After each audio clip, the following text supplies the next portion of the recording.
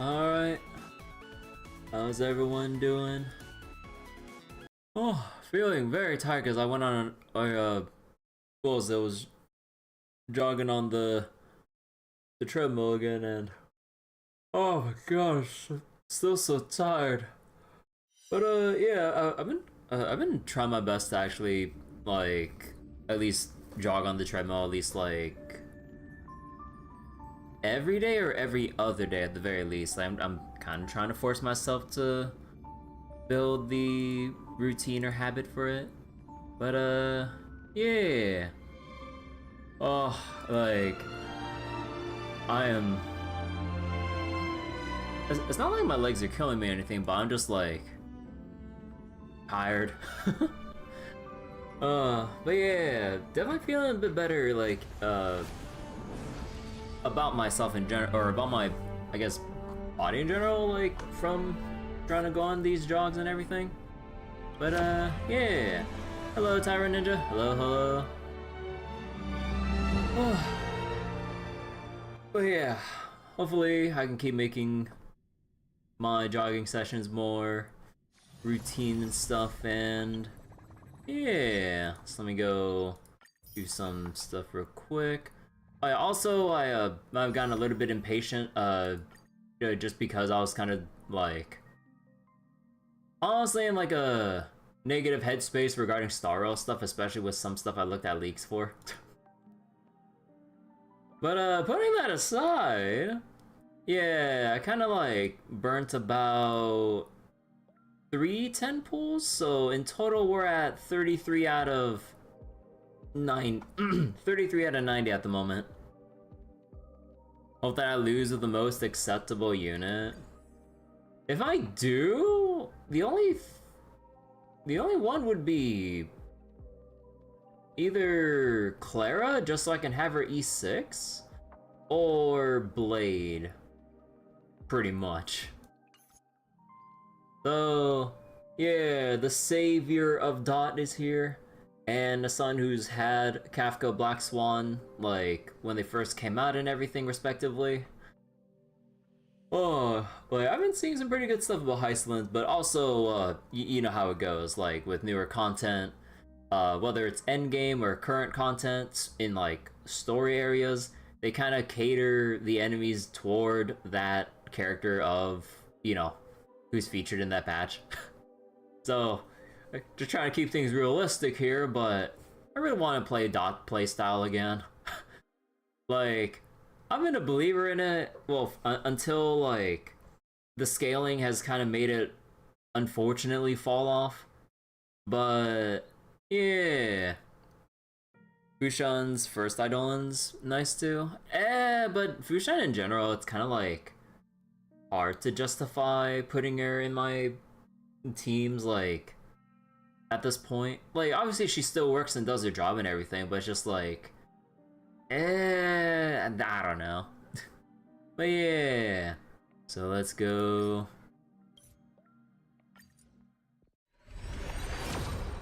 Heck. Oh, things are not looking good.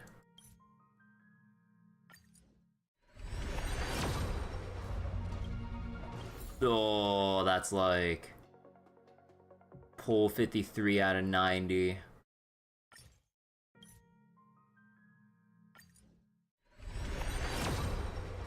$63.90. Oh no.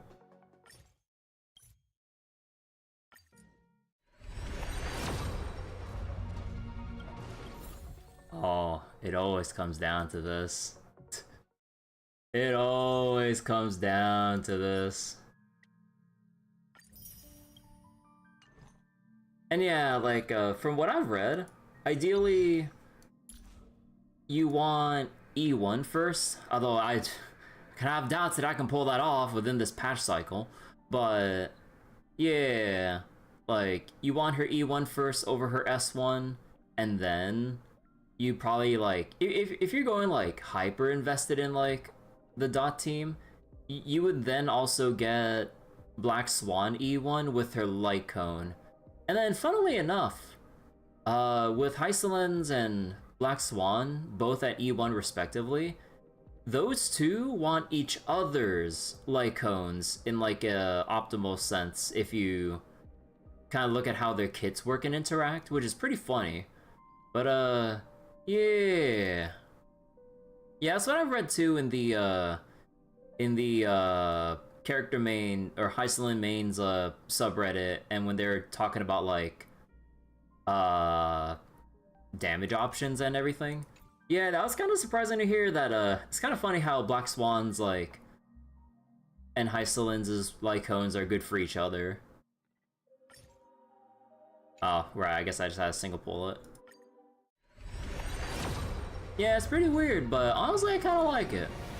So, because like, with how specific character Lycones can be, they're usually very tailor-made for those characters, and it's very hard to see them being used outside of their, well, initially designed use, so I like it. Like, it's always nice seeing... What was it? It's always nice seeing something that ends up getting a cool purpose for something else. Which is what kind of gives, like, any sort of RPG or any game with, like, a sense of team building or whatever, like, some depth or choice or variety. Of course, like, when you look at Star Rail gameplay in general compared to a lot of other RPGs, it's not necessarily the deepest gameplay system, but... So any variety that is available is definitely welcome. Read that in Solomon Discord? It's like how Kafka LC is her best in slot post rebalance only if she's E4. Yeah, like if there's one thing that I really want that I know that Hoyo will probably not do for a long ass time if ever, please put Kafka in the Celestia Invitation. I would be happy to lose my 50/50s to her, because I really want to get E4, but it's kind of hard to justify pulling for Kafka like at this point. It's kind of like the curse of like Hoyo gachas. Like the longer you go into it, it's hard to justify going for earlier characters. And I'm just like, so you either had to pull reluctantly or have a lot of disposable income where you don't mind and you just really want them because you can afford to. And I'm just like, you know. Right, this should be pull 75. 76. Oh no. Oh no, we're going. 77. Okay. Come on.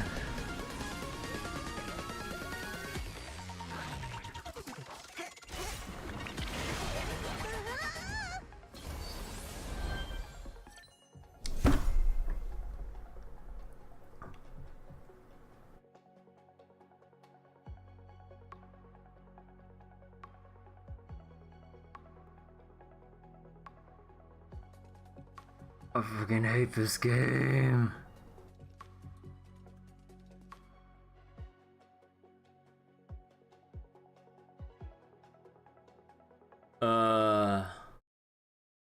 Can switch out max character Eidolons. They actually do tell you. Huh. Can't tell me what to do.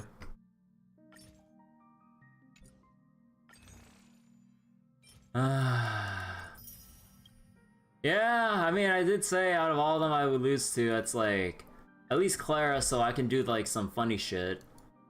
If I feel like it. I don't know if I actually do. Things will get better, won't they?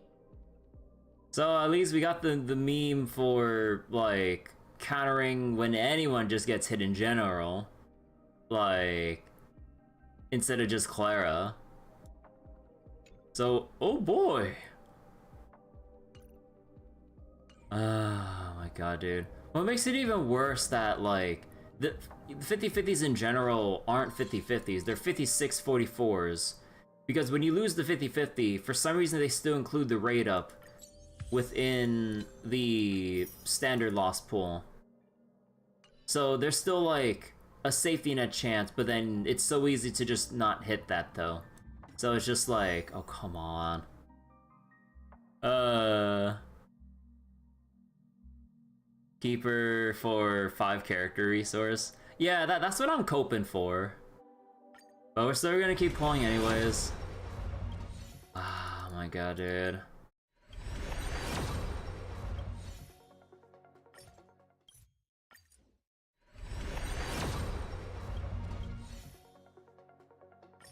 Yup.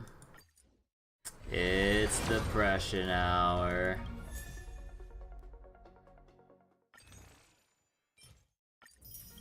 It's depression hour.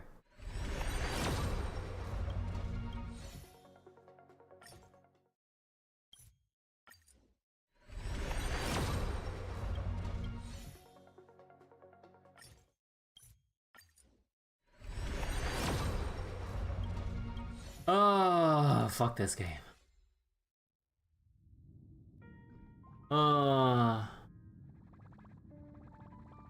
I knew this was gonna happen so fucking much because, like, I don't know what it is about my Star Rail account compared to my Zenless account, but my Star Rail account is so fucking cursed. Because, like, the majority of my past 50/50s I've all failed, like, with, like, what was it? Around the time I think, Black Swan came out, or... It was either that or after Argenti came out that I've kept losing my 50/50s, and only ever so rarely won one, just for the sake of, like, the streak breaking. But then it's back to immediately losing every 50/50. Oh, fuck this shit. Like... I'm so fucking done with this game. Okay, I'm being a little bit over dramatic there, but it's just like... It's really depressing, especially with some of the stuff I read in the Star Rail leaks about certain relic-related aspects. Like, I mean, I'll just say it straight, I don't care anymore. Like, basically, they're introducing, like, you know how Hoyo just condensed the, what was it? You know how they just condensed resin and wishful resin into just regular-ass resin? They're gonna introduce a new dice that will let you block one substat. And in order to use it, you would need one regular-ass dice plus the new dice from the new endgame mode. And I'm just like, are you kidding me? The only way to really get it is obviously through the endgame mode, but the problem about that, most people that would need it probably might have trouble trying to do said endgame mode in the first place. So it's a rich get richer issue. And we're back to the issue of, like, why are we having so many, like, random ass consumables when you could have just literally done what they just fixed, like, with resin? And, well, not fixed, but, like, at least made a tiny bit better. Because, like, they went from having resin and wishful resin and then just condense it. Why not just have an option to spend multiple dice to then do the same thing of blocking a substat? And obviously you know that, like, they're gonna milk the whales even harder by making them pay for it. Like, either in those, like, whale bundles or in the paid battle pass, which I'm so over buying any of them anymore. Like, I am definitely not, like, renewing my monthly pass, and definitely not, like, looking at any battle pass stuff anymore for Star Rail. Like, Zenless is doing things so much more better, and also with, like, the, like, substat reroll shit here, Genshin fucking does it better because they literally have, like, a really good system as far as I've heard. I don't remember how it goes exactly, but what was it? It's something along the lines of, like, you can choose how many subs you want to guarantee, and the rest is random, but then if you keep re-rolling, then you can choose more substats to guarantee. So it's kind of like a re-roll pity of sorts, so that you can keep guaranteeing more and more until you get, like, pretty much near exactly what you want. Which is something I really wish the dice was to begin with, because I used to have, like, 10 of these or whatever, give or take. Because, like, a lot of them I ended up converting from extra resin because I was just so fucking done and impatient when I was pre-farming for Cypher initially. Before I was, like, constantly saving for Fake Collab, though. And then I ended up burning 10 of these, and they were all downgrades. Like, for the shit I'm re-rolling for. And I'm just like, bro, if this is literally Genshin, like, I would have been able to guarantee or like get a lot of my relics like actually 100% where I want them. It's fucking atrocious that there's no way to actually farm these. Like, why can't we get, like, at the very minimum, like, you know, putting aside like doing what other games do, like, why can't we get this shit from farming relic caverns in fragment pieces so that, like, after we get X or Y amount or some shit like that, or maybe when you scrap your relics, if you really want, you can, like, choose between relic remains, relic XP, or, like, dice fragments to get a full-on dice to then use. Like, just have, like, why isn't this in the Memory of Chaos shop in general? Like, why isn't this, like, in the Herta store? Because what else is there to fucking spend for in the Herta store? Like, why isn't this more available through random event rewards? Because of the scarcity, I really shouldn't have spent shit on any of these dice. Because now I'm punished with the new dice that's gonna come out eventually, and I just can't utilize even the new dice that they're gonna release because I need one regular dice to use the new one. What the fuck do I do? Burn 3 of my precious, like, resin at this point? Just so I can barely make any progress? Like, on a hopeful reroll of, like, taking out one potential bad substat? And I'm just like, this system is so fucked. Like, how has Hoyo's Star Rail team have had their heads up their asses for so goddamn long? And yet, like, you see Genshin, of all things, and Zenless, like, with, or at least, like, with Zenless, I don't know about Genshin, but, like, the substat weighting is so much better. I have literally equipped, and I will keep repeating myself like a broken record, like, I have equipped over a dozen characters in a short span of time within, like, roughly, like, 2-ish months, like, and getting all of my teams up to speed in the several months I've been away from the game for 5 whole-ass patches. But then, in Star Rail, like, I've been continuously trying to gear up or, like, get upgrades for either Saber to be a little bit better, like, to get Casters a little bit better, but it's just not fucking happening. Like, Gallagher, so that, like, I mean, I only just barely got his speed to, like, 160, but it was a huge pain in the ass, and I feel like it's not worth the effort. Or, like, what was it? Like, the excessive amounts of stamina needed to probably get Kafka, like, her new set and stuff. And even then, like, look at this. Like,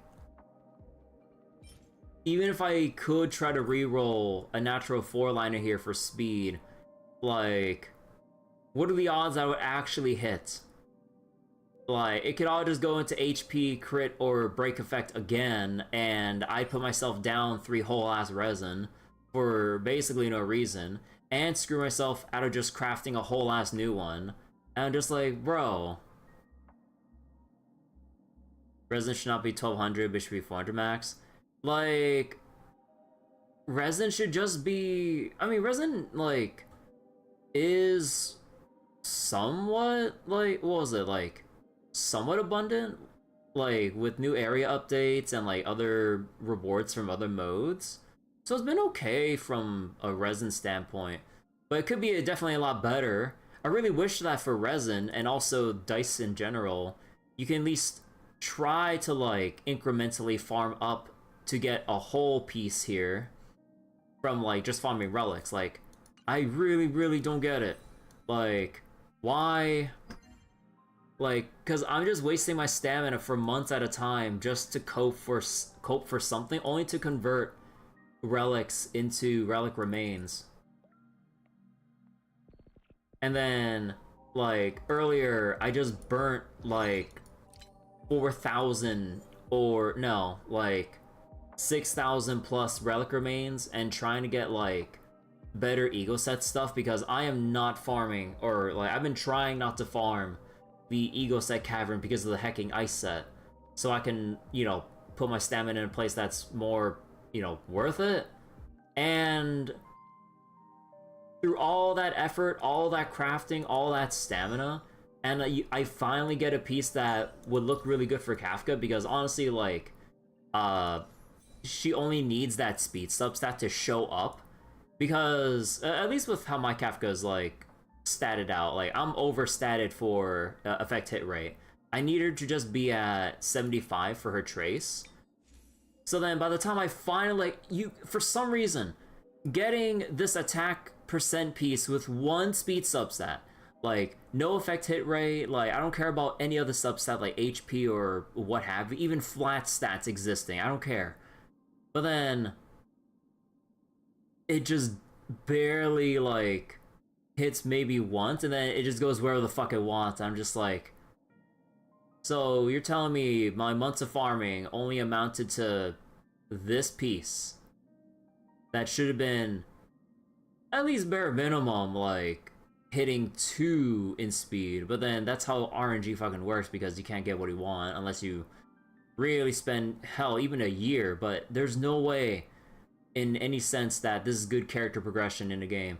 Like, I'm still appalled that fucking Fate Grand Order, of all things, is much better about its character progression, because you get the character, you max the level out, level the skills, and that's it. If you want to vertically invest just because you want extra bonus stats or levels, then go right ahead, but it doesn't change anything about the core gameplay or, like, exact requirements just to get them to do what they're supposed to do.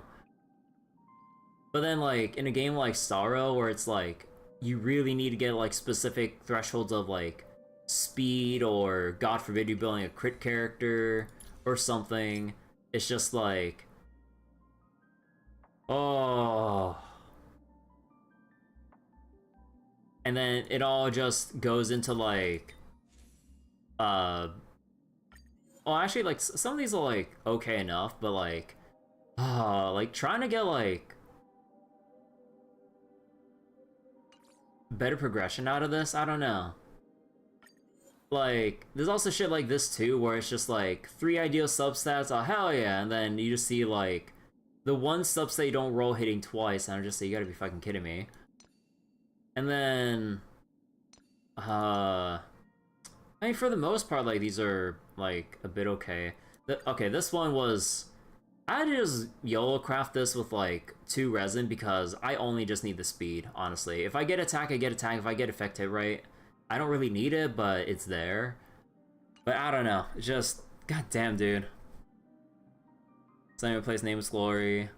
So, like, people are going to block defense or defense percent. Like, the thing about, so wait, in the shop, still that one-time bullshit. So you just drive 15, you get money back and stuff. Yeah, and Zenless, like, you can also get like some of your I forgot what's called in Zenless, but yeah, but basically you get some of your relic remains back, and the money. Oh, I mean, honestly, like, credits is like a non-issue in Starro, funnily enough, because, like, where is it? Like, look how much goddamn money I got. Like, compared to Zenless, like, I have more than I know what I can possibly do with. Oh, this is another thing I wanted, or I remember complaining about way back when. Could we just use our excess credits to, like, buy at a monthly rate, at the very least, extra resin or variable dice? Like, we have so many credits, and it also, like, depending on what part of the relic grind we're at, it would also give us actual reason to genuinely grind up credits during, like, or just to spend our stamina on credits. Like, have it worth, like, a million or whatever dice or resin, like, and you can get like 2 copies a month or some shit, and then we'd actually have some sort of credit sync for this shit. Like, there are so many things Hoyo could do, but they're just trying to milk the whale so that they spend, because like you know that they're gonna spend the new dice on whale packs, and most, because like also there's also the like paradoxical thing of like, oh, the new reroll dice, it's so you can make your relics even better, so you can get your characters even stronger, but you would need your characters to be at their strongest, if not more, with extra eidolons as well, if the difficulty of the new mode is gonna be as hard as we're gonna imagine it to be. Like, if you're gonna clear to begin with, you probably don't need the dice, the new dice. It's players who would have trouble clearing endgame modes that would actually need the dice, or people who really want to get like their specific character progress to where they want them to. So it's like a rich get richer, and the struggling players aren't getting the resource that they desperately need. It's mind-boggling.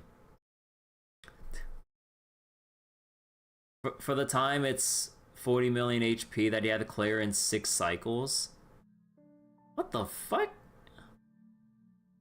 I mean, there's probably like some other unique buffs going on for that mode to try to clear that much HP, but holy shit. I mean, we'll have to see how the mode actually plays in practice. I haven't actually looked at any videos or other specifics for it. Because all I know is like you need 3 teams, and what was it? Like, you need 3 teams, and then there's like a final phase or some shit. I'm not sure how that works, but basically, if you already have 3 teams that are either that invested enough or grinded up luckily enough, relic or eidolon wise, you're probably not gonna need the new dice if you can clear it. So then what's the point? And also, like I said before, like, why isn't this in the MOC shop? Like, I have a bajillion of these hurdle bonds. I'm still reluctant to spend it on the, like, Star Roll passes here. And why also... I know, not that one. Hold on. Was it... And yeah, like, I have fucking 5,000 of these goddamn things from clearing MOC, like, as far as I usually do, for the most part. Like, the light cones are good and all, but I'm just like, can I just spend some of these on, like, resin, dice, or something?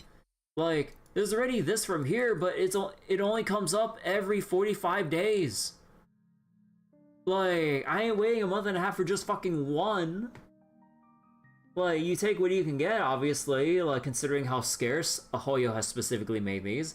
But I'm just like, it's not good enough. Like, you never use these by itself. And maybe you use it to, like, craft one specific substat.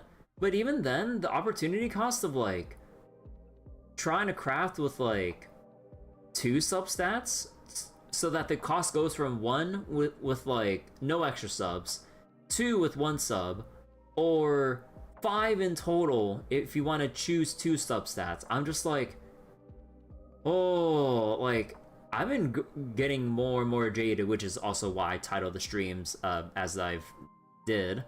Like, I've been getting increasingly jaded over character progression Starro, because after Hysilens and everything, I don't think I'm gonna pull for any more units until, like, I actually farm up my characters to where I actually want them progression-wise. Because, like, looking at the new characters that are gonna come out, I'm not gonna mention any leaks on those, or whatever. But, like, hey, Thank, how you doing? I'm not gonna mention any leaks on the new characters coming up. Because, like, the dice is one thing because that's character progression related, that's kind of whatever, it's not really that spoilery. But yeah, with the characters coming up, like, I'm fucked because one of them needs another character that currently exists right now as kind of like their core like enabler or scaler in a way, just given how the kit works and interacts with another existing character. And it is like almost and also, even if I had that character, I would need the respective light cone to make one of the new characters even better. So I'm fucked for not going for the pure meta or whatever and just going for what I actually like. Because, like, compared to what a friend of mine went through in a positive way for him, compared to what I've been through, like, he's been able to, like, full auto or just do whatever the hell he wants with endgame content because he was told by another friend to go invest into, like, the Acheron team or Firefly when I've chosen not to, so I can go for, like, Black Swan, or when Firefly was out, I was saving for Jade, I think it was. And then, like, I kind of got fucked in terms of longevity, going for Argenti instead of Ho-Ho during 1.4-ish? I think that's when they released? Or was it 1.3? I don't remember. But either way, I got fucked because you see how predominant Ho-Ho is in every goddamn team nowadays, attack scaling team. And Argenti, like, even in pure fiction, in my opinion, like, with his own signature fucking light cone, it feels like he's kind of fallen off relatively hard, and it's like, I'm even like, at some points, I'm just like, trying to find other options. I'm like, wait, I'll just use Herda, and then I'll use, like, and then, like, for the other team, I'll just do Linksha Himiko, because they just operate that much better, like, depending on the specific circumstances. And then, like, with Argenti, it's just like, I really hate it because I really like Argenti and everything, like, character and all that stuff wise.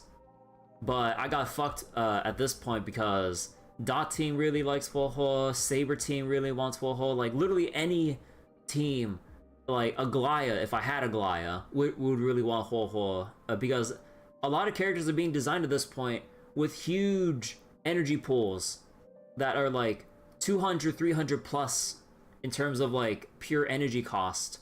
And Ho-Ho, just like Sunday, is a percentage, like, is a percentage battery of filling their ultimate bars. And I'm just like, and what did I get because I chose to go with my heart with Argenti instead? Like, after all this time? Like, I feel like I got fucked over. And even with Topaz as well, to an extent, like, it feels like her multiplier-wise has been falling off, especially with, like, the lack of QOL with how Numby works, because I've been using Topaz and Numby for a while, but then there are certain quirks that still irritate me that I really wish were, like, buffed in a way, because, like, you have to be very particular in your timing with how to advance Numby, otherwise you're gonna waste extra attacks and make your rotation that much worse, compared to the new girl around the block, Cypher, who I also really wanted, but then I kind of wanted to save for Fate, though. But, like, bro, like, now, like, my investment for Topaz is, like, finally, or, I don't know. Like, again, I'm just getting incredibly jaded over this shit. So, yeah, like, any new character at this point, like, I can't pull for one of the new characters, and the other one, like, I don't think I'll have the pulls for them as well. And, like, god damn it, dude. But yeah, so I look back at chat. I've just been going on this, like, incredibly, like, long-winded rant and everything because I just want to get this shit off my chest. So, like, all I need is Hysilens and Gallagher. Like, fuck me for not getting Hysilens because I wanted to stay for the Fate collab. Like, Gallagher, I only just recently got geared up to where he should have been several patches ago.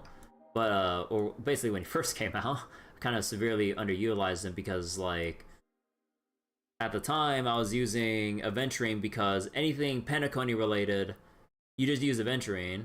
But not anymore in Forest because everything bypasses shield and do percent HP damage. Like, Fushan, like, still kind of works, but you can really tell that she's been, for the most part, phased out because it just kind of feels bad using her kit. And I even have her limited light cone as well, which makes me feel even worse about my, like, Fushan investment. And then, like, what else do we got here? Like, for a little while, Locha, but he's actually, like, funnily enough, got, like, a resurgence thanks to Caster, so I guess I'm kind of thankful for that. What about Finon? Like,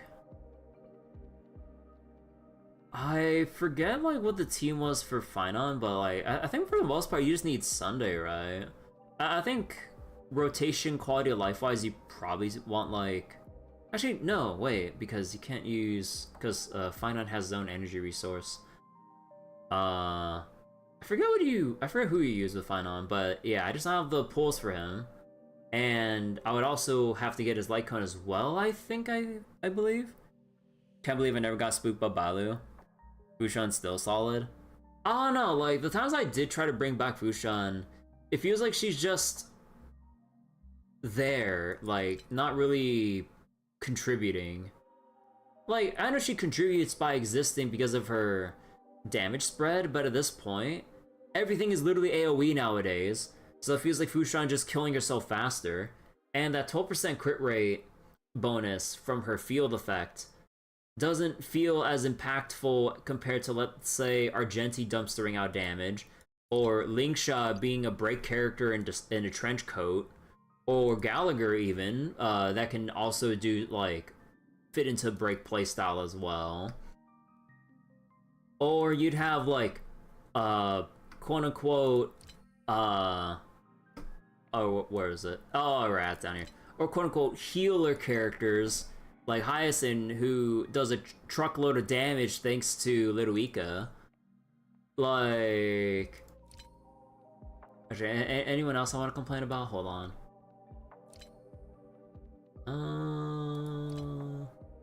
I need to keep pushing my narrative here. Give me a second.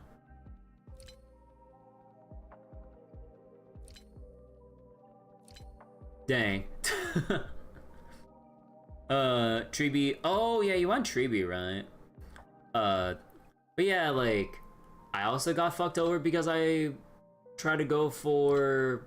Actually, wait, who was out again? It was, like, first it was Aglaya, and then...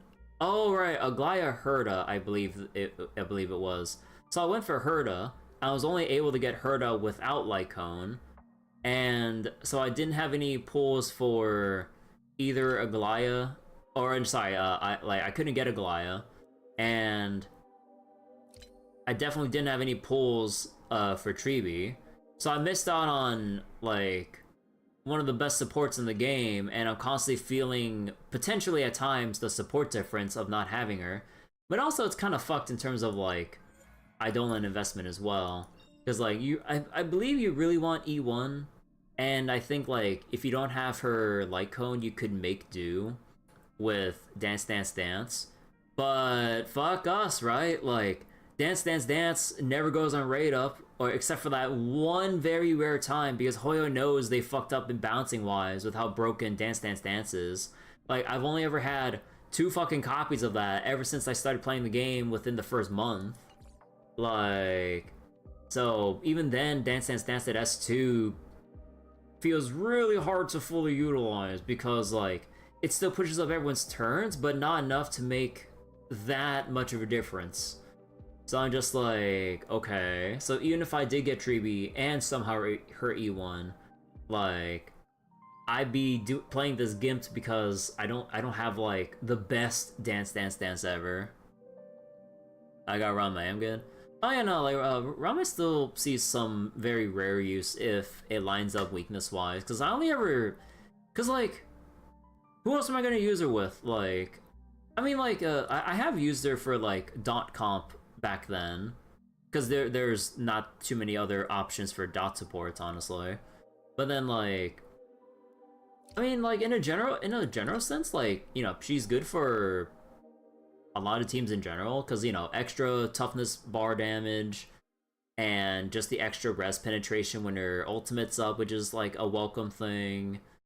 But then putting that aside, uh, like if you really want to make like the best use of her, like I don't have Firefly, I don't have Boot Hill because fuck Memory of Chaos Aventurine.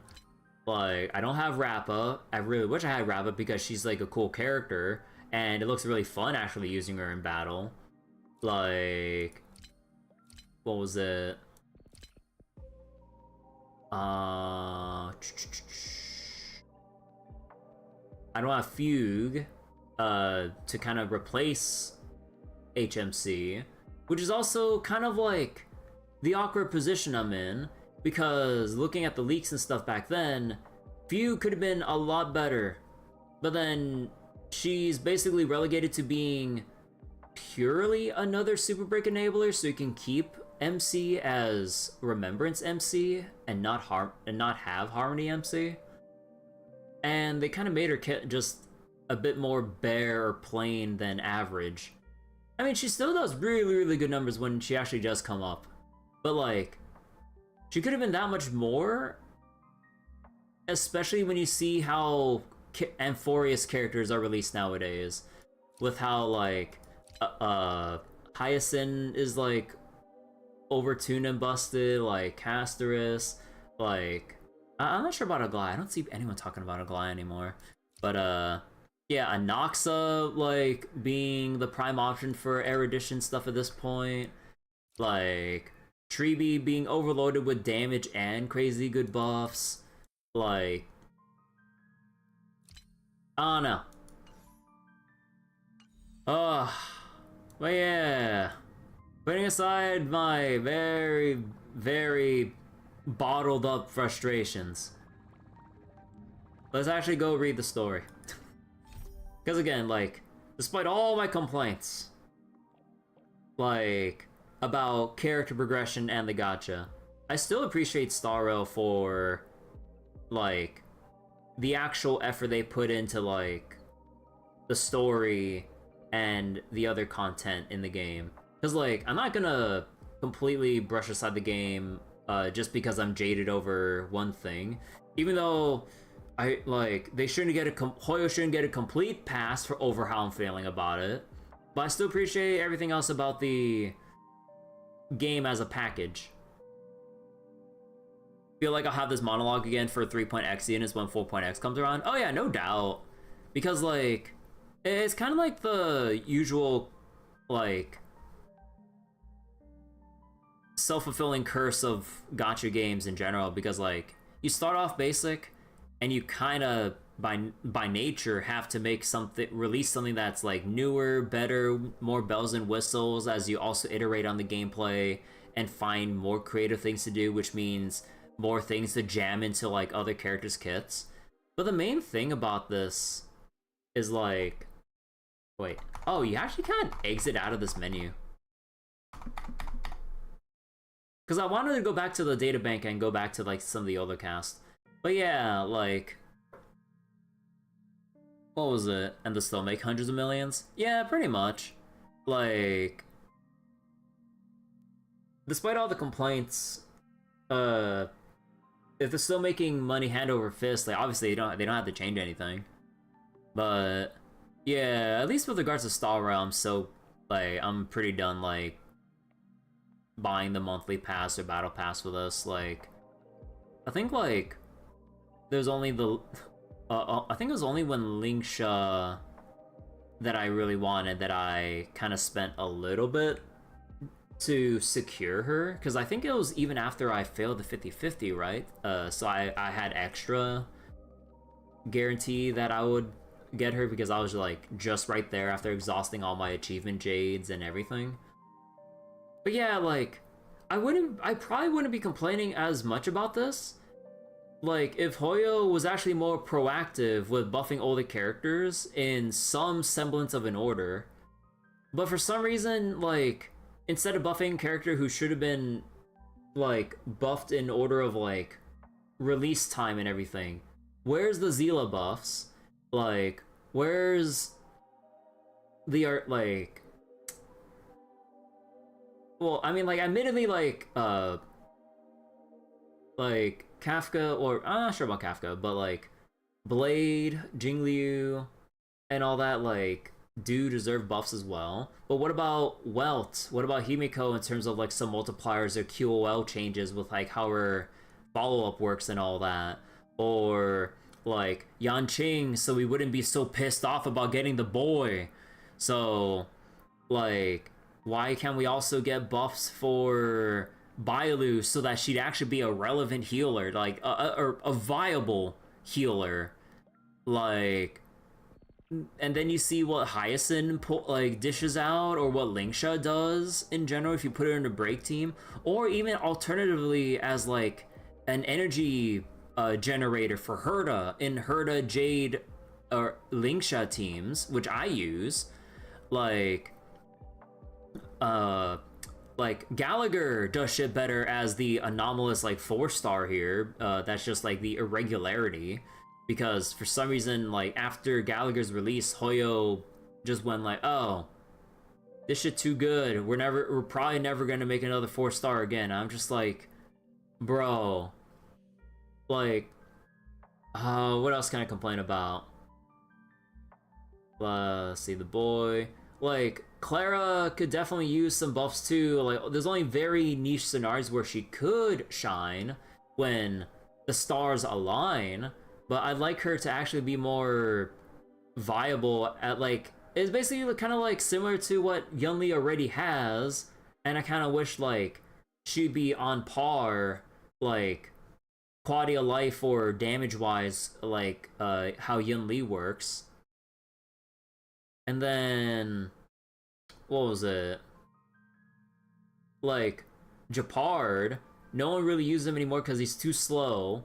Like, some parts of his kit is kind of counterintuitive, because like, why would you have a revive passive on your tank who you never want to die in the first place? So then if your tank is basically dying, there's something wrong going on with either your build, how you're doing your rotations in the fight, or maybe the boss designers are just out to get you. But then it's just like, he needs like a bunch of reworks. Like, why can't we have him do what he does as the Japard fight in Simulated Universe or Memory of Chaos at the time, where he would just like actually like put like, or what was it, like at the very least like the big AoE slam or some shit to do something, or just like rework his kit in other ways. I'm just like, they could be more proactive with buffing the standard character kits in general, so that it wouldn't feel as bad to lose 50/50s. But yeah, it's just, I don't know. When Welt is on same power levels, Akron, good times, he's tier 4 at best. Last 4-star was Maza. Yeah, like the last 4-star was Maza, and even then he's kind of like, he still has some use, but it's kind of hard to feel good about using him compared to like what's out there now, unless like you really like haven't pulled for certain character types or roles and are really just trying to force him to work. But even then, I don't know. But yeah, okay, I'm sorry for like, I've been bitching about this for near an hour now. Like I said, I've been in a very negative headspace regarding like the Star Rail gacha RNG, the relic farming, and the thing I read in like the leak subreddit regarding like certain characters and relic related progression. It's just like, it's just so depressing. I should just go relax with the story. I reunited with Don Hung and unexpectedly made contact with Screwlum. He warned us that Amphorius was actually an experimental ground for the erudition and was rapidly falling into the path of destruction. A Lord Ravager would soon complete its evolution in Amphorius.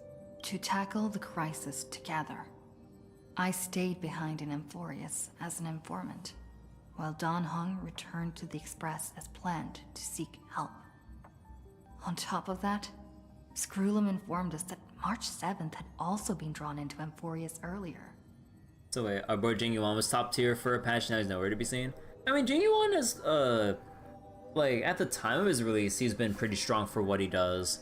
But definitely fallen off a lot because of, like, a lot of pain points with, like, how his kit kind of flows, or how his, like, stats are, making him hard to fully utilize, like, stat-wise and all that stuff. He only got a resurgence, like, at the end of Penacony and everything, thanks to Sunday. But even then, like, at least for me, I've stopped using my Jingyuan with Sunday.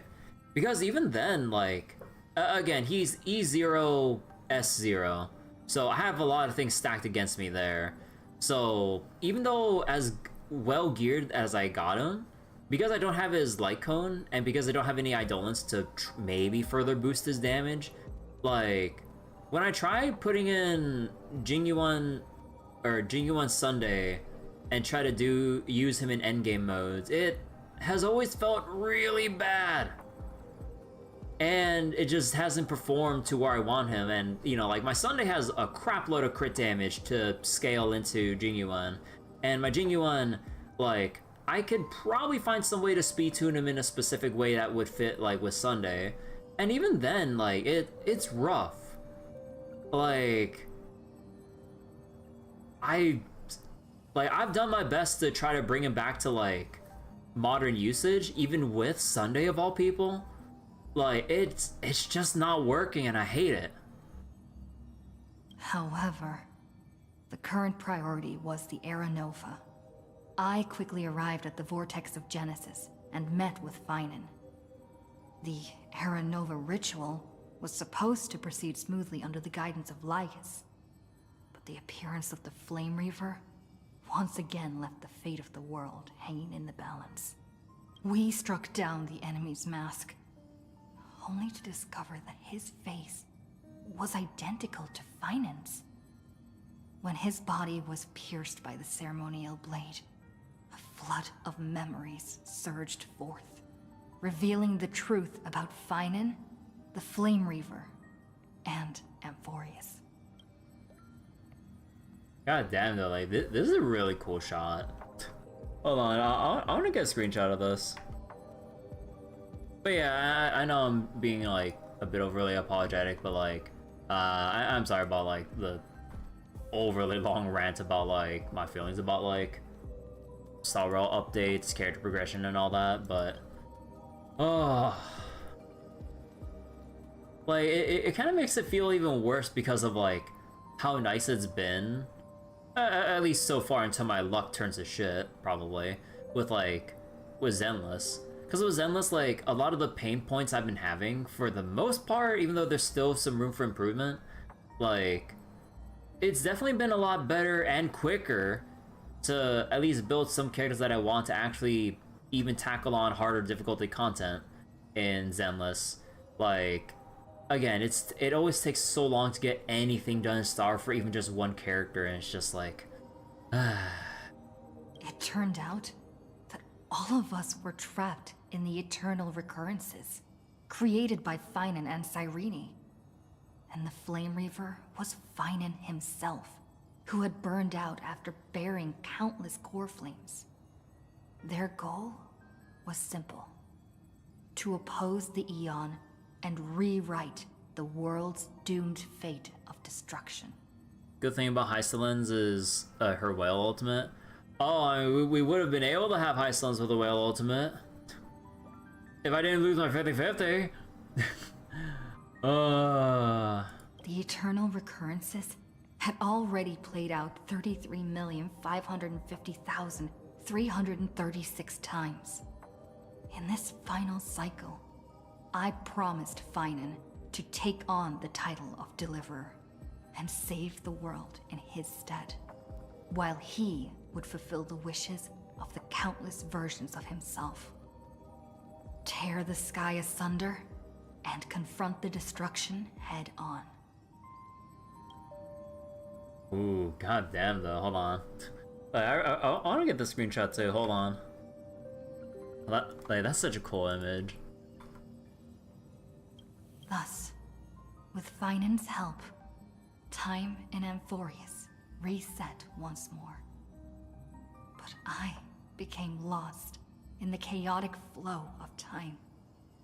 At the critical moment, Mem, who had regained all her memories, sacrificed herself to send me back to the beginning of time.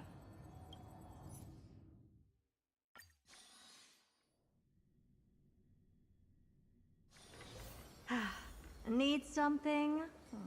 If not, then I'll be leaving.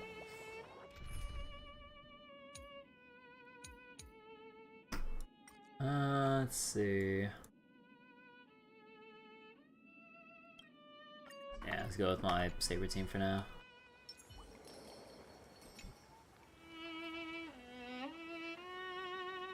Hello. Your surprised expression is just like what the memories recorded. Are you Cyrene or Mem? Maybe I'm both? Just kidding. If I had to choose, then I'm probably closer to the latter. It's pretty unbelievable for me, too. It's like I had a long, long dream. Cyrene's memories and Mem's memories, they're all tangled together. But when I woke up, there were only broken fragments left.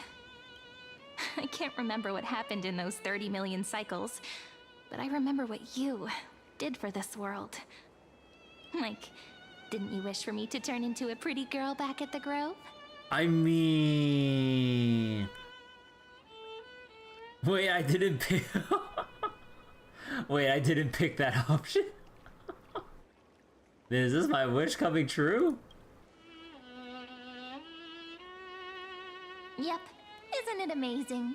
It's like a seed finally grew up and became a flower. And I'm definitely as cute as a flower now. Hello, Julian. Hello, hello.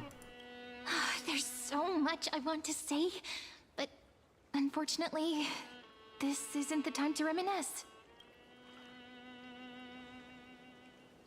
With the memories of the previous flame chase still intact, we've returned to this place at the beginning of time, so we can carry out our promise to Finan.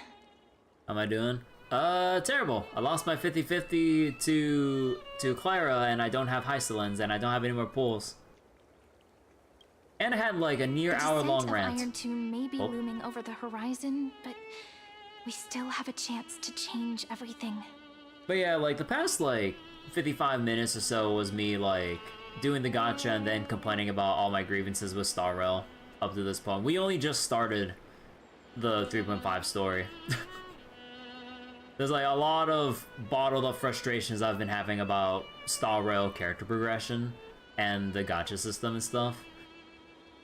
Meanwhile, on the flip side in Zenless, I've been having like a ball of a time apparently, but that can only last for so long. But yeah, it's if you want to rewind the past like 50 some minutes on YouTube, I mean, go right ahead. I got a lot of things to complain about. Nah, I'm just kidding though. It's like a very depressing, like it's a very depressing rant. So yeah, I was gonna keep reading the story.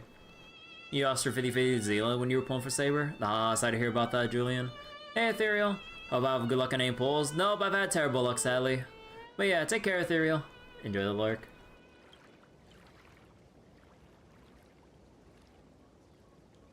Ide Silicii is so quiet.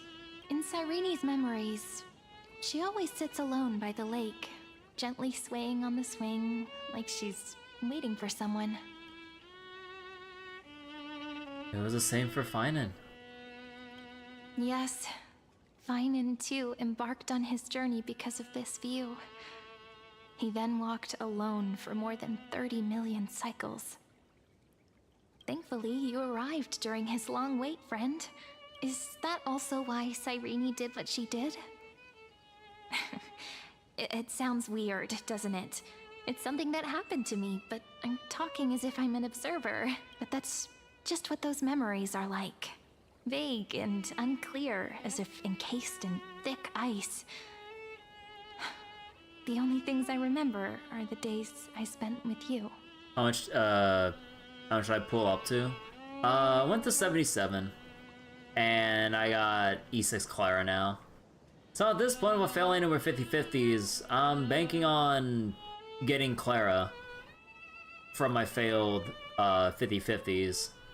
So I could like get extra pulls back and get those extra resources for like a free Eidolon for whatever character they put in that one shop with like Loicha and Ranmei. So at that point, yeah, I'm like Omega coping at this point. She got E6 Clara? Well, at the very least, if I'm willing to gear up Clara with some of the new relics at this point, I could try some funny shit, but I'm kind of reluctant to because, like, I'm just not sure if I want to waste any more stamina or resources getting Clara rebuilt or whatever. So I'm just like, eh. Emphorius will fall into an ending of destruction after the next Era Nova. But those stories went out of fashion ages ago. In a proper romantic epic, the hero's supposed to foil the villain's plot, right?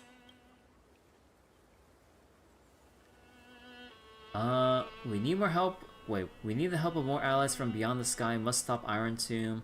Lygus is the primary culprit. We need the help of more allies from beyond the sky.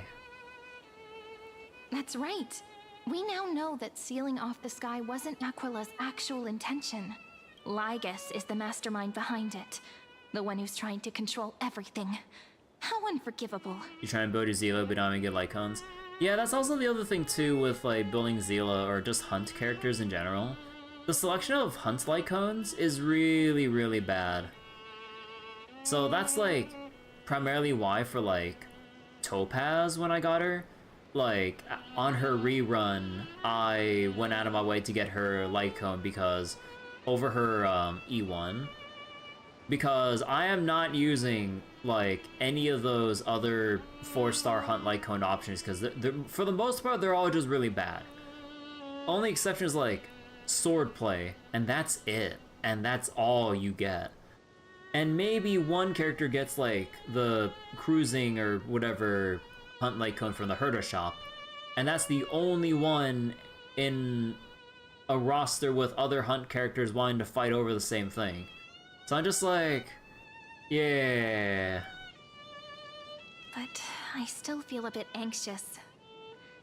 Lygus chose to walk into the spotlight and reveal everything, which means he still thinks the current situation is under his control. Maybe he still has an ace up his sleeve. Think about it. Even the name Lycurgus is a fake one. We have no idea who or what he really is. Which means it's probably time to borrow that treasure you're carrying, friend.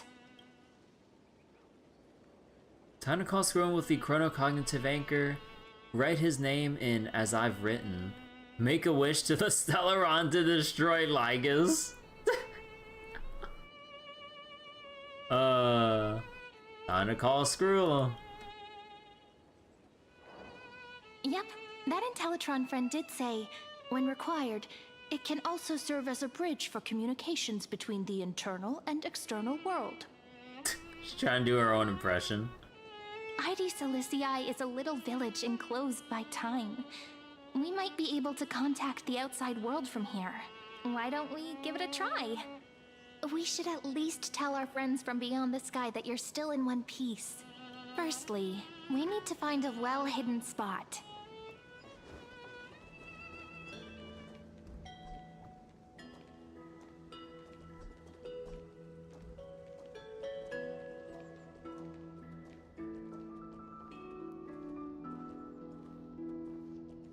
God, Serenity's so small.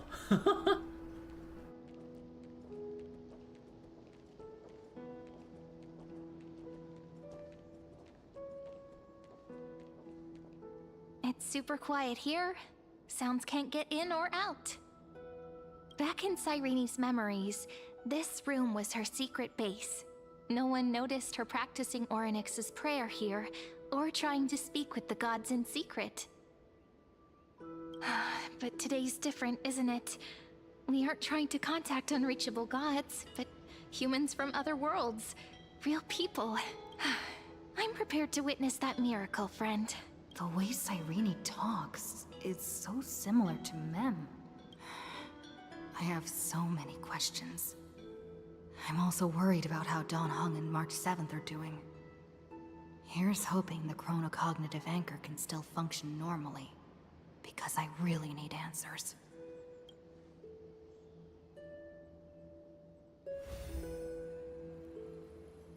Signal strength, 14.8%. Dialogue window, 16 minutes 22 seconds. Prerequisite, no external interferences. Hey! We're very glad to learn that you're safe. Herta, you're here too? It's such a relief to see you two. Pity. Now's not the time to celebrate. Having two geniuses standing here means you are in big, big trouble. Yeah. Listen up, little one.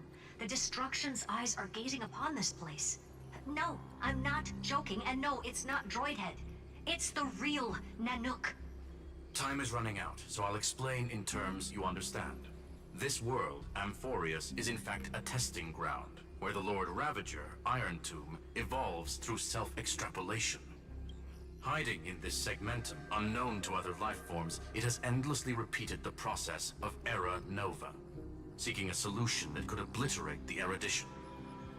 Is there a way I can increase the voice even further? I can't. Okay, hold on. Maybe I raise the volumes a little bit here, or the master volume, so we can hear the voices a bit louder. Let me check how loud the voices are. Hiding in this segmentum, unknown to other life forms, it has endlessly repeated the process of Era Nova, seeking a solution that could obliterate the erudition. Okay, I think that voice volume's alright. I just hope like the sound effects aren't out of whack once we actually get into battle. For some reason, the experiment entered a prolonged state of stagnation. However, it has now restarted. Prediction: if effective intervention is not performed, Iron Tomb will complete its self-coronation in 14 system hours and initiate its plan to destroy the entire path of erudition. 14 hours. How will it destroy the erudition? The possibilities are endless. Breaking down interstellar communications, destroying the synesthesia beacons, returning cosmic civilizations to the Dark Ages, or even starting the third anti-organic war. Any of it would be able to bring the cosmos to its knees. Ooh. Simply put, it will tilt all sciences and technologies towards the destruction. And since Nanook glanced at this place, it means they are being dead serious. Hasn't Iron Tomb been around for a long time? Based on info provided by the IPC, Iron Tomb probably isn't like Selenova or Zephyro, who are overlords ascended from human beings. Instead, Iron Tomb is an algorithmic sequence. It can be anywhere, as long as there is a receptacle for its calculation. The version of Iron Tomb hiding in Amphorius is its source code, and this scepter is its incubator. 14 system hours is no time at all. Yep. Think of it as the program having reached 99.98% completion already. And then it's over. Something in the shadows has been driving everything forward. It's the Observer named Lygus. Speculation: he's the Scepter System's administrator. We need Poco Kakamon to assassinate his ass. He wants Iron Tomb to break through the knowledge singularity.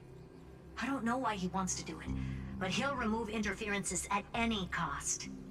You're the only variable within this world, and you're the only thing he fears. So listen closely, little one. The speed of time is different in Amphorius compared to the outside.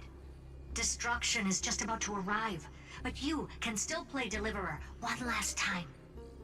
The update's pretty good because we got past mission resource management on PC with the Fate JP voice actors in English.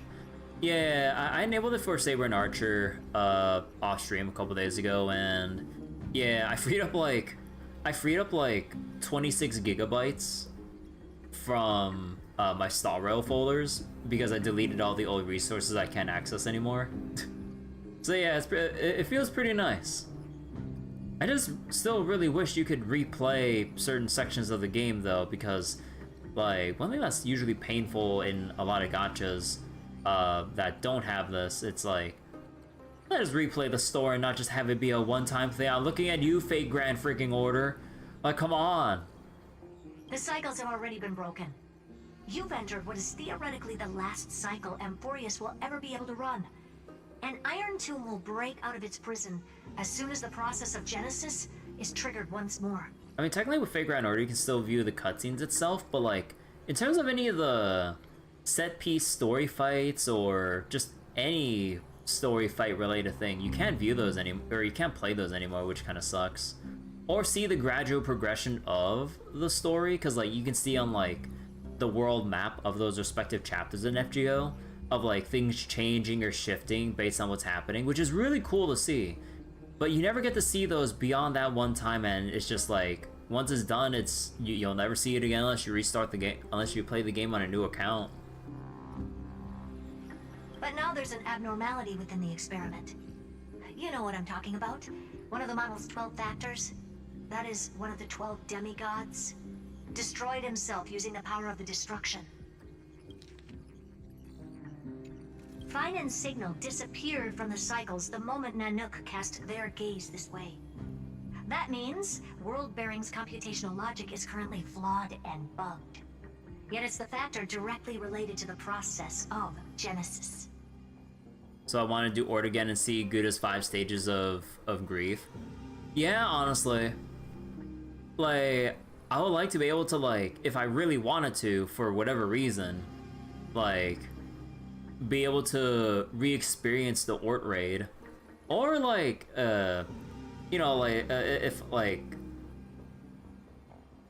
I was, like, some kind of, like, FGO showcase, like, content creator, some shit, like, I'd at least have the option to like experiment with like different comps or just do try other things to show off with what to do with that fight or that series of fights.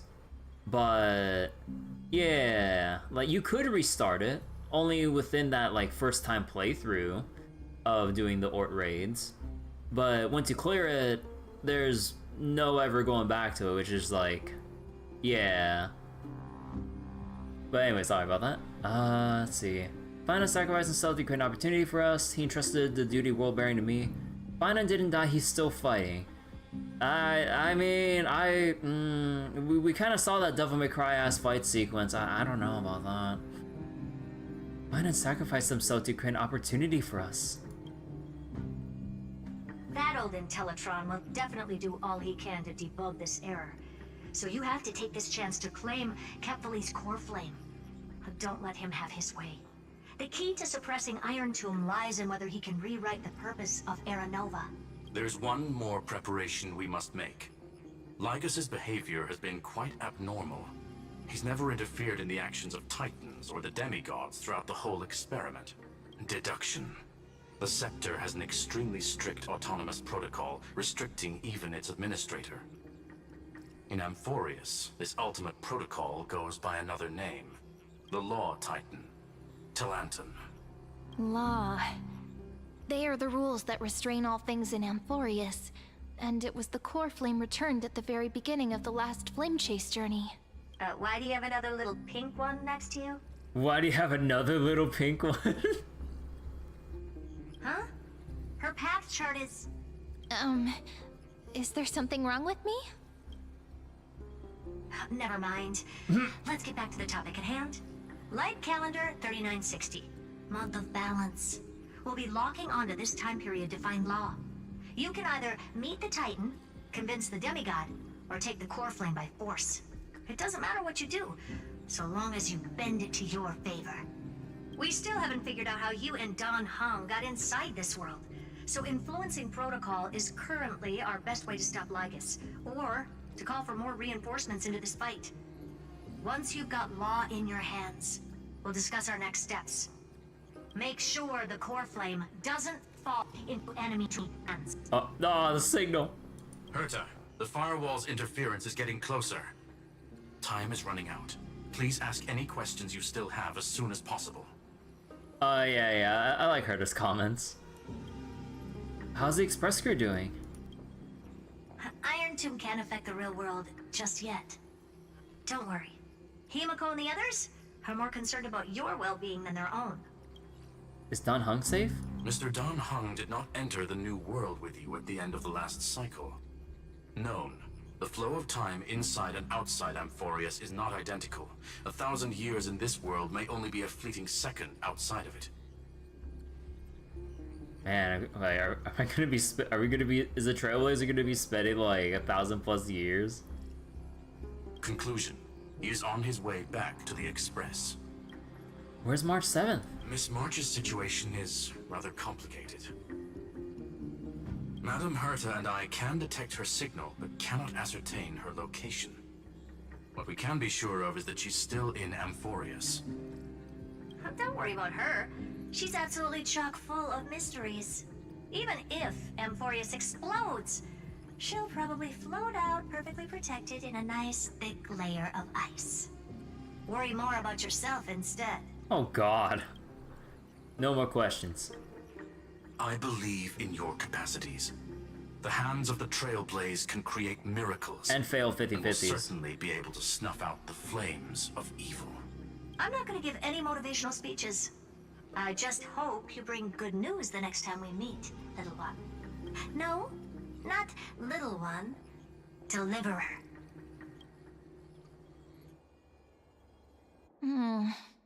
Those two geniuses certainly have memorable personalities.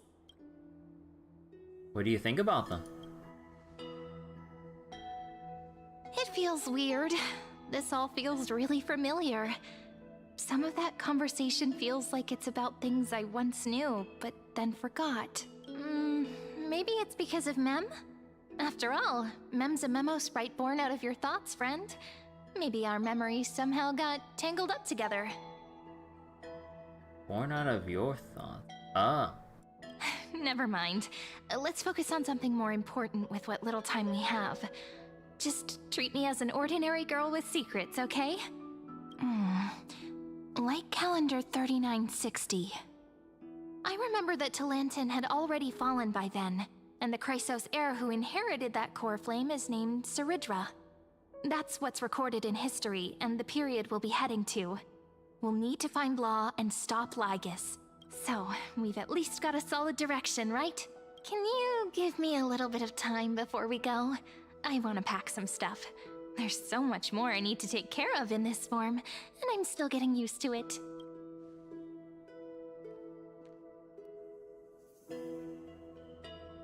A relaxed scene like this probably no longer exists in the outside world. Retrieve the cognitive anchor. No. Also, wait, I saw something up here at the time. Hold on. Wait, well, why are these chests here again? Oh. Oh. I just never... I guess that was like a side thing that came up, but I never got around to actually claiming it. Huh. Actually, wait, can we talk to... Where are you? This is important, and that's also important. It's not gonna fit into my bag. Hold on, I'll be done in a sec. No. Alright. Don't forget to take it with you. It's your only means of communication with the outside world. The genius's message is still there, reminding you. Travel to, like calendar 3960, the era of Talantin's fall. Gain control of the law. Then you can bypass the final protocol, modify the core flame of world bearing, and reverse Era Nova. Delay Iron Tomb birth. The information on the chronocognitive anchor is not unrecognizable. However, you already know the mission entrusted by the genius. Go seek out the power of law.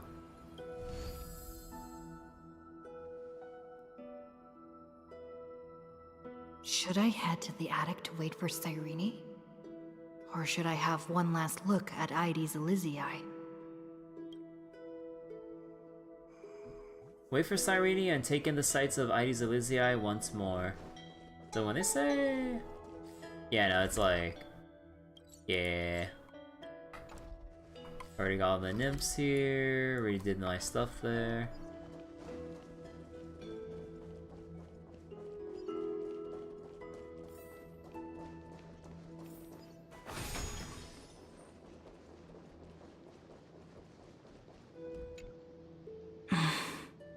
This village is where Finan's life started. After 30 million cycles and 30 million failures, his burden is now in my hands. He said I will take over the responsibilities of world-bearing. But what does that mean? Becoming the new Kefali? Or forging a completely new path? Believe in Destiny's plan, prepare for the worst, analyze the situation rationally. Think the Trailblazer's rational? Prepare for the worst. This duty is far too heavy, and it'd be unwise to be blindly optimistic. Maybe we are doomed to fail, just like how Finan was doomed. It'd be yet another fruitless attempt, and yet another tragic sacrifice. But I keep feeling that it's not the time to despair just yet. Is it because Dawn Hung and March 7th are still here? Or is it because of Cyrene? There are still too many secrets yet to be unveiled in Amphorius. Here's hoping that one of those secrets can end up turning the whole situation around. Thinking hard over there? I finished packing. I decided to just bring these few things in the end. See? There's a journal, a quill pen, and the ceremonial blade of the Priests of Time. Holding it calms me down for some reason. Aww. The scent of the black tide is now calm. Finan must still be fighting them in some way. This will be Amphorius's final flame chase journey. But it won't be the end of us. It'll be the beginning. Friend, are you ready to become a hero? I still don't know how I should act around you. Just treat me like any other friend you have. We share a common goal and common enemies. And we may also share a common future. A future that has never emerged in any other cycles before. I believe in you, friend. If you still can't get She used winked. to it, just call me Mem like you did before. Just kidding. It was really quick, but they actually made her wink. Oh my god, actual, like, facial expressions and actions in cutscenes. Holy shit. The technology is here. I still don't get it. Why must it be me? Are you worried that the burden is too heavy for you? Don't worry. Maybe the answer isn't as complicated as you think. You've seen how every person regarded as a hero in Amphorius was nothing more than a flawed human. They were just at the right place at the right time when the world needed a hero. But those aren't coincidences. Just like how your arrival kickstarted Amphorius's fate once more after a stagnation of more than 30 million cycles. It's the inevitability of being a trailblazer. A person's personality is their destiny. Your own hero's journey already started the moment you decided to board that express. Stand with me and let's become heroes. Stand with me? That does sound very nice. Why don't we take everyone with us? I believe in you, friend. We'll never be alone, no matter what awaits us. In other words, since you've already saved so many worlds, friend, you should be used to being called a hero by now. Maybe you can tell me those stories as we travel. That way they can become our shared memories too. Let's trailblaze onward like before and create a future that's worth being remembered.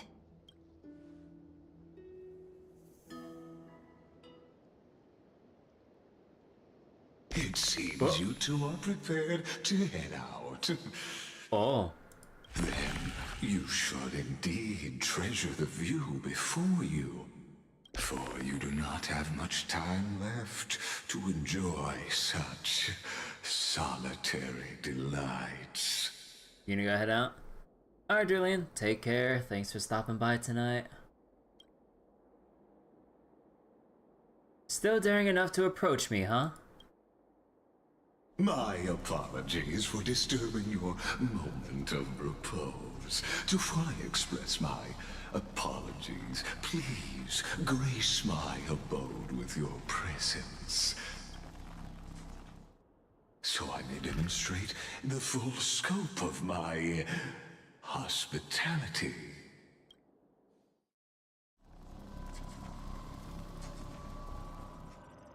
Oh.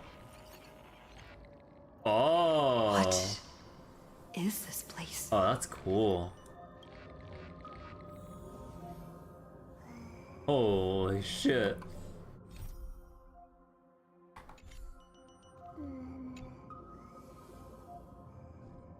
Homa 600, Prima Mobile, Titan Authority, Strife, Path. Ah. Farewell then. May we reunite in the new world.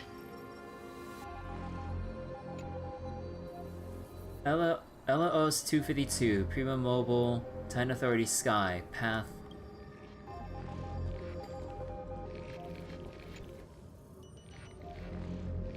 FBA Kea 216, Prima Mobile, Titan Authority, Death, Path.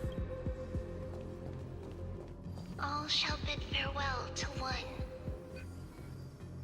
And that person alone will witness the miracle.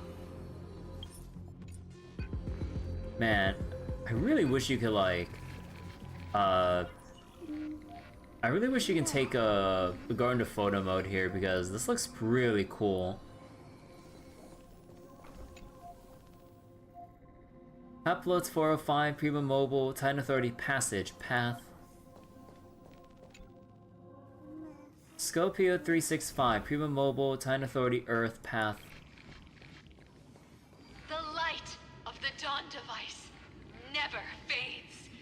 Kephal's protection has no end.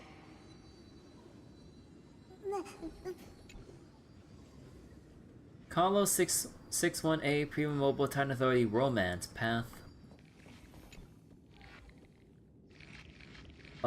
Orsus 945, Prima Mobile, Titan Authority, Trickery, Path.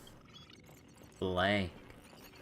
After I cross this river, it will be a tragedy for mankind. But if I do not cross, then it will be the end of me.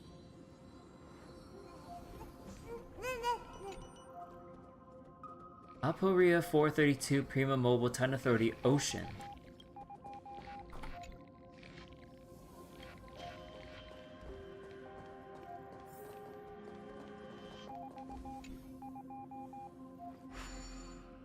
As you reach out to touch the screen, an eerie sensation instantly courses through your entire body. You feel... Outlier. Executing command. Record.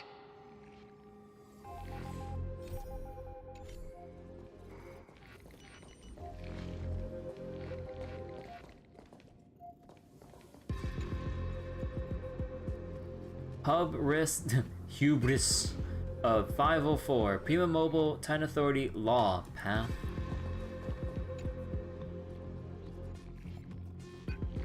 Alright, take care, Julian.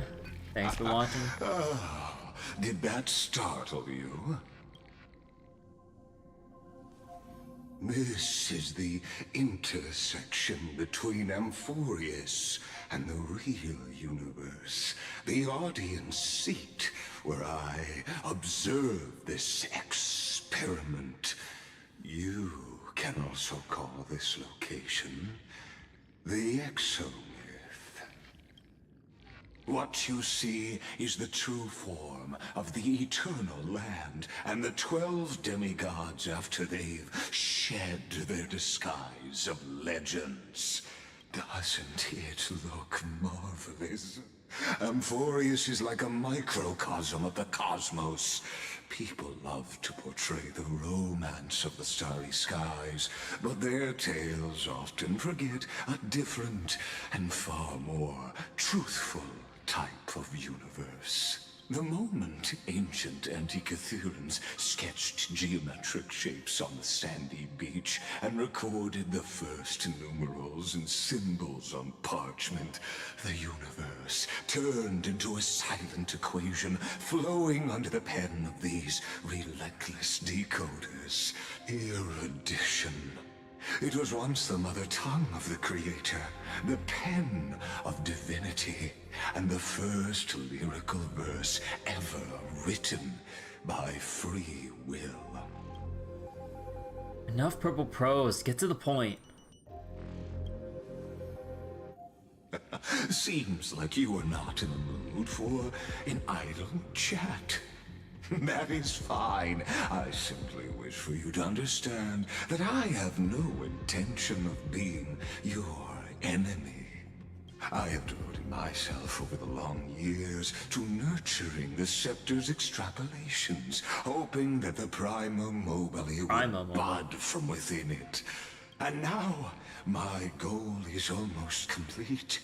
Nikos 496 had exceeded the intelligence singularity through his rage, and though he still retains his obsessive defiance and managed to suppress the black tide of this cycle, it's a matter of time before his will crumbles to dust.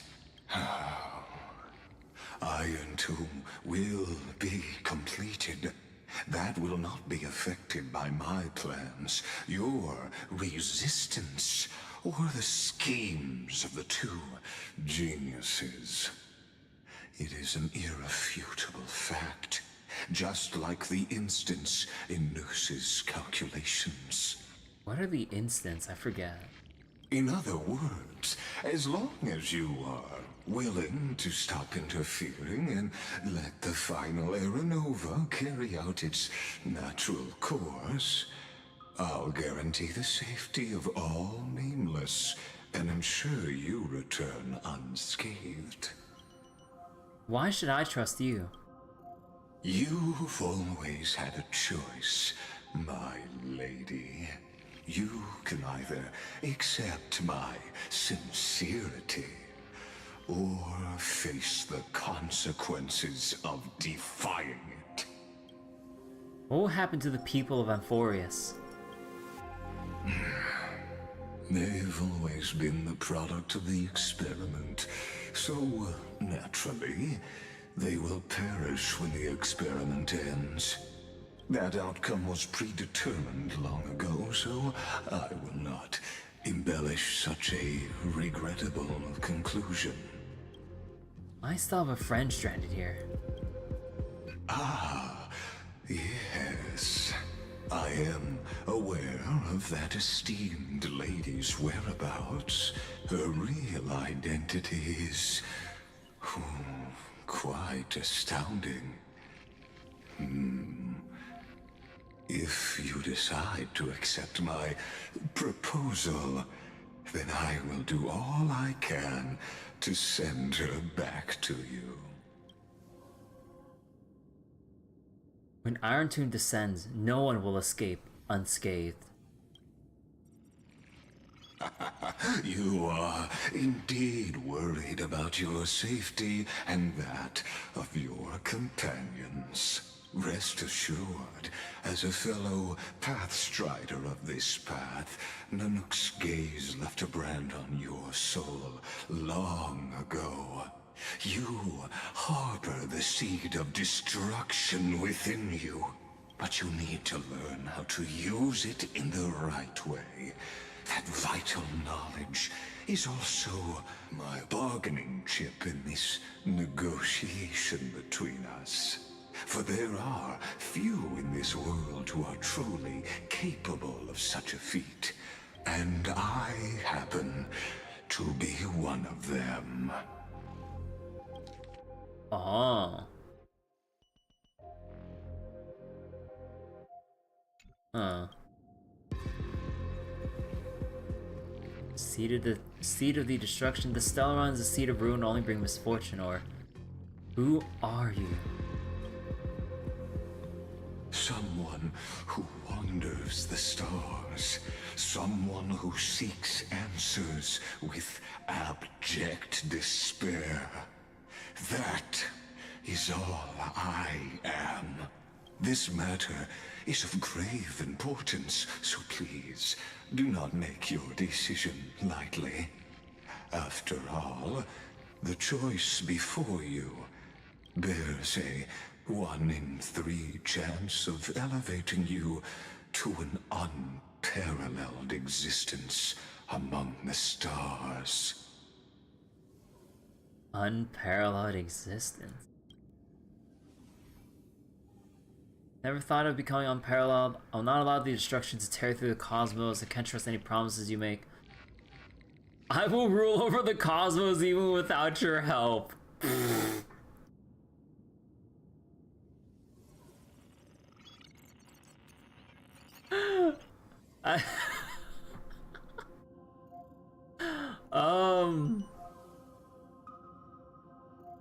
God, I want to meme, but this is such a serious moment right now. I will not allow the destruction to tear through the cosmos.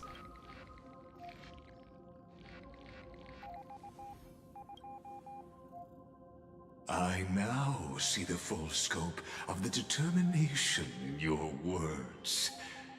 You may now continue your travels. So why'd you drag me here?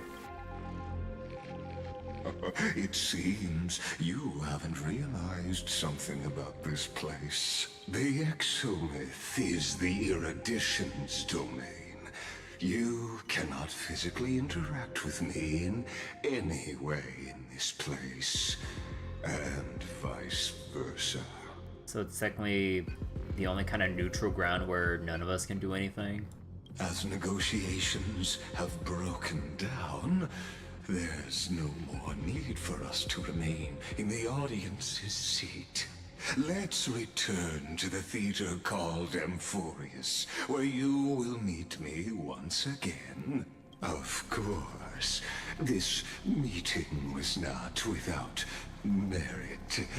Your presence has inscribed a new footnote in the exomyth.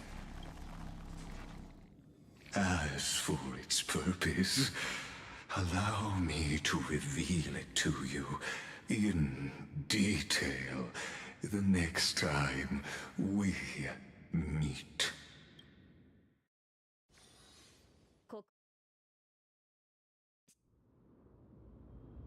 33,550,337 the 100 recurrence. years ago, the flames of war consumed Akama. The Outland forces broke through the dawn. Golden blood flowed with greed, and enemies descended with Kefali's eternal slumber, painting the holy city's walls in scarlet. Its generals had vanished, and the elders prostrated on the ground. The throne of worlds kept silent to the pleas of the people. Until the heaven and earth cracked open. Not the gods answering the people's prayers, but a legion rising from the sea of blood. Dawncloud's spires fell in the sulfur rains, and the legion's commander stood atop the broken idols and roared, "Compatriots, no more kneeling! Not to brutal tyrants, and not to dying gods! Those rebels have twisted the prophecy and ignited the flames of war in order to stoke fear in your hearts!" A Chrysos heir she stood. Divine blood soaked into the earth, quelling the flames beneath her feet. Their golden blood wrote of a tragic fate. Mine shall overturn it! Her crown burned bright, outshining the fires consuming the entire city. She raised her scepter high, and the people gazed in the direction she pointed. My blood flows in you now. Heroic compatriots, follow me, and we'll seize the reins of fate. Drive the enemy from Kefali's dawn. Smother their flames with their own dead. win glory, win peace. Let history sing your deeds! The first to dance was a maiden following closely behind, weaving through the carnage like a fish in the sea. The people, full of wrath, surged with her, forming a colossal wave, and the enemy hordes, drained of life, vanished into nothing. Onward to Marmorial Palace, to Dawn Cloud's heights. Announce to all the wicked and cowardly. Announce to this stagnant age. We are the rising tide! History remembers this as the first siege of Akama. It is said that after the flames died, people found identical inscriptions in every place in the city that had been scorched by fire.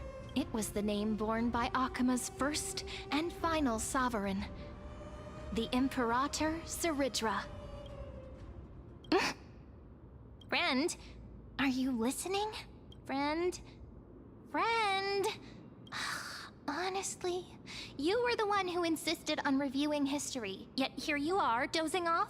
Wake up! Otherwise, I'll have to... Awake at last? I guess I won't have to use my wake-up magic on you then. Dang, I should have kept my eyes closed.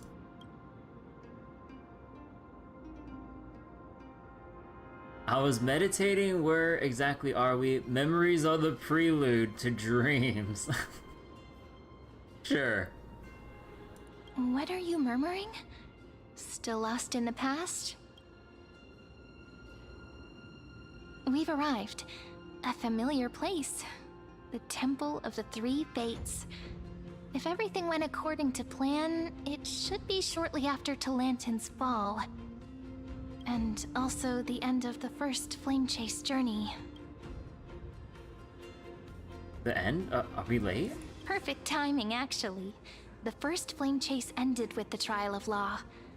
We must find the demigod and gain her trust before the core flame is restored. It'll be tricky, so let's pick up our pace. To Akama first. We can learn more from the crowds there. Tyrant! You and your butchers are not welcome here. Get out! Careful, sounds like someone's in there. Hold your tongue! Conspiring with Kremnos and plotting rebellion are crimes punishable by death. There are multiple voices, and things seem tense. Let's not get caught up in any trouble. Why don't we find a place to hide and observe from the shadows? Unyielding sacrifice. Oh, right, we're still in story mode. A day of peaceful... Cool it. Cool it. Let's wait and see.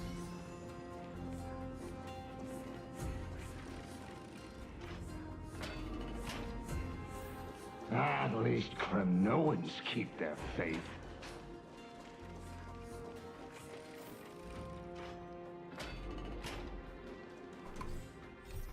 People say this is a cruel era stained with golden blood and crimson. An era of catastrophe where tsunamis rage and mountains crumble. An era of tyranny where corrupt rulers trample the law. A dark era where both gods and their faithful are slaughtered. This is the era of the first Flame Chase journey. An era with scorching sun that burns with blinding light. And you must gaze directly into it, asking it to illuminate the fire you seek. Oh damn, like, they just have like the whole 240 jade here. Wait, isn't that...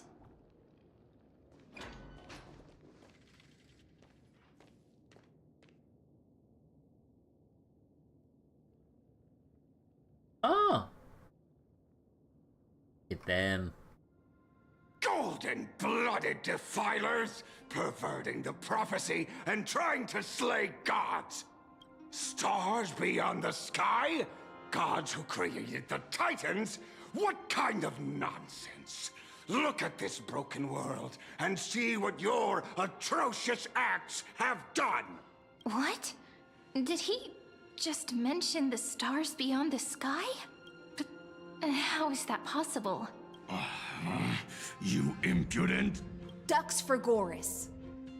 We're here to welcome the deliverer from beyond the sky. Stand down. Heretic! No one but the great Talantin can deliver this world from misery. I ask you, if the old laws were so perfect, why did they crumble beneath my feet? You...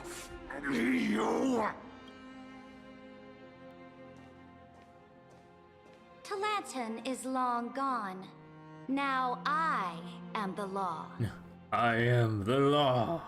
Challenge me, or submit to my judgment. Oh.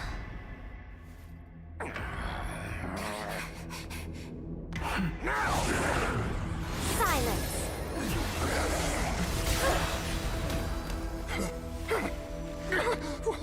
What gives you the right to judge a priest of law? That's because I came, I saw, I conquered. I conquered.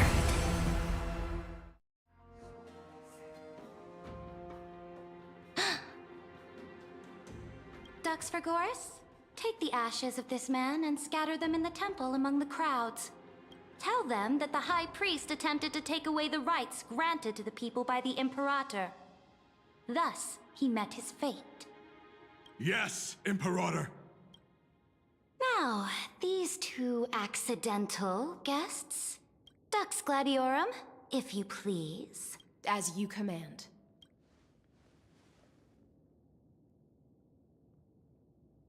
Typical Starship, expected it. What's going on? We're not your wait, wait, we're not your enemies. Oh. Huh? Is this... Kindness? Correct, but not the kindness you know. This is the leader of the Cleaners in this era.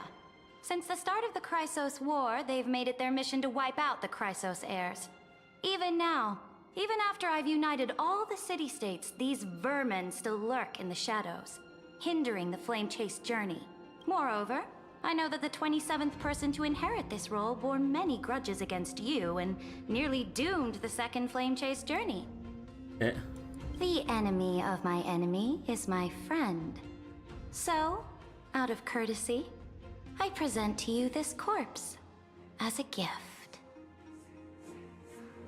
You know about the second Flame Chase journey? Careful. Let's wait and see what happens. She's probably trying to scare us. For the sake of order, I am known by many titles. Flamebearer who ends wars, Tyrant of Dawncloud, Empress of the Holy City, and Imperator of the Flame Chase. But in light of your unique identities, I'll allow you to address me by my real name, Saridra. On behalf of my people and this land, greetings, Deliverer. If I may, how do you know her identity? As the little hostage prophesied, the Treevee. Deliverer shall come from the future beyond the sky. Gray hair, golden eyes, skilled in wielding a mace. A mace. They would arrive in Yanisopolis on this day. There's no mistake. Prophecy mentions beyond the sky, Treevee foresaw arrival. This completely diverges from history. Your orders, Imperator. We return triumphant. Send an urgent message to all delegates. The meeting of the Flame Chase Alliance will convene early. As for you two, Akima knows what you seek. We'll confer in the Holy City. Doubtless you have many questions, but save them for later. Please follow us. This is not what I expected at all. The demigod we needed to find was just waiting for us, and she knows of things beyond the sky, even eons. How could this be so different from the previous 30 million Amphorius cycles? Who altered history? Ligus? Could he... No, wait. March 7th or Dawn Hunt? Maybe we messed up the timeline. Ligus? Unpleasant thought, but plausible. The currents of time have become twisted. Regardless of who caused this, that Imperator came prepared. We're the ones at a disadvantage now. We might as well dance their dance. Let's go with them to the Holy City. We've received the Imperator's favor because of your unique background. As a result, the people of Akama will certainly respect you more. Just put that to good use, and add a bit of your experience and charm. And we'll probably get arrested while we're sleeping in a hotel room or something. Should be easier than last time, right? If we figure out what happened in this cycle, we'll be able to turn things back in our favor. And old flame chase companions away in the Holy City. Can't do without your charm either. Trailblaze the sequel. Nah. And old flame chase companions await in the Holy City. Exactly. Treeby, Aglaya, maybe even little Cypher. Wait. They make me say the fucking meme-like answer already? Calm and confident. That's the you I'm familiar with. Guests, please. We're trying to meme it up The journey here. to save the world starts with a single step. Let's set off, my friend. So, the history that we thought to have happened is now altered, so it's uncharted territory here. Hail to the Imperator! I just noticed, like, Ceridra's heel is like a rook? Huh, or a chess piece? Hail to the Golden Heroes! Hail to the Deliverer! Told you, you're the headline act. All this spectacle is for you. Guards, your service to the Holy City is appreciated. How have things been? Castrum Krennos once again struck the border. Dux Brumalis led her troops to repel the enemy. The agitators against the Flame Chase are still active in the city. They smashed the shops around Memorial Market. But the garrison already arrested the culprits, and now they await interrogation. They are merely a disorderly mob and do not warrant any attention. Even though Terravox personally mended the fractured earth, it still didn't silence these fools. Guests from beyond the sky, worry not about these trivial matters. Dux Gladiorum will take you somewhere to settle down for now. Please allow me to introduce myself. My name is Hysilens, and I am the Dux Gladiorum who swears fealty to the Imperator, as well as the Knights Commander of the Achaemenid Alliance. Later on, the Imperator will invite you to attend the meeting of delegates to discuss the Flame Chase journey. Your arrival has convinced us that the future promised by the prophecy is certain. Under the Imperator's command, Amphorius shall break its chains and reach the world beyond the sky. Shall reach the world beyond the sky. With all due respect, what exactly do you know about us and what's beyond the sky? As a humble subject, I cannot freely express my own views to you. Please forgive me. I knew it wouldn't be that easy. Time waits for no one. Please come with me and rest now before the meeting later. Akama, under the Imperator's rule, is no longer in the shadow of war. Indeed. Dawncloud stands as the hero's residence. The Imperator put much thought into its design, in order for it to serve as a sanctuary from the burdens of battle. Please experience its marvels firsthand, heroes. When the Imperator arrives, I shall come to summon you. Hysilens. No wonder she's the Knight's commander. Her lips are sealed tighter than armor. She's reassuringly discreet. Alright, we finally have some freedom to ourselves. Since there's still some time before the Alliance meeting, let's explore a bit. Look over there! Ooh. Not the ladies I'm familiar with. Wow. It's a Gliontrebe. Not the ones you're familiar with. Yeah. But the hearts of heroes stay the same in every cycle, never changing. Chat with other Chrysos subjects, speak with a Gliotrebe. Ah. So does that mean this is... Yeah, because this place is technically reused and not like a new area. Yeah, we don't have any treasure chests here. Man! Dux Brumalis, our great Imperator, found the mastermind and executed him in public. Seeing that scoundrel burn to nothing should deter these miscreants from being so brazen again. You know, like, have we always gotten, like, voice dialogue from NPCs from doing optional objectives with story instead of going straight for it? Huh, that's kind of neat, unless I'm forgetting, but either way, it's welcome regardless. So the great Imperator isn't afraid of getting her hands dirty? What a ridiculous display. What do you know? No matter what sins the people commit, they are still the Imperator's people, and it's only right that they be judged by the Imperator's own hand. Our distinguished trespassing guests. Are we guests or trespassers? Seneca, the Dux Brumalis. Greetings. This Dux Brumalis doesn't seem to like the Imperator very much, but she holds a high rank. And Dux Frigoris' speech seems self-contradictory. Let me see what I can get out of them. I'm Cyrene of Hysilens. This is the Deliverer Beyond the Sky. We're new here and wanted to ask you, does this city host any other visitors from beyond the sky? We're looking for our dear companions. Drop the charade. But yes, there is someone in this city who is all too familiar with the world beyond the sky. Silence! The Imperator ordered us to keep that lord's whereabouts a secret. That lord's whereabouts? Enough, you pathetic lapdog. Do you need to beg for permission from that cursed Imperator even just to bark? You...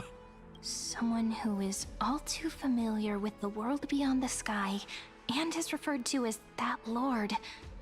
Could it be? Looks like things are getting heated. Let's get out of here. Oh, they drew their swords and shit. Oh god.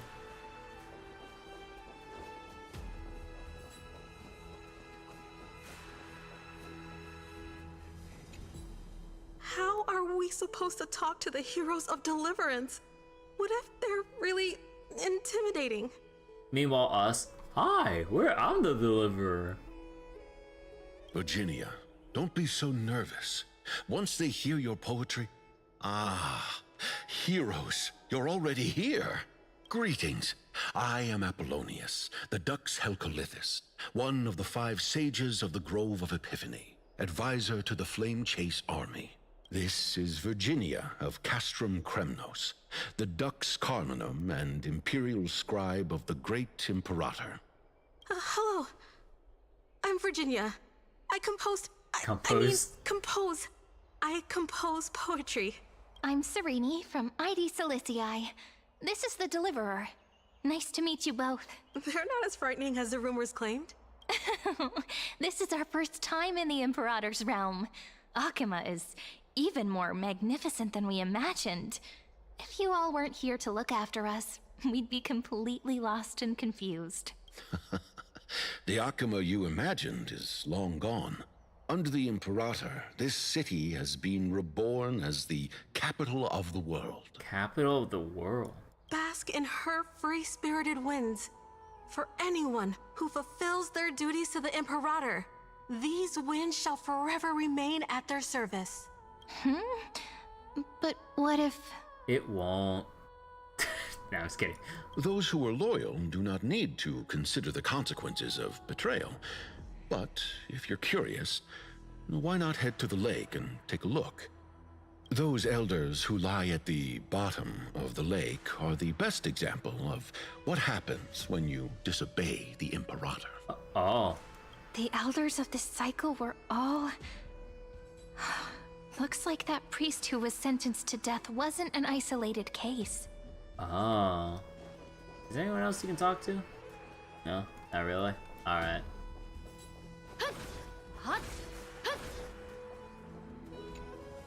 Aggie, you're still so listless today. Did you have trouble sleeping again? Yes. We know. The Titan's prophecy haunts you. If you want, you can talk to us, just like when you were young. No matter what, we'll always remain by your side. I know. I also understand that fate cannot be changed. It is not the future that I worry about. I spent all last night weaving clothes and linen for the refugees. The Chrysos War was born of injustice and has shattered their dignity. They deserve at least some basic decency. If Amphorius one day abandons this, then all of us, commoners, Chrysos heirs, Titans, become no better than beasts. Oh, we have guests. Welcome. I am Aglaya, the Gold Weaver. Man, Aglaya sounds so much more like lively in this cycle compared to like her tone in the previous cycle. Holy shit. Like so much more like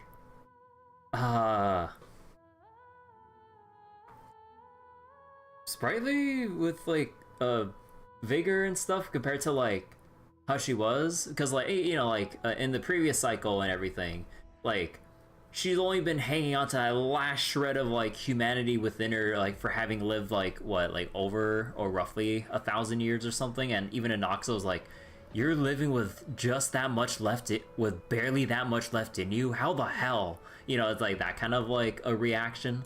So it's kind of a surprise hearing Aglaya speak like this. Like, oh, we have guests. Welcome. I am Aglaya, the Gold Weaver. These rags on you are not worthy of the title of Deliverer. I must prepare some proper attire for you.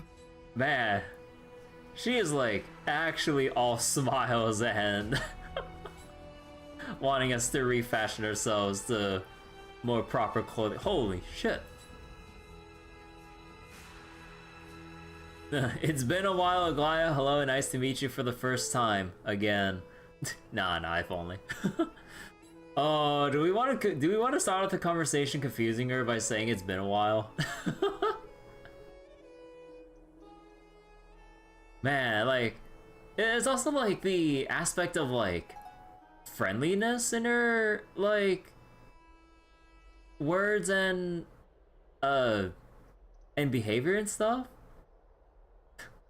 Huh, because like, you know, like understandably in the previous cycle, like Aglaya's like, her soul's like been barely hanging on, and like she's been jaded over like 1,000 years from like all the shit that she had to go through trying to hold together Akama during that cycle, and dealing with like the likes of kindness and other schemes, and essentially having her gold threads be like in a massive like surveillance network to try to like keep tabs on basically everyone and everything going on within it in Akama. So it's kind of like a weird change of pace seeing her act like this. I like it. It's been a while, Aglaya. What is the matter? Your gaze seems somewhat unsure. It's a long story. Does your Aglaya differ so much from me? Yeah, you can say that. Greetings, deliverer from beyond the sky. We are Trebi of Yanisopolis. It's very nice to meet you. Although, introductions are probably unnecessary. We know you've witnessed the future of the Flame Chase journey, even more clearly than we have. Seneca, please. Witness the future of the Flame Chase journey? The prophecy also told you about that? Indeed. Orynyx reshaped Amphorius through the prophecy. Although, regarding the Deliverer, there were not many details beyond your appearance and the time of your arrival. Ornyx reshaped Amphorius through reshaped Amphorius. Huh. So, please, don't worry. Feel free to relax and relax some more. Wait, wasn't it Kefali?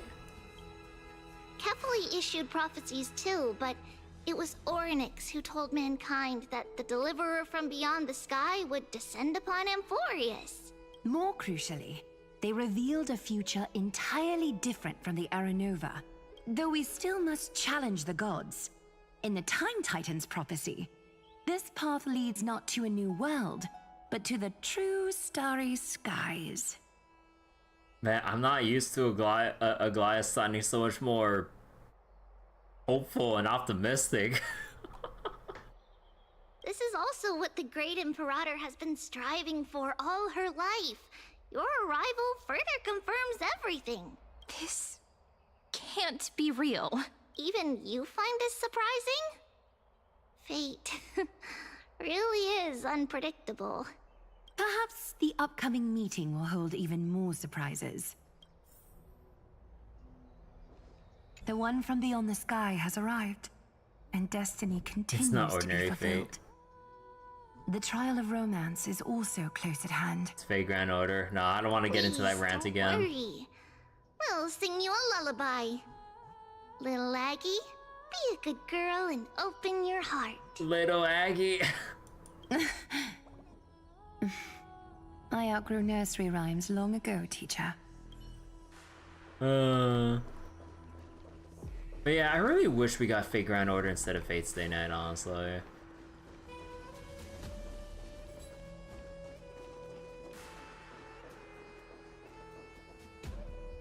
Little fish from beyond the sky.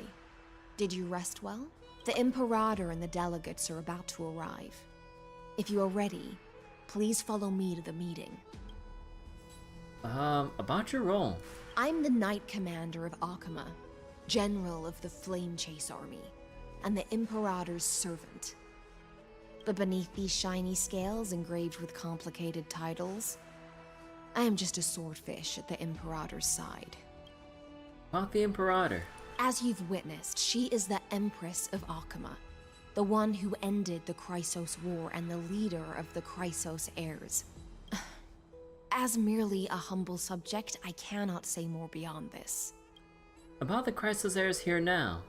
Or wait, here. The Chrysos heirs here constitute the elite among the Flame Chase army. Dux Halcalithist Apollonius and Dux Carminin, Virginia, serve as the army's advisor and historian respectfully. One offers advice and counsel to the Imperator, while the other writes verses of her supreme glory. Also, wait, can I... Oh, right, no, you can't change graphics mid-cutscene. I kind of wish we can, because I'm seeing, like, the pixeliness for my shadow quality settings, like, when you kind of look at them here. I'm not sure how well anyone could see them, because, like, it's scrunched down to 1080p for you guys, and I'm playing at 1440p. But it's, like, very visible to me seeing, like, the pixeliness from the shadows at this specific angle. And then you see, like, how smooth the models are, like, just standing upright and everything, but then looking at the shadows, I can see, like, the edges of the shadows and everything. Dux Frigoris Labienus and Dux Brumalis Seneca are both formidable warriors, clearing the way for the flame chase with steel and storm. Dux Fatorum, the holy maiden who interprets the prophecy.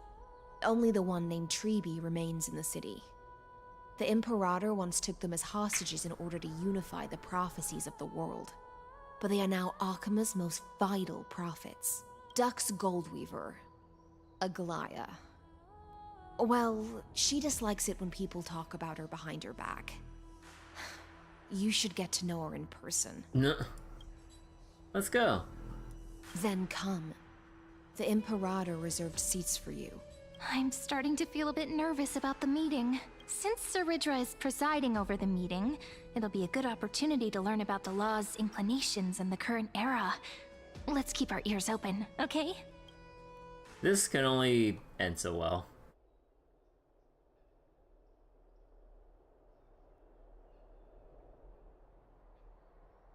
Good sir from Paphos, what do you think the Imperator is planning calling this meeting so early? My homeland can't endure anymore. We're gonna get executed? No way! Who knows? First, she wants to hunt Titans. Now she says there are even greater calamities. Her madness is the greatest calamity. Exactly. Chrysos heirs, deliverers. What about us ordinary folk? How much are we worth in her eyes? Things feel pretty tense here.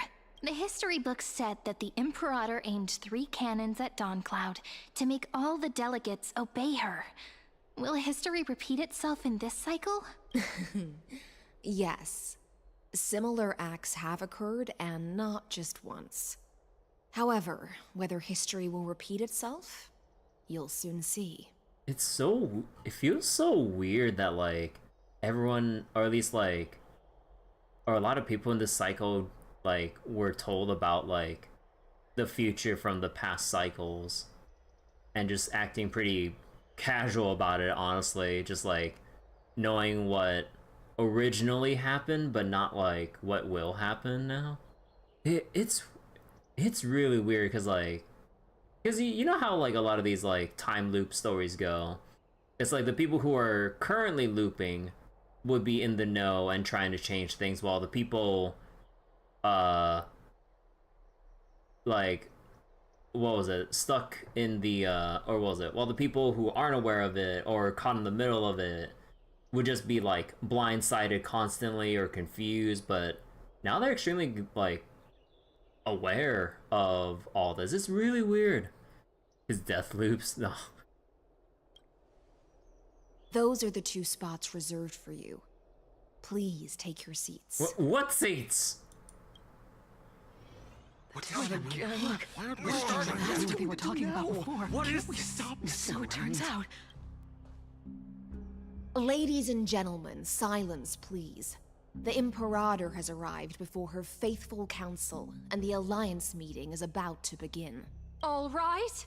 In the names of Talantin and Kefali, the Akama Alliance swears upon the gods. What do you mean, all rise? Everyone's risen already. Like, they're already standing. Where are the seats? People are standing on the steps, which could have been the seats. Cease the pageantry. I pray not to the vanquished. What? Kefali, of course, needs no further explanation. As for the law, at the entry hour 2 days past, a scout should have brought news of the conquest to all of you. Unfortunately, guards found his corpse among the rocks not far from the city. Wait.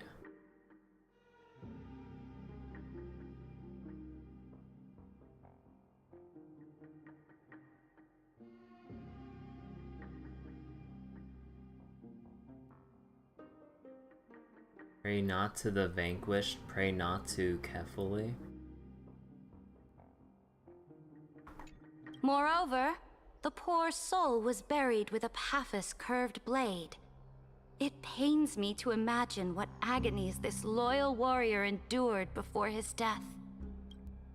Delegate from Paphos, do you have any insights? I know nothing of this. The evidence is irrefutable, so there is no need to waste your breath. However, let us set this trial aside for the time being.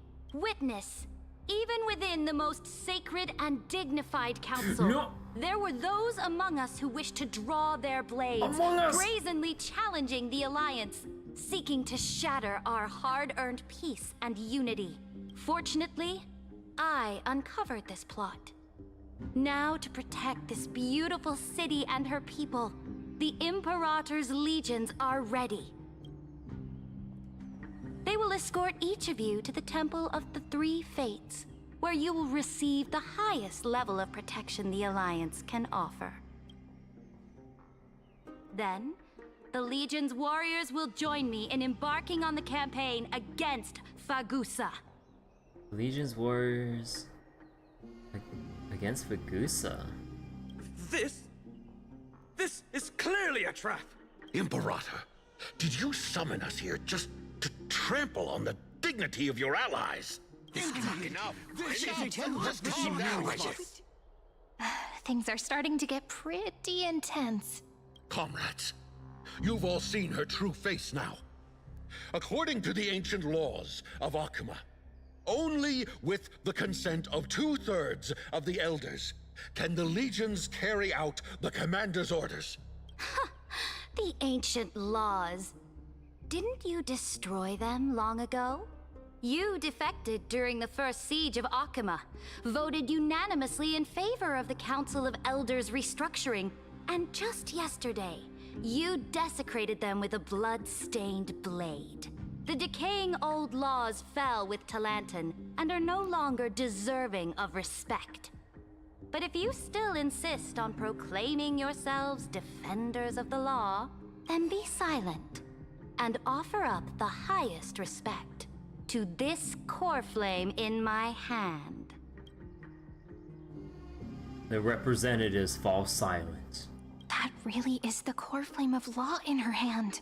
Since there are no objections, then the original agenda of this meeting, the campaign against Fagusa, is hereby passed. The Flame Chase Army's hunt for the Ocean Titan begins today. In order to prepare for war, all allied city-states must surrender command of their militaries and pay all war taxes by the end of the month of Evernight. The month of Evernight? At this moment, I would also like to introduce to everyone the newest honored guest to join our alliance. The Deliverer, revealed in the prophecy of time, has descended from beyond the sky. With her aid, we shall shatter the chalice of plenty and return Fagusa's core flame to the holy city! Wait, what? Absurd. Simply absurd. A deliverer from beyond the sky. This is just like that prophecy about slaying gods. It's a lie you've used to grow your power. Ladon has already sacrificed countless soldiers. And now you want me to send even more of my brothers and sisters to be used and discarded by a tyrant? Are there any other objections? Then I bid you all farewell. Meeting adjourned. Deliverer, please wait. I still have important matters to discuss with the two of you. Oh no.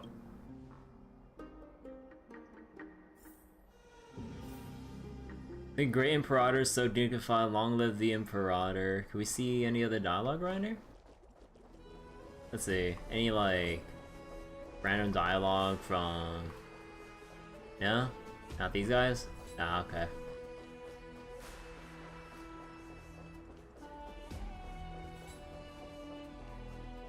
Tyrant, Mad Queen.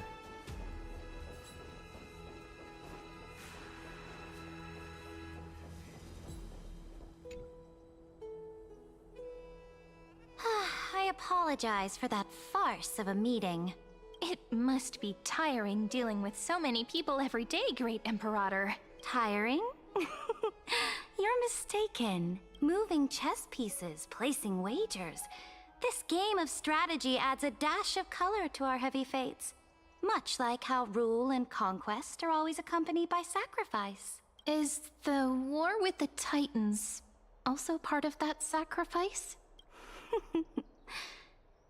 After I glimpse the secrets of this world... No, the secrets beyond the sky. The divine authority of Amphorius no longer held any significance. Ah. Let me ask you, Deliverer. Is it true that beyond Amphorius' sky, there are magnificent deities called Eons? Eons exist. Their powers are 1,000 times greater than Titans. Where did you hear this from? Their powers are 1,000 times greater than the Titans. Ah, that certainly captivates my interest. Then, please tell me more. How will you use this great power to guide the people? In the future you envision, where will our flame chase journey lead? Protect the core flames and the law. Only then Amphorius can break free from the destruction. Oh? What you require now is the power of law? Exactly! Just as the prophecy foretold, she is your deliverer from beyond the sky, and she also has reliable allies. If they can intervene in Amphorius's laws, we may have a chance to alter this world's impending fate and reverse its destined end.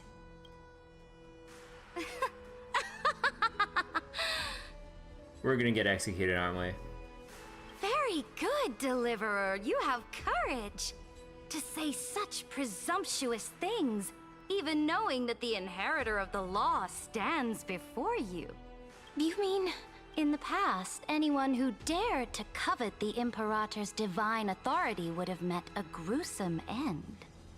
But now we can see beyond this dying world. Our journey should no longer be confined below this stubborn sky. No longer confined below the stubborn sky. Alas, that fickle ocean titan has obstructed the spirit water leading to the vortex of Genesis, hindering my ascension. If the core flame of law cannot be returned, your path to deliverance will never be realized. Now that things have come to this, we must resume our once stagnant journey and force the waves that block our way to recede. So, you agreed to cooperate with us? Cooperate? Forgive me, but I never cooperate with anyone. Though I will permit you to join me as subjects. And together, we will forge the most perfect law. What's this? This is... the Flame Chase Medallion, a symbol of the Flame Chase Army. Every noble in Akama carries one. This medallion represents the will of the Imperator herself, and you may act freely within the city with it. Before we embark on the crusade against the Ocean Titan, you should rest in Akama for a time. Be wary of someone named Lygus, Imperator. Oh? Your advice is acknowledged. From this moment on, prove yourself through your actions. As long as no boundaries are crossed, I fully respect the choices of my subjects. May your journey reach that sky full of stars, Great Imperator. Your attendant certainly knows how to curry favor. Go now. Take a bath first. You two... reek of seawater. What's wrong with seawater?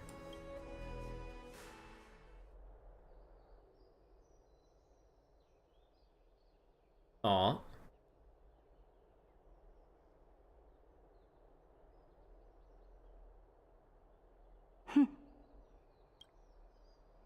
Come forth, Theoros.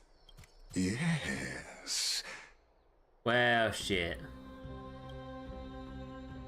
Great Imperator. Now, perhaps you're willing to hear my counsel.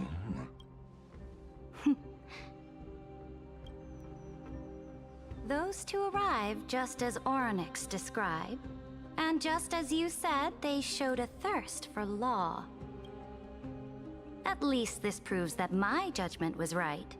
Sparing your life was the correct decision. Well, shit.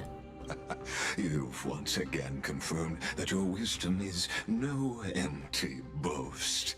Now another choice lies before you. With whom shall you ally to tip the scales of law? Me? Or that deliverer? Remind me again, Antikythera.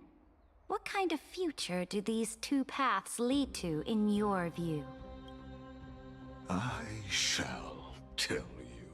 You are entitled to know that the deliverer from beyond the sky is not a wholly wicked being, but from the very start, her stance has been completely at odds with Amphorius. The road they have chosen will bury Amphorius' grand aspirations. This world which follows the path of destruction will inevitably stray far from the glory it was meant to enjoy. But on the path I have revealed to you, the people of Amphorius will slay their creator in the name of the Imperator and conquer the worlds beyond the sky. You will command the mighty beast known as Iron Tomb. Oh, that's his angle. Bringing waves of war and conquest to the universe. Beings across the cosmos will bow before you, offering their allegiance. So, what's the price? The price is insignificant. All that is needed is for you to sacrifice that fragile, incomplete humanity to the destruction. As a Chrysos, heir of the prophecy, you have already chosen to abandon it, have you not? Off you go, Theoros. I have already made my decision. Once I ignite the core flame of law and burn away the old, outdated rules, Amphorius will embark on a journey across the stars. And she really wants to go for galactic conquest. God damn it, Lygus.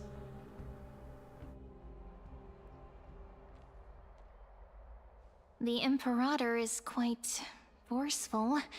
She didn't give us any chance to ask questions. Oh man, I can't wait for us to find a room, try to get some rest, and get friggin' executed or arrested just like in the previous world. Well, not mainly just Belobog. And she's clearly hiding something. What do you think? At least she allows us to move around freely. Her bossy way of doing things is hard to stomach. Do we want to go back to rely on the geniuses every time like this? We shouldn't like fall back to consulting to them for advice like too often like this. Her bossy way of doing things is hard to stomach. Yeah, even the city-state delegates have complaints. Thankfully, she allows us to move around freely, which is a small blessing. Still, the atmosphere in Akama, it's so unfamiliar.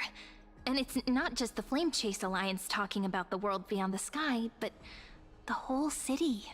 Wonder how long it'll take for Cyrene and the Trailblazer to catch on to what Saridra actually wants to do, being led on by Lygus. We should also discuss our findings with our friends from beyond the sky. Then we should go enjoy the renowned bathing culture of the holy city and relax. It's the thing I've been looking forward to most on this journey. See, what are you talking about? Is this really time for a bath? Remain silent. Work and rest are both important. You see, everyone agrees, right? Suspicious guards. So someone's watching. Can't let our guard down for a second. Let's use taking a bath as an excuse to find a quiet corner to update Madame Herta and Screwlum on our progress. We can also check out what's happening in the city. Since the outcome of the meeting was just announced, people must be gossiping. We can kill 3 birds with 1 stone. Let's go. An identification badge of the Flame Chase Army bearing the Imperator's highest command. The wearer has unrestricted access throughout the city. So, oh my god. Like, we're actually so locked into, like, this fixed story sequence. Mostly because, like, technically this whole place is, like, reused from the Akuma and, like, the, during the daytime and everything. So that's why it's technically not considered a separate location with, like, potentially different, like, treasure chests and stuff to to grab and explore for, because we'd be exploring the same goddamn city.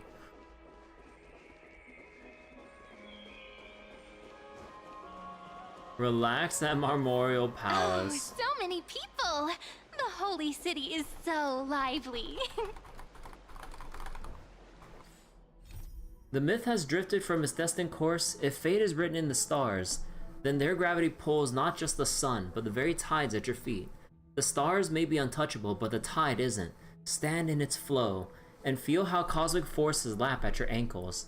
That's the ocean whispering its worries, wave by wave, shore to soul. Did you hear? Did you hear? At the Alliance meeting, the delegate from Leyden stormed out in anger. As expected. The Imperator is always hiding things from everyone. When has it not caused a ruckus? Silence! That's treason! If it weren't for the great Imperator, you'd have sunk into the lake with those corrupt elders already. And you wouldn't even be alive to speak like this. Oh no. It's the Imperator's loyal dog. Let's go. We can't talk in front of this guy. Ugh. How disappointing. Oh, honored guests, we meet again. Looks like I'm not the only one who came to the baths to unwind after the meeting. For the upcoming campaign, please make sure to rest well. I am Dux Vergoris, a trusted officer of the great Imperator, willing to fight alongside the Deliverer in the coming battles. Ugh. Another war? Ever since the Imperator took control of Akuma, we haven't had a day of peace. Idle chatter. The atmosphere is a bit tense, with rumors flying around the city. You must be troubled. My apologies. After every Alliance meeting, there are always some pests in the city who get restless. I prefer to ignore them. Pests on the ground don't affect the sky in the slightest. They just complain from the shadows that the sun's light is too harsh. Besides, the Theoros has already promised the Imperator her fate. And these clowns will eventually realize their foolishness. May I ask, who is this Theoros? Oh. The Imperator has ordered us to keep his lordship's whereabouts a secret. Well... Ah, so it's his lordship. Stop trying to get things out of me. Leave me alone. I didn't even need to try. Big and strong Dux Vergoris really can't hide anything. Theoros. What an ominous name. Bad news. He's been staring at us the whole time. Let's move to another place for now. We don't know how much Saridra has concealed from us. In the worst case scenario, we have to we wage have to war. face more than one enemy. Stop trying to get things out of me. Leave me alone.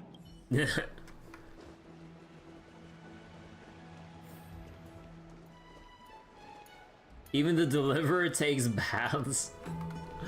Of course we take baths, we're not a Smash player.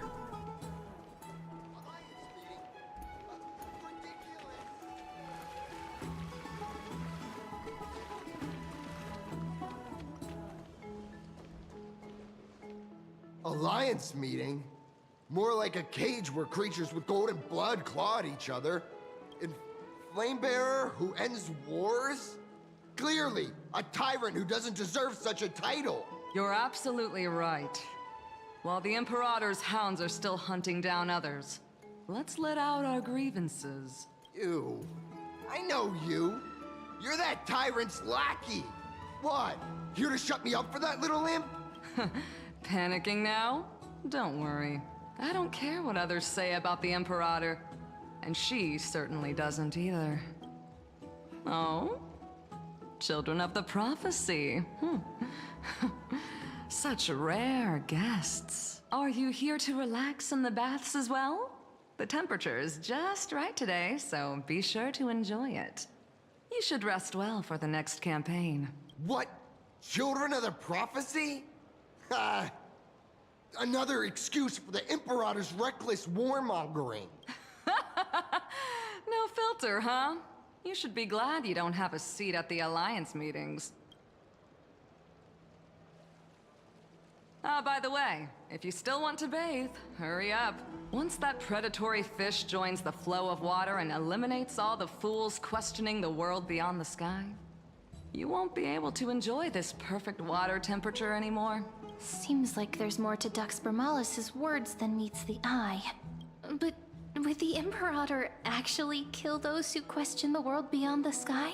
Probably. This is the complete opposite from what we know of Akama. If you still want to bathe, hurry up.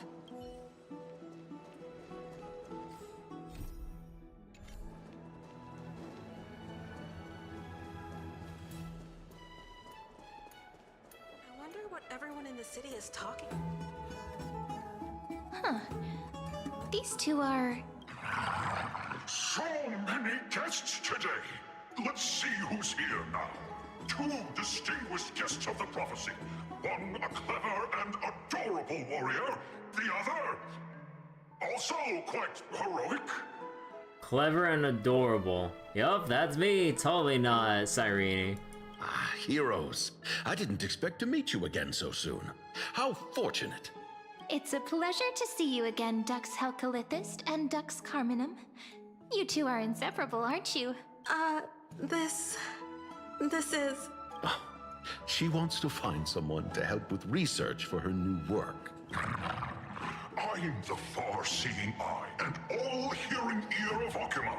I see and hear every single thing that happens in the streets and alleys of this place. I'm the perfect partner for research. Ahem. Enough small talk. Here's the latest news from Akama, as you requested. The children of the prophecy arrived in the holy city, and the Imperator unilaterally stripped away military power.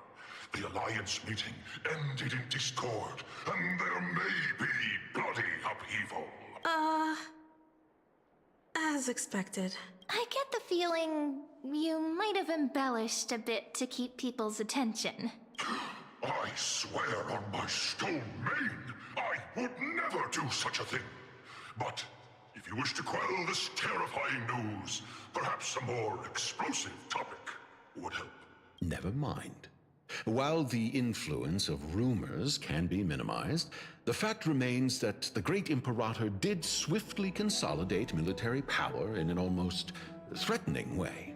It's undeniable. Heroes. I know the Imperator's way of doing things may seem a bit autocratic to outsiders, but soon you will witness her blade dance with enemies on the battlefield. I can't comment on the source of her loyalty, but when that blade is drawn, you two, as bright as you are, will surely see the deep thoughts beneath her exterior. The Imperator's blade.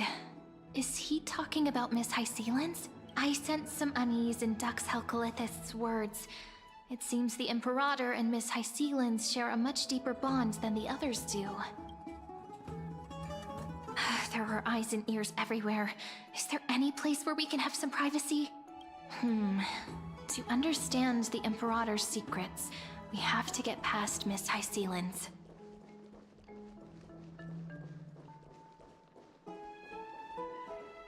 Oh, hey, this room totally looks familiar. Also, is that a brush? Oh, it is. This place was your original bath chamber, perfect for avoiding prying eyes. I wonder if anyone is using it now. Huh? The smell is... Wait, don't go in yet! Well, are we gonna go in without knocking? Who's there?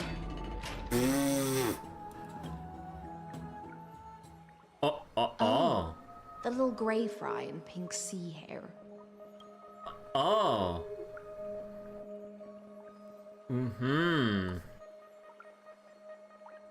Hold on. Okay.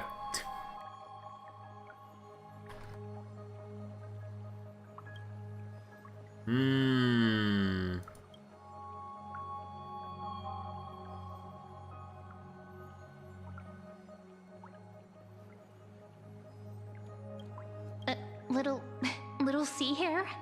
You barged into here without warning. Was it an accident, or did you wish to bathe with me? Yes. Why are you here? I didn't see anything. What are you doing here?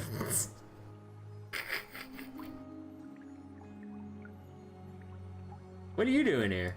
Can't tell the difference between past and future waters? This has always been my home. Aww. Sorry, we didn't mean to disturb your bath. We'll leave now. It's no big deal. There's no need to panic. This is the natural state for me. People on land force themselves to wear clothes, adding unnecessary constraints. Oh yeah, there's like a post or like some extra like media about like Hysilens doing like a magazine like interview thing, and she prefers like she like genuinely prefers like not wearing any clothes, and wearing clothes like bothers her.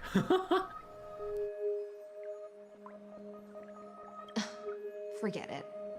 If Duck's Goldweaver heard that, she'd scold me again. All right. Please make yourselves comfortable and wait a moment.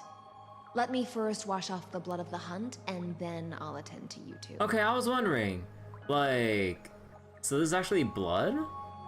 Cause like that doesn't look like any other normal like markings to be washed away like from her skin and stuff, or definitely doesn't look like dirt or paint or something like that. The blood?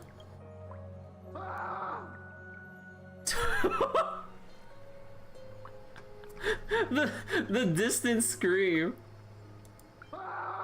The distance and muffled sound from that.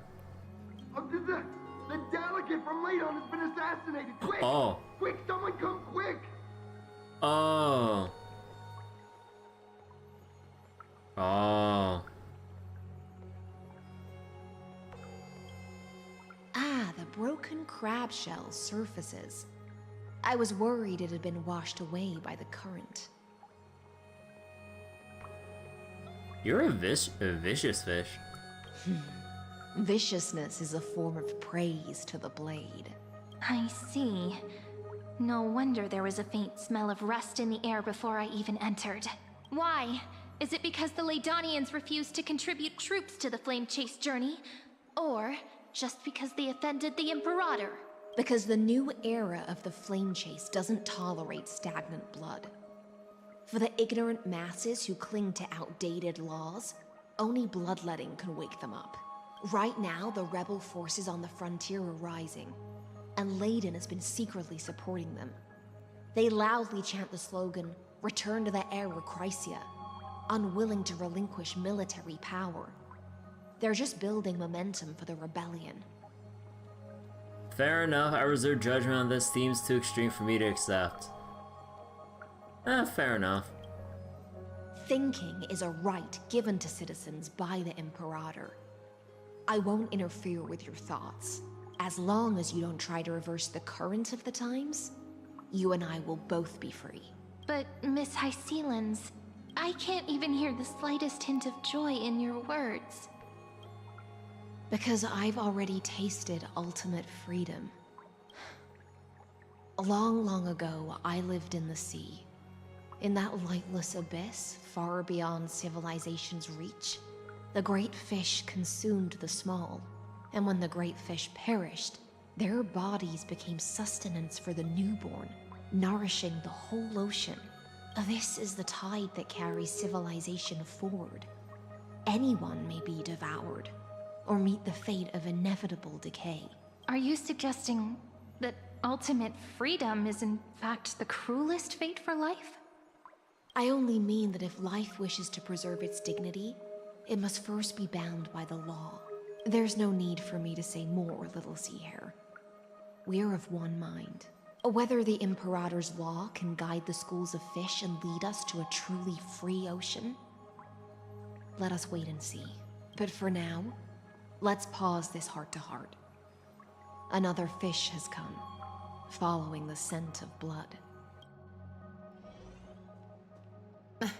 Being your subordinate is such a tragedy. I'm always having to worry about the messes you leave behind. It's simply our duty to the Imperator. All ready to go in an instant. Miss Hysilens, you truly are impossible to predict. Yet you, a golden trout who's always busy all day, suddenly have the time to visit me? Do you think I wanted to come? I suggest you burn some more of the incense offered by our allies, lest my creations be tainted by the reek of fish. So feisty.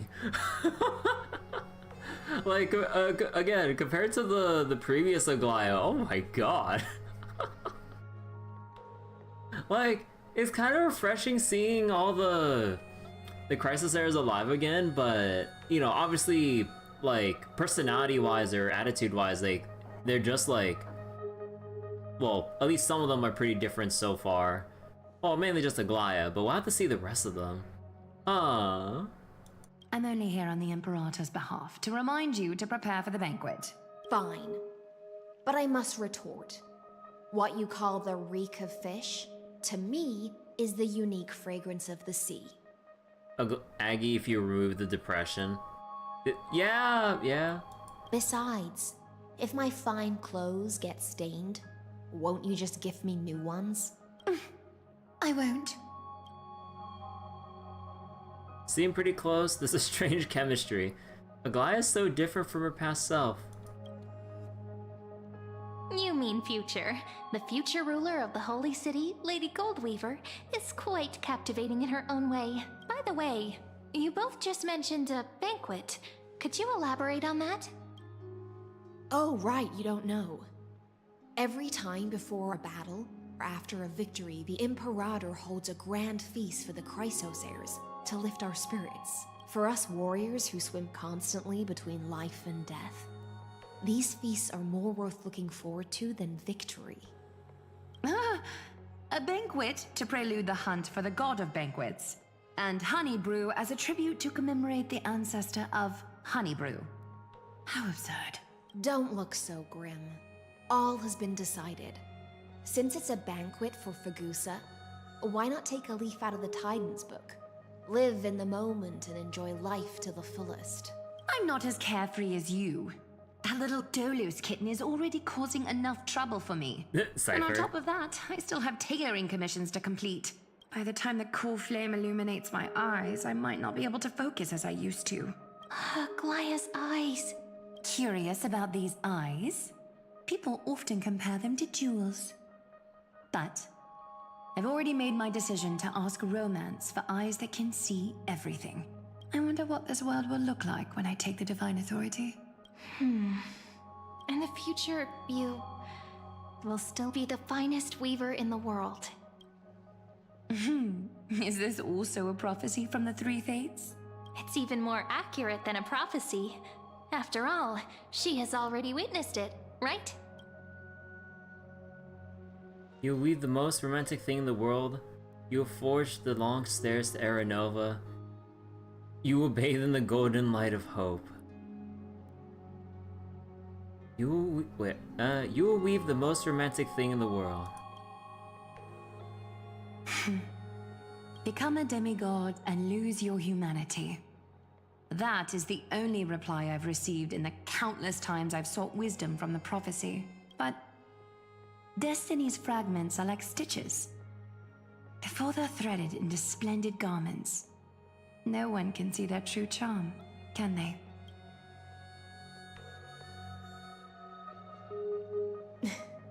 Aglaya has always been troubled by the divine duty she must bear. But thanks to you, she seems to be in much better spirits. Do you know each other well? Just as she knows how the spinning wheel trembles, I can sense the smallest changes in the damp air. As for whether we know each other well, I've swum beside her since she was a child. Most of the time, I can understand the whispers in her heart. For those words she was too shy to say herself, I'll raise a glass to you on her behalf. Now, I leave this bath chamber to you. Rest well and prepare yourselves. After all, every time we drink and talk could be the last celebration we have in this life. Miss Hysilens has given us the bath chamber. It seems she really does do whatever she wants. Now we don't always have to be under the Imperator's watchful eye. This bat chamber was originally mine. We're just we're just roommates.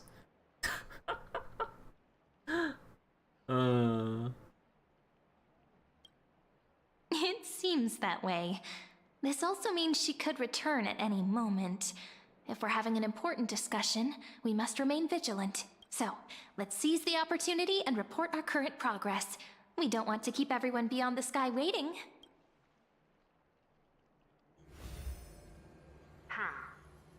First, while that little empress with a candle stuck on her head didn't explicitly say it, she firmly rejected your request to take over the law.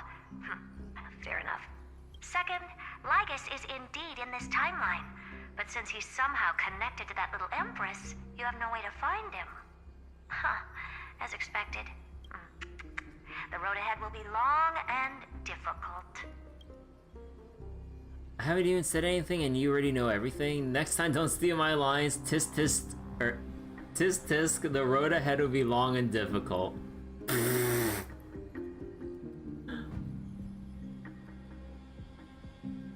Sure, let's just play along. Not a bad invitation. Since you didn't refute anything, I'll just assume I guessed it all right. We've made some progress here too, but nothing to get too excited about. Our time is short, so let me summarize. Concerning the origin of that Intellitron, the firewall he created uses Catorzane algebraic expressions. Aww. But ever since Aiden invented the 9-worded formula, this kind of mathematical logic no longer exists in the cosmos. But ever since Genius number 22, Aiden invented 9-worded formula. Lygus is definitely connected to the Genius Society, so stay alert. Maybe he's the creation of some genius related to the Emperor. What if he's the thinking unit of news? We can first exclude Droidhead themselves. They specialize in minding their own business and wouldn't intervene personally. But Screwy and I are still eliminating possibilities one by one. Currently, the most likely candidates are these few. The Lord of Silence, Acha, the 2 Ruperts are also possible. But it would be too boring if it were one of them. It'd be too boring. The Lord of Silence, Acha, the 2 Ruperts. I vote for the Lord of Silence. Even you can't come with an accurate answer. Finally we get to face off with some big names. I vote for the Lord of Silence. We also have the same suspicions for now, but further verification is needed. You know, it's kind of curious about like the varying audio quality with like Herta between the chrono-cognitive anchor and everything, because like of how the signal's like always like mixed, or Lygus would try to be like intercepting the comms or trying to like cut us off or anything anytime we try to communicate. That's all I have to say. We'll depend on you to continue pushing things forward within this world. Keep in touch regularly, and remember, don't let your guard down. Madame Herta is a real whirlwind. Well then, let's use the banquet Aglaya mentioned as our next starting point. Ceridra's trusted followers should all be present at that time. It'll be a good opportunity to get closer to them. We must avoid direct confrontation with Lygus. We'll operate carefully when the time comes. Avoid direct confrontation. It's settled then. With our great teamwork, we'll be able to deal with anything that comes our way. It's been a long day. We should get some rest now. Rest well and get ready for the banquet. I don't feel like resting yet. Alright. When you've tired yourself out, remember to come back. I'll be waiting for you here. You know, I kind of like that she has extra dialogue, like if you actually choose to pause the story instead of continuing. That's kind of neat. But yeah, we're still in like, you know, several cutscenes will play in sequence mode and everything. Or I guess kind of like the immersive storytelling mode in Zenless or whatever. But we're locked in until like we're done with the story. Or until we get to the new areas. Oh, right. The Spirit Basin. Even though Saridra said the vortex of Genesis was sealed off, perhaps... Let's give it a try. Following the steps you repeated countless times in your memory, you submerge your face in the spirit basin, close your eyes, and hold your breath. Hold your breath. Hold your breath. There's a limit to how long humans can hold their breath, and from that brief immersion, you learn one thing. Sure enough, the connection between the spirit basin and the vortex of Genesis is gone. It seems that following the Imperator on her expedition is the only path we can take. Well, we tried.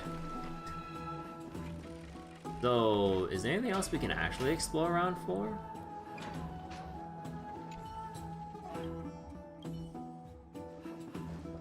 I mean, I kind of doubt it, so...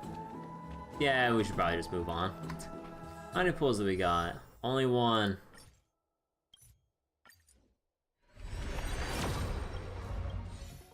Yeah, I figured. You know, I am really tempted. しっかりと英気を養いましょう。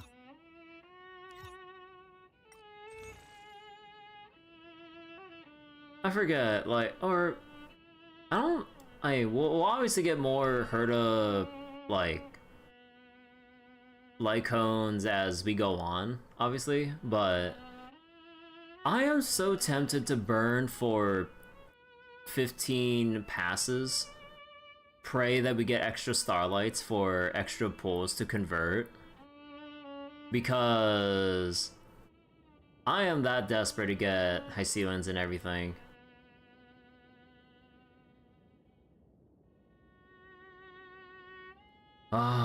It just feels so bad knowing, like, if another, like, when another light cone comes up, I'm gonna be, like, waiting for a while to get... Because, like, we probably need... Well, how much is it? Like, 16 bare minimum? And you only get, like, what? 2-ish per week? Huh... Well... I think I'll just have to say fuck it and just go for it, honestly. Because I really want Hysilens, and then after I get Hysilens, probably not going to be pulling for a while in general. Mostly because of my feelings that I mentioned during, like, the first hour of tonight's session and everything, during that whole depressing rant of all my bottled up frustrations and everything. So, yeah, I think I'll go do it.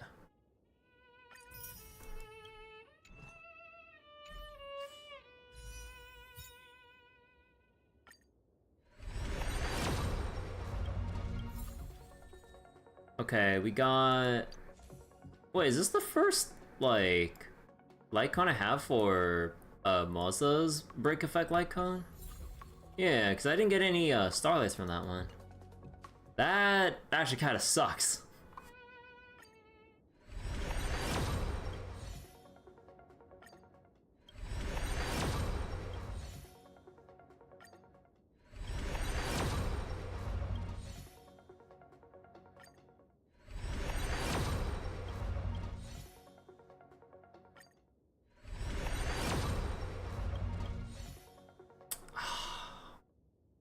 Oh, that sucks. Because I could have gotten one extra pull if I got literally any other 4-star light cone or whatever.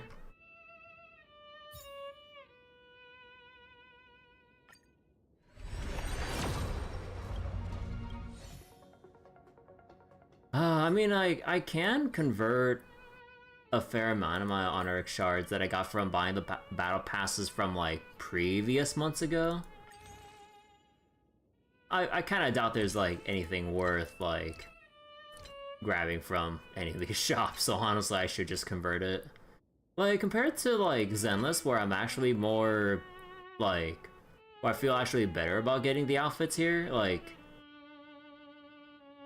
the March skin was free, The Firefly skin to me, well, one, I don't have her, so that obviously makes sense that I don't have this. That and like, I'm just really disappointed about like the Sam color change because, yeah, it just looks so plain. Like, I mean, like the school outfit here is like nice and all, but then obviously you're gonna be seeing more Firefly in battle, and for the most part, it's generally just like a slight color scheme touch up, which is like debatably similar, if not worse, in my opinion, than like a color change skin on like Apex Legends or some shit, which is the worst kind of comparison I'm making for what they did with Sam's color scheme. Like, it should have been something at least more visually different, but oh my god, so disappointing. And I don't even have like Firefly or anything. Yeah, I'm just gonna convert my Honoric shards, fuck it.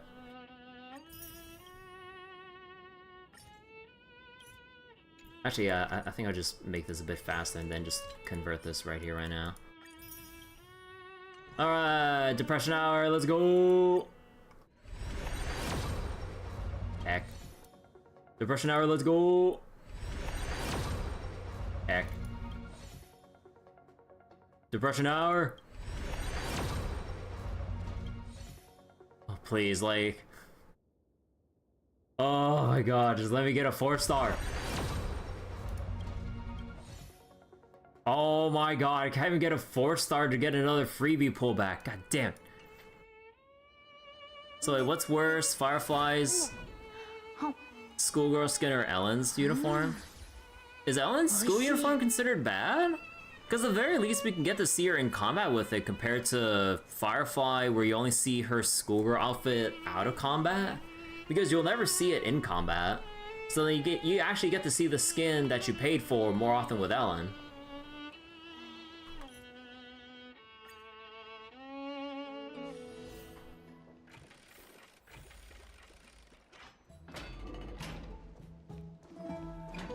It's been a long day.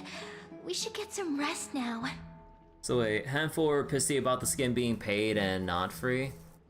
I mean, it is kind of weird that, like, you know, whenever Hoyo is a bit selective about what skins are, well, are quote-unquote free but temporarily, just because it's kind of like a you have to be there kind of thing, which is pretty shitty, honestly. Like, if they offer skins for free, like, obviously they should stay free and you shouldn't be punished for not being there at the time or during the month or two that it's out for. It's pretty shitty. Nicole's skin was nice. Yeah, I don't have it, sadly. Because I just wasn't playing Zenless during that time, and I'll probably never have it unless, like, I actually want to directly buy it, but I don't know. Like, it's more like it stings knowing I could have gotten it for free, which is why I'm feeling reluctant to buying it. Like, I wouldn't be adverse to buying it if it was like, if I knew, if it, what was it? If it was like a paid skin from the get-go, then I'd be, oh, okay, if I really wanted, I'd buy it because that's the only way. But then, that, like, bitter, empty feeling in my head is like, because I wasn't playing during those months, like, I got fucked for, like, coming back late into the game, so to say. So I'm just like, man. Yes, let's get ready for the banquet. Alright, let me go turn on my fan real quick. It's so heckin', like, on my room right now. Look, the venue's right ahead.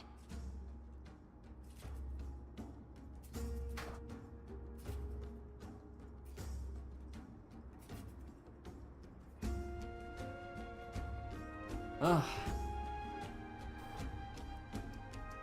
Yeah, Cyrene is super adorable. Like Elysia and Ye. Or is it Ye or Yai? I don't know.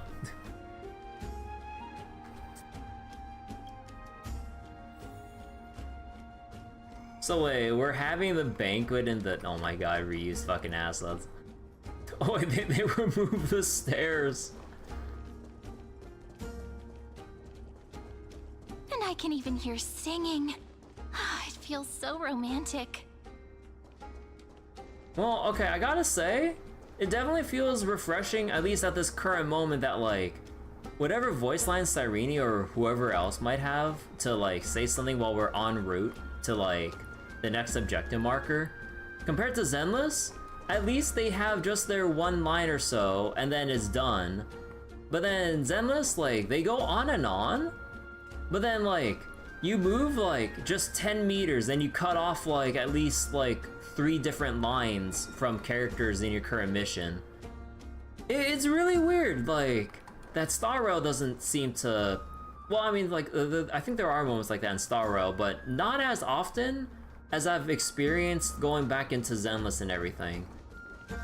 Like, with Zenless, like, the voice lines will go, and then after a voice line finishes, in English at least, then you have to wait like some random variable time, like, from anywhere between, like, 5 to 15 seconds it feels like, and then the next line goes, and then you have to wait again, and you're just standing there in the middle of a combat mission, and then it's like, okay, can I move like 60 meters to my next destination now?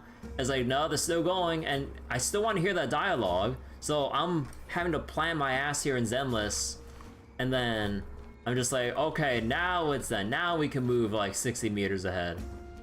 But at least so far here with this like current patch in Star Rail, it's like, yeah, like if characters have something to say, make it quick, one line, and then we can just move on at a reasonable jogging pace. I'm at least happy about that. Honored guests, wait here for a moment. You must surrender any personal belongings you have on you before entering the venue. Do I give them my hat?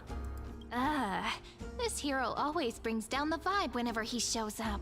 The Imperator's elevated position means she must always remain meticulous and careful. Please do as I say, guests. It would avoid any unnecessary misunderstandings.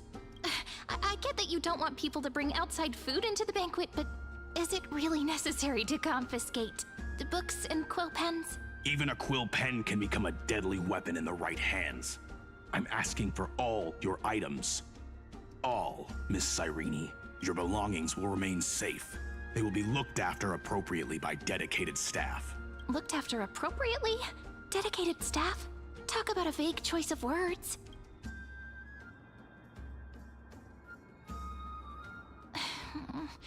It seems like he's aiming specifically for the chronocognitive anchor. What should we do? Go with their plan to hand it over. This is a trap. What does he got to tell you? It's a trap. True. I had a feeling it would come to this. It's a trap. I didn't expect such a direct demand. But listen, why don't we go with their plan and hand over the chronocognitive anchor to be looked after? After all, if the little Imperator is paying this much attention to you, she probably already knows all about our whispered conversation with the geniuses. I can pretty much guess what'll happen next. But think about it. That's actually gonna be our shortcut. Ah, trusty good feeling. I knew it. You and I can practically read each other's minds. Guests. All right. We'll listen to you. Here you go. Also, please pass on a message to the Imperator from us. She can trust my friend. Anywhere, anytime. Thank you for your cooperation. The Imperator has some urgent business she needs to attend to and will arrive shortly. Conferring with Lygus, probably. Or Hysilens. Why don't you head in with the other guests first and enjoy the feast? Isn't Saridra supposed to be the focus of the banquet? But she's not even here. Why is it so difficult to talk to her? So Hysilens, and then you see Aggie and Treeby, and who's over there? Oh, that's the other ducks, whatever the heck their titles are. Can JV call her Kaiser? Wait, what? Is there anything else we can help you with, dear guests? Or do you want me to recount the great Imperator's heroic deeds? Hey, Labinas. I managed to get some honey brew that the scholars hid in the cellar. Wanna try it? No. Wouldn't this be considered getting drunk on the job? No drinking on the job. I want some too. Ah, fuck it. Let's just try to like go along with the festivities. I want some too. This banquet has a never-ending flow of honey brew.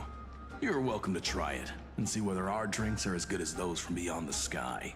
Thank you for the offer, but we're more interested in knowing when the Imperator will be back. The Imperator? Who knows? Maybe she's hiding somewhere, thinking up weird ideas again. If you ask me, she's never treated us soldiers properly, even though we put our necks on the line for her. Hey, I can't pretend I didn't hear that, Seneca. Either retract your statement or duel me. Fine by me.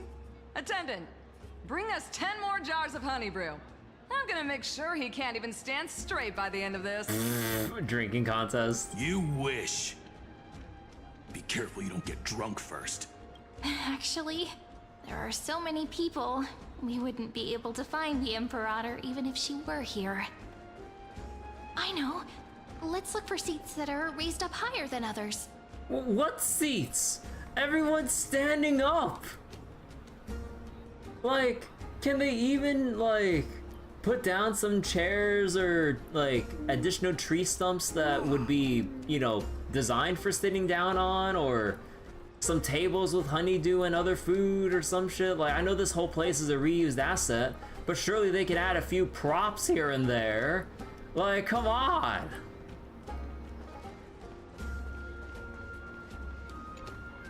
Aggie, if you can't get used to the honey brew, we will go ask for a pot and cook some oatmeal for you. No need for that. This banquet is just too loud. And nothing and no one here is interesting. I just don't really want to be here. Aglia's not really a party person. Lies! You were pretty energized when you came back from the bath chamber. Let me guess. Are you worrying about someone? About Hysilens? Or Little Cypher? You take everything too seriously. At this rate, life's gonna be real tough for you later on. You're the least qualified to lecture me about that, teacher.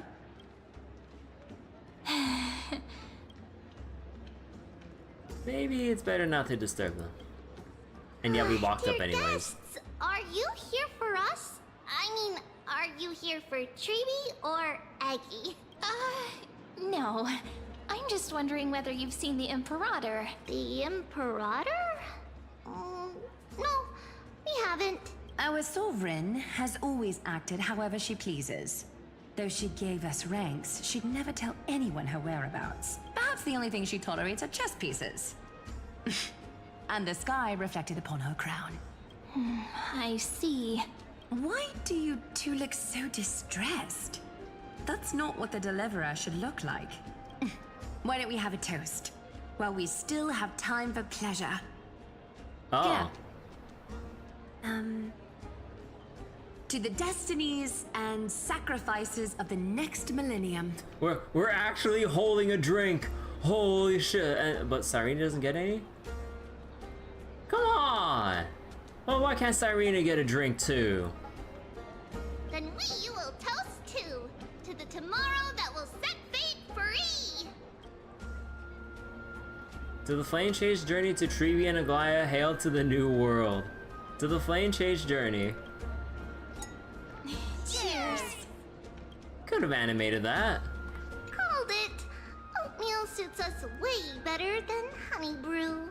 Oh, please give me a bowl as well, teacher.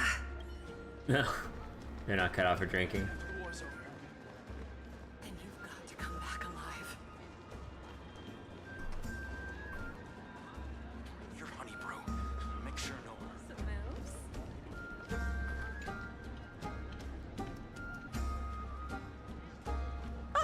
Hello. Welcome to the banquet. Hello to you too. Ah, so the deliverer is attending this event, as expected. Little Virginia here was just wondering whether she should go find you. As the great Imperator's historian, I'm responsible for composing poems and songs for everyone in the Flame Chase army. But I have no idea how I should record myself in the annals. Little Virginia is wondering whether you can let slip a hint or two about her future, so she can find some inspiration to write about herself. That doesn't sound like a good idea. Besides, we don't even know her in the future. But she'll probably get really disappointed if we tell her that. What should we do? Tell her bluntly, roundabout refusal, make up a white lie.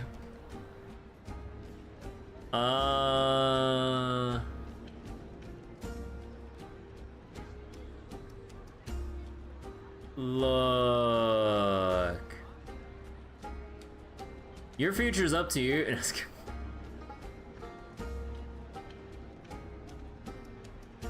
Tell her bluntly. All right, I got it. We can't reveal too much, but I think it wouldn't hurt to start your poem with the future. Maybe use something like, with hope, I write down the tale of tomorrow for myself. Silently waiting, day after day, till the moment it fulfills its promise. How's that? Oh, that's exactly what I'm after. I'm so inspired. Aw.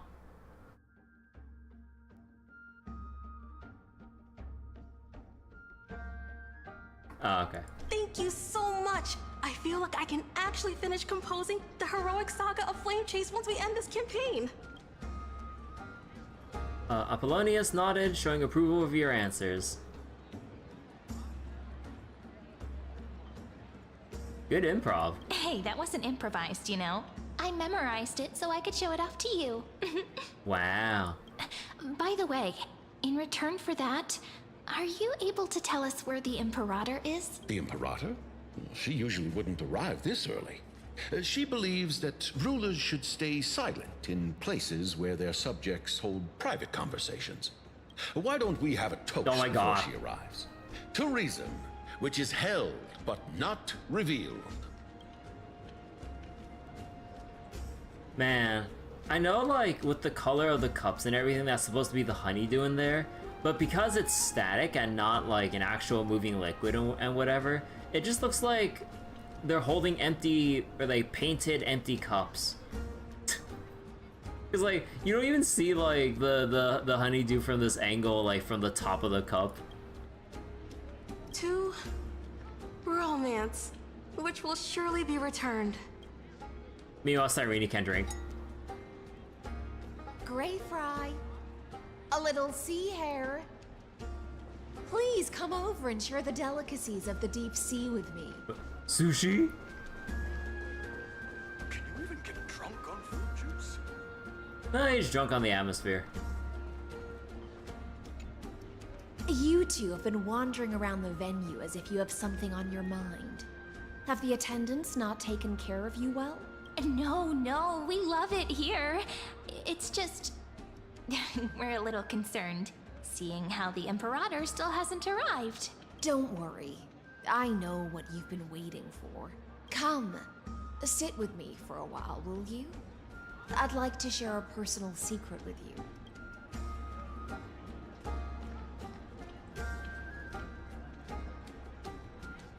See here? This is Fagusa's dew of divine blood, the sweetest of all the 12 bottles. Oh.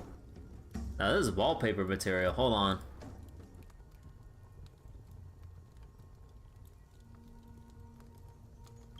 On the night before such a historical event, I'd like to share this marvelous drink with the deliverer. Doesn't this count as bringing in outside food? I knew that security check was targeted at us. What's the matter, guests? Oh, we're simply overwhelmed by such an honor. Are you worried that I might have poisoned the dew? Well then, let me prove my innocence. Hysilens raises the goblet of honeydew to her lips, deliberately, arching her neck so you can watch the liquid's descent down her throat as she swallows. See? It's completely safe. I feel like Miss Hysilens wants to talk to us about something. Why don't we go along with her for now? She's drunk? No, she's not drunk. Then I'll gladly accept it. I want a new cup for myself. Minors shouldn't drink! then I'll gladly accept it. Worry not. Honeydew's not alcohol.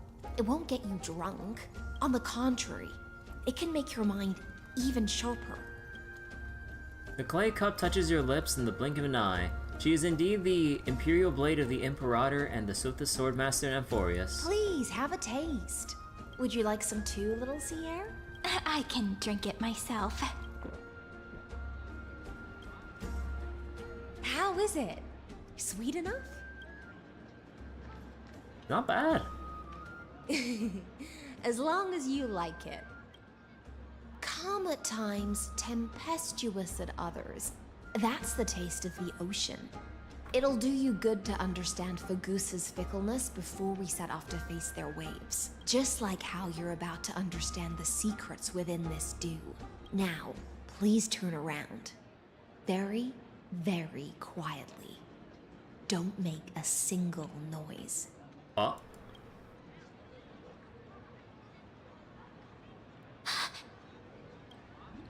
Hit him.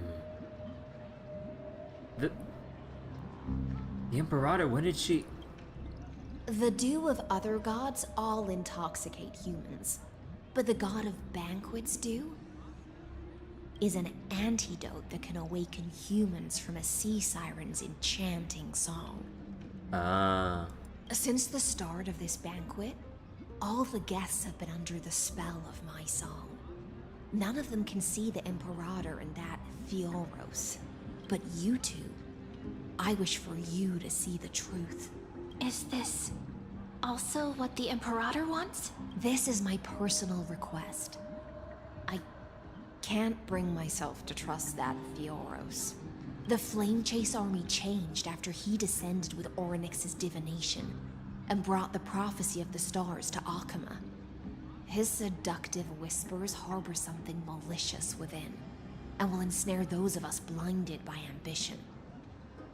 You are the deliverers of the prophecy, and know about him far more than I do. Perhaps only you can find traces of the truth from his actions and words. Then we can show the Imperator the right path forward. Oh, but isn't this acting behind her back? Amphorius has become far too weak. Even heroic actions protecting her from harm must be conducted under the water's surface. I am the Imperator's blade, and I must clear the way for her while remaining concealed in the torrents.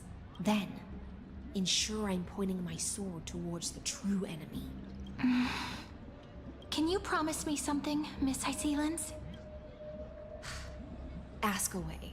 My friend has in fact come here to stop that villain's evil scheme. Our goals are aligned. But as to the decision the Imperator must make, she has no wish to transgress her authority. We just want to tell her everything we know. I believe the Imperator will be able to tell right from wrong. I never doubted your loyalty. I'll pass your words faithfully on to her, provided we can gain the advantage in this tug of war, that is. Now, return to the feast. Bring this cup with you and keep your distance.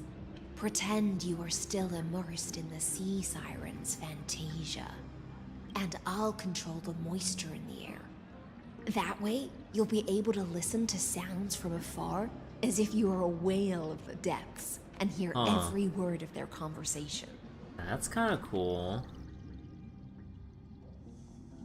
So we're pretending we're still unaware of them while she also provides the ability to eavesdrop at a long distance. That's kind of cool. I wish you a victory in this first skirmish.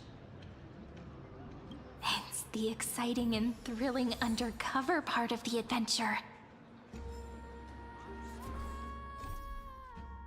What a spectacle this banquet of power is, where the ruler's ambitious toast leaves everyone intoxicated with possibility.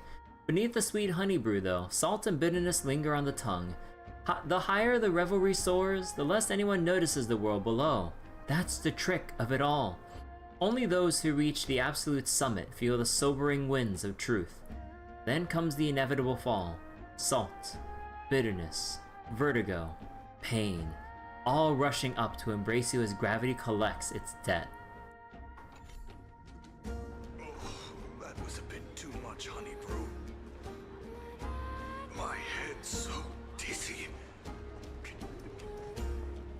Let's mingle in the crowds here. Relax. Relax. Try to act natural. Where's the Imperator? Still not here? That little imp is always acting so high and mighty towards everyone. Today, I will... Whatever. Pour me another cup. Though she has succumbed to drunkenness, she still does not dare challenge your authority. A criticism of my height is a grave enough insult already. She should be dismembered. Okay, so she's sensitive about her height. Do you often test the loyalty of your subjects like this? You jest. The Imperator does not need blind loyalty. As long as one can prove they have value, I am willing to be lenient towards them. Let's cut to the chase, Theoros. If I pass the trial and grasp this world's law in my hands, what will you do then? The answer is simple. I will connect Amphorius with the stars. Don't waste my time. Be precise. Be specific. I won't ask a second time. Allow me to adjust my statement. I will correct the regulations within the old law that sealed off Amphorius and merge the black tide with the torrents of Era Nova. Correct the regulations within the old law that sealed off Amphorius. Basically, he wants to take the law core flame for himself, or basically make sure that it proceeds as originally intended. Merge the black tide with the torrents of Era Nova. Basically, like Iron Tomb and just unleashing hell on the universe, essentially. I mean, that's overgeneralizing and missing the point there, but then we will be able to decimate the forces beyond the sky that are trying to annihilate Iron Tomb and sound the trumpet for the endless campaign you will then embark on.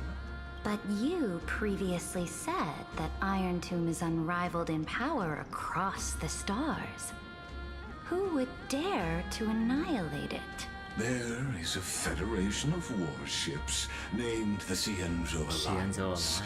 Warlike and old-fashioned. A cult named the Genius Society. Loosely organized, but steeped in abject insanity. Oh, there's also the Astral Express. A group of lawless vagrants. God, trying to paint all the factions as fucking savages to be conquered. That so-called Deliverer is part of that last group. Those vagabonds mistakenly believe they can connect the stars through alliances instead of conquest. But history has already given them a tough lesson. There are countless other organizations besides, but when the Lord Ravager sweeps across the cosmos, they will certainly all bow before your empire of destruction. The Achaemen Alliance is invincible! If those civilizations are not as feeble as you describe, then they may still have some value in testing the quality of my blade. That being said, even the smallest and weakest city-states should build an obelisk to the Imperator, so that their people can constantly recall the glory of her conquests. Walk a little longer with me, Theoros. I don't like how this is going. Our little Imperator seems fascinated by the destruction. Grapevine, a little sea hare? It seems like they're still talking. Get closer. I'll keep carrying their voices to you.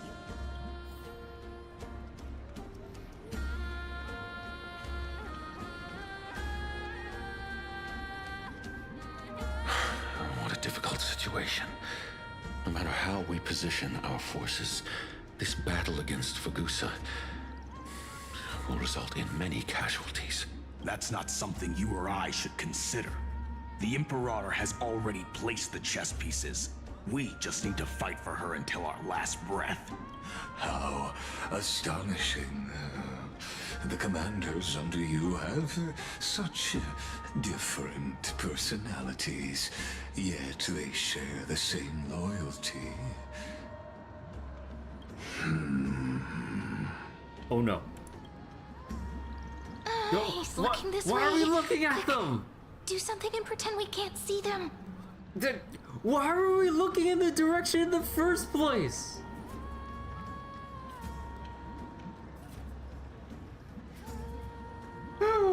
We're so stupid. Oh my god.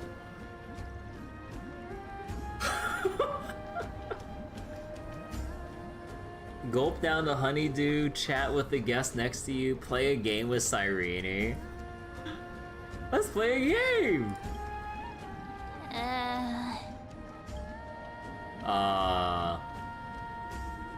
Shit. What are you doing? Staring contest. Staring at me like that so intently, it's making me feel shy. I try not to laugh, challenge. Oh my god, she's trying to sound drunk too. Oh my god, it sounds so dumb. What's the matter? My apologies. I was just checking whether everything was fine with those two distinguished guests of yours. And it seems like all is well. Let us continue our previous conversation regarding the soldiers fighting for you. Are they aware of the price they must pay for the trial of law? If I recall correctly, you've already lost a bout against Talanton due to offering insufficient sacrifices. Insufficient? You dare mention my name alongside the word lost? Forgive my transgression, great Imperator. Watch your words and actions. All you need to know is that my victory in the trial is guaranteed. Even without the trial of law, they've already sworn to give their lives for my conquest. So tell me, if everything happens according to our agreement, how would you recommend I deal with that deliverer? Good question. Do not let her fool you. That woman from beyond the sky contains a seed of ruin within her body. She must not be allowed to tarnish your glory. Therefore, the wisest decision would be to hand her over to me. You plan to torture her? Calling it experimentation would be more appropriate. The guest's patience is running thin. I plan to remove the Fantasia and head into the banquet. I will heed your advice. Leave for now, Theoros, and go back to Akama. You don't want to confront those two directly either, do you? Indeed, it's a pity that Antikytherans are lightweights when it comes to drinking. Before I leave, I would like to make a toast to your boundless ambition, using my spirit instead of a goblet. As I expected, that Theoros' schemes have been revealed. Thank you for your bravery, guests. It's time for me to dispel the Fantasia. This will be the Imperator's last public address before we head off, and therefore, likely, the final chance to change her mind. I will try to get you a chance to speak, and I'll also prepare for any contingencies. The rest is up to you. You should head back to your seats for now. Yeah, we're fucked. Do we still talk with them? Called it. Ugh. Yeah, no, nothing new.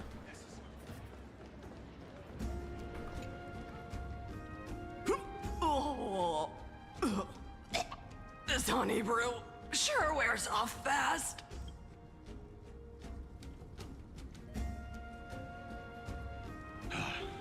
The Imperator! The Imperator has arrived! No need for formalities. I should be apologizing for my tardiness instead. The hour draws late, and I trust you have all had your fill of brews. Therefore, I will not observe the usual ceremonies. Any warrior who has fought by my side should have those speeches memorized by now. The Imperator's word is law. Are you out of your mind, Dux Frigoris? The Imperator hates flattery most of all.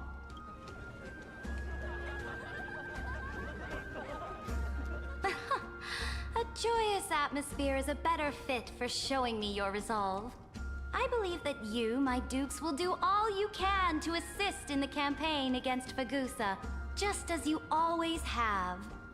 However, it's a pity that I have never tested your loyalty. Oh. What does she mean? The purpose of tonight's banquet is not to raise our morale, but to establish which allies our alliance can actually trust, and sever the heads of the traitors as a toast to all before we march. Aww. Yes, some among us have discarded their vows in order to foment vile conspiracies. Now listen! These traitors are standing right here in broad daylight. Yeah. Time to run. Dux Gladiorum Hysilens. She used the Sea Siren song to immerse the crowds in an illusion and conceal her whereabouts. She then worked with those from beyond the sky to spy on confidential matters, hoping to rob the core flame by force and harm me, the Imperator.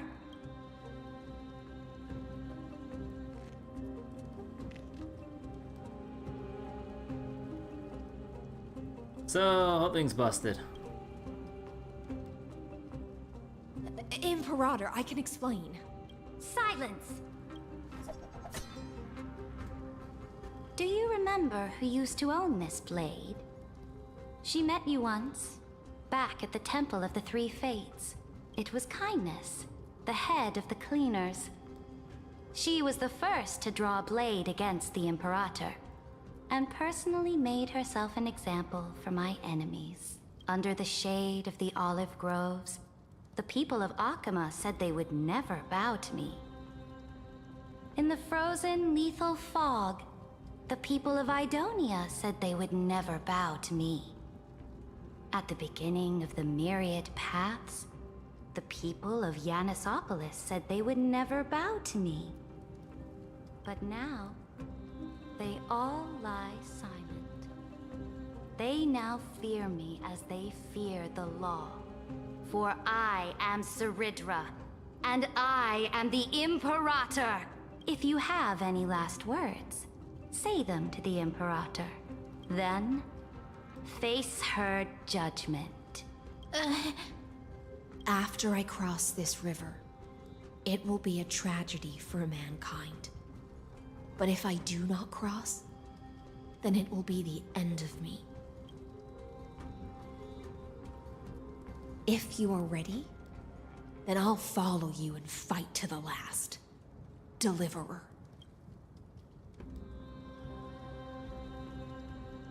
We must kill the Imperator, there's no other way. We must convince Seridra. That's right, friend. Now, use your identity and add in a bit of experience and charm and testify to the Imperator as we promised. Are you gonna do the debate thing? You think you can slay a king using your words instead of a sword? I'll have it. Show me the weight of rhetoric from beyond the sky. Will it weigh heavier than 3 human lives? Let's try to watch our words carefully. Wait, what's with our tone right now?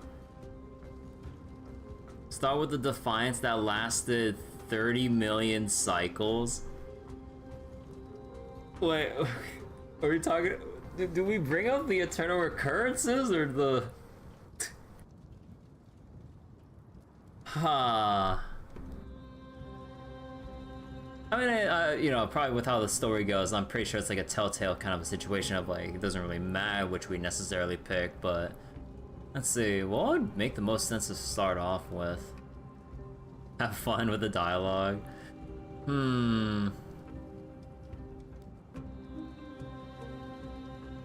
Let's see, Aranova.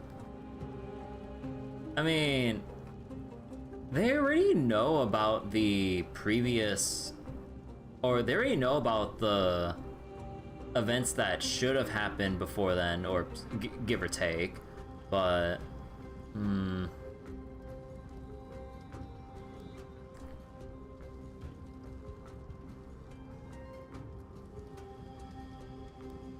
Defiant. Oh, fine. I'm gonna go with my gut, but I'm still gonna regret this. Before I arrived in this world, the Chrysos heir of world-bearing was a young man with the pseudonym of Finan.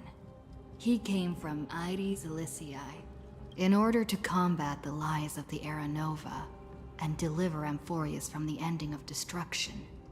He lived through history 30 million times, hoping futilely to find a breakthrough. And Cyrene, the young woman standing beside me, also carries an equally heavy destiny. So Richard listens to your words silently. Talk about Lygus' sins.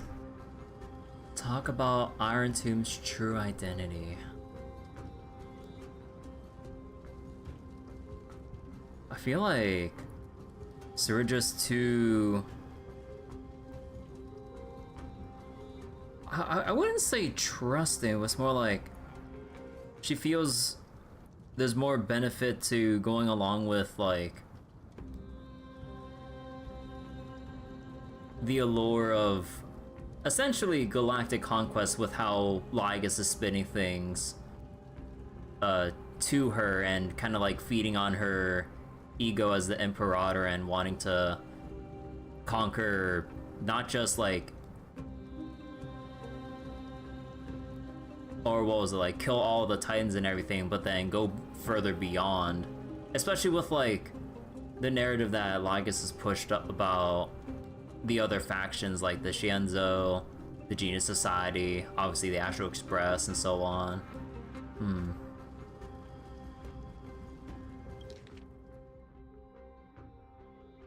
An equally heavy destiny. So we're trying to present our case with like the weight of Finan's, albeit futile, journey trying to prevent the destruction from happening. So then we should probably segue into Iron Tomb's true identity then, to basically lay what would happen if Ceridra would listen to Lygus instead of like aligning herself toward us. Iron Tomb is the ultimate end of Amphorius' destiny. Why is this so It quiet? is an embodiment of pure horror that walks the path of destruction and can never be tamed. That is the only thing Lygus cares about. As for Amphorius, pure glory and campaigns, he doesn't care about any of those.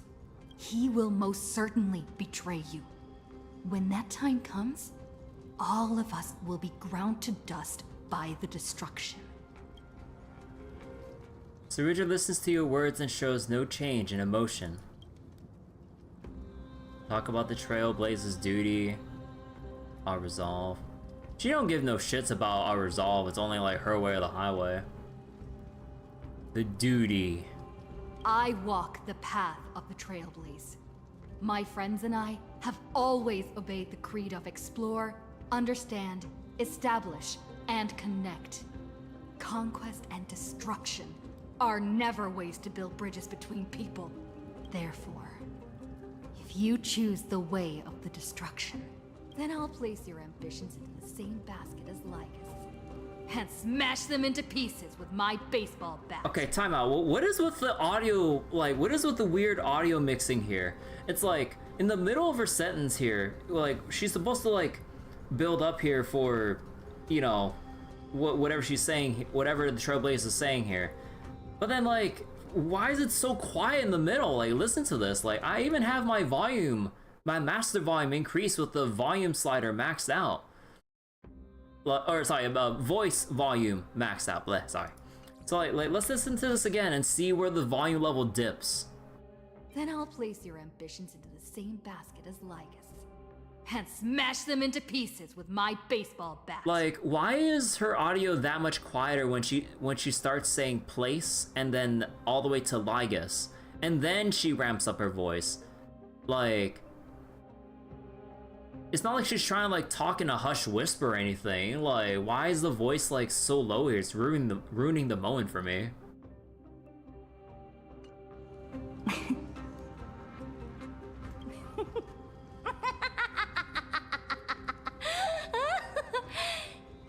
That was truly a chaotic speech. Cinematic time? All that Never mind. needs to be said has been said. Dux Frigoris, Dux Bromalis, escort the traitors to the prison.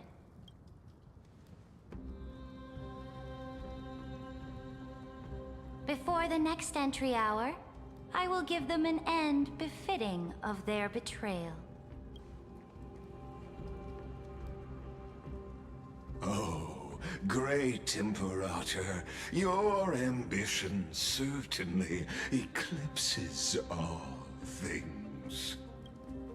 You're still here, Theoros. Of course. Okay, As aura the farming. Theoros, I simply cannot miss this moment, miss witnessing the fall of a nameless one.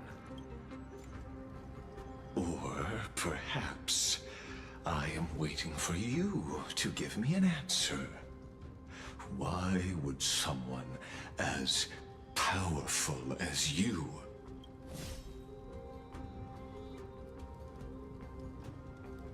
use such a clumsy excuse as imprisonment to ensure the Deliverer's safety? Ah, it's like that. So you finally tossed aside your act. I must point out that you are just as impressive an actor. This banquet was always going to be a game of chess, where you would try to control both sides and turn both them and me into your pawns. That's right. That little Imperator never trusted anyone. She was always trying to see which side had more sincerity. All right, we'll listen to you. Here you go. Also, please pass on a message to the Imperator from us. She can trust my friend, anywhere, anytime.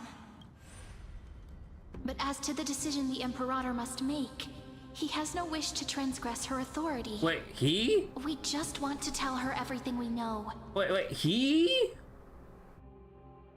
But as to the decision the Imperator must make, he has no wish to transgress her authority. We just want to tell her everything we know. Bro, they just pulled a Zenless where they mixed up the gender of the fucking MC. Oh my god, dude. Come on. Like, first it was like Jufufu accidentally addressing Belle as wise. Now we got Cyrene addressing Fimo Trailblazer as like he instead. I'm just like, god damn it. Bro. Now, use your identity and add in a bit of experience and charm and testify to the Imperator as we promised. And we won. Sincerity will always remain the greatest shortcut to people's hearts. I can toss your words right back at you like Kyrgyz. Why would someone as powerful as you pretend to be immortal and kneel before me? Unless you enjoy giving flattery and prostrating yourself. He's like a masochist. You are mistaken. I am only trying to ensure the experiment's autonomy, meticulousness, and perfection, thus avoiding any unexpected outcomes. A forceful intervention will only create larger errors, reduce efficiency, and introduce ugliness.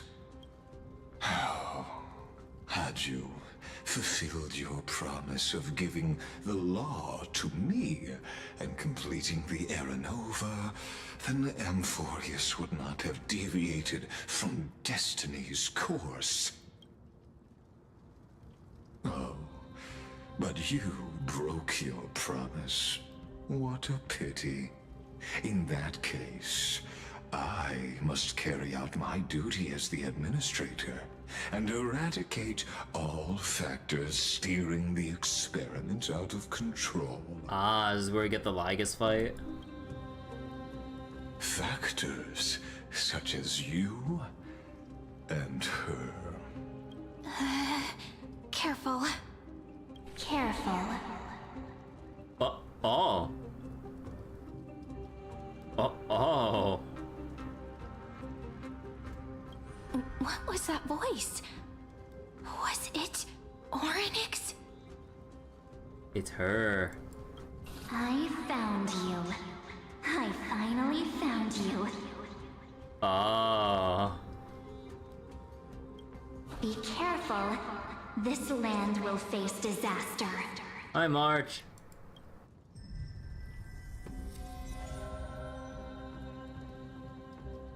What? The time of judgment is nigh, my lady. The prison I have built for you is now complete. In the name of the erudition, I invite you to step into the same cage as mine. Oh hell, are you trapping us in a reality marble? Or in the words of certain other anime fans, fucking domain expansion. Wait, oh shit.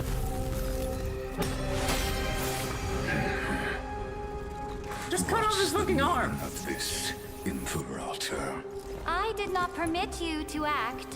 A ruler is the only one who can decide their subject's destiny. But with his two fingers? Imperator, what judges destiny is not the ruler, but gods. Oh, that's such a cool transition. Don't forget, my realm only allows for the existence of humanity. Moreover, dealing out extrajudicial punishment equates to defying the law, and the culprit is to be sentenced to death. Okay, so we got compressed into a fucking data cube instead. Okay, so it's not like a reality marble or anything like that. Okay. But you have seen how I can erase life from this world with just a clap of my hands. Okay, so we didn't get cubed, but then we just got... Okay. I fear you are still quite unaware of your current situation. Allow me to reiterate. I guess it's like an antivirus deleting a potentially malicious file just like that, and we just got yoinked out into the trash bin. We went there first time he got our source code. I am giving you a simple choice. To collaborate or to be destroyed. There is no other way. Shameless behavior. If that were true, you would have killed me long ago. You in fact cannot kill me. I guessed it the first time I beheaded you. Because of the law, you cannot be completely destroyed. And the same is true of the Chrysos heirs. The first time I beheaded you. Because of the ultimate protocol, Lygus can't die. Same is true of the Chrysos heirs. Because technically they'll always come back in the recurring cycles. Well, even though this is supposed to be the last one.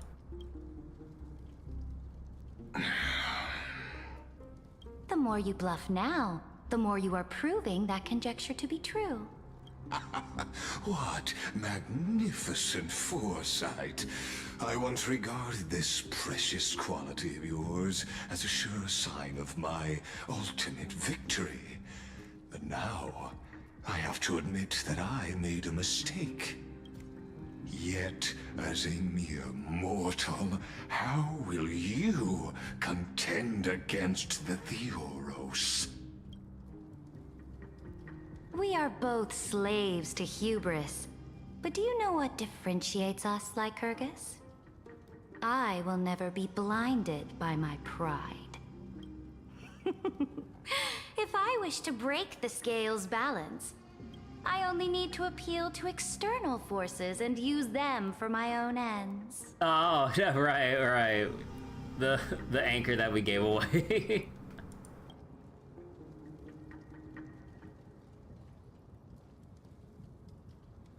Finally, we get to meet face to face, Senior Society member. Senior Society member. I offer sincere acknowledgments for your many past achievements, but I must deeply regret your current perspective. Trust me when I say that you aren't the only one feeling regret right now, Screwlum. So you two are the allies from beyond the sky the Deliverer spoke of, and why she demanded the divine authority of law. Come and prove your strength to me. Show me the power of these so-called paths. I have spent much time and effort to secure this treasure from beyond the sky just for this moment. In the name of the Sovereign of Planet Screwlum, your allies have responded to your call, esteemed Imperator. Please allow me to spell the situation out for you, Lord Lygus. Permission to read the ultimate protocol is already in my hands. It'll only be a matter of time before we acquire the authority to write and execute commands as well. Okay, so they have the core flame of law and they can... Oh, okay. There's no way the flame chase journey will continue after you've burnt your bridges so thoroughly like this. Do you really think you can still win? Oh, seriously, don't embarrass the society.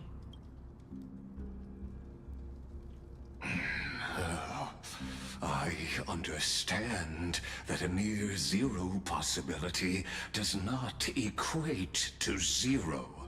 That argument is very persuasive to me. Which means the same principle also applies to you, my dear peers. You will never be a match for me in a world constructed through Catorzane algebraic expressions.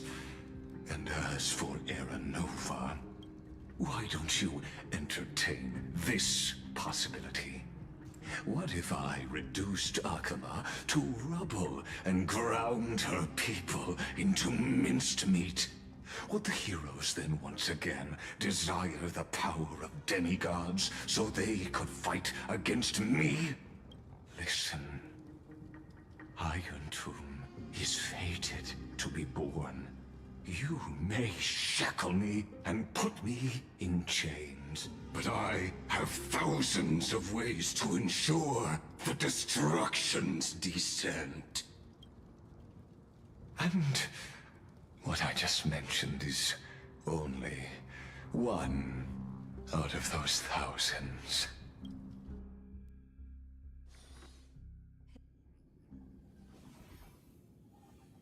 And we're back in the Examith. Or... This is the place outside the legends? This doesn't feel the same as before. How should I get back? God damn. Hey Greenblade, how you doing? Okay, hold on, another screenshot. Also, wait, I see a bot that I need to ban in mod view. Hold on. There you go.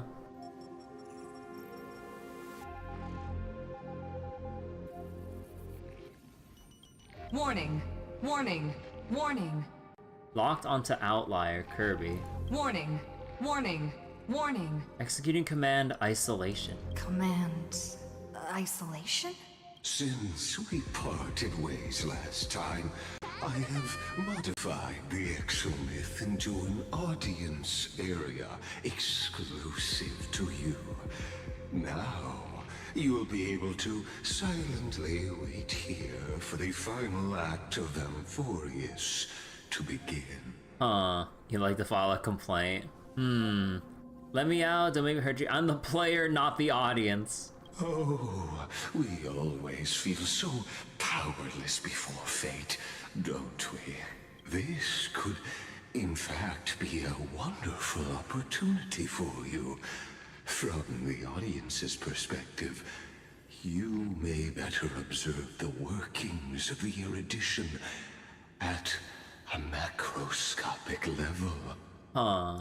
In this place where time flows far slower than within Amphorius, you will witness the end of that world's saga. So, time in Amphorius, like, or no, time outside Amphorius, like, flows slower than, like, what's going on out there. And then in here, it's even slower. Jesus Christ.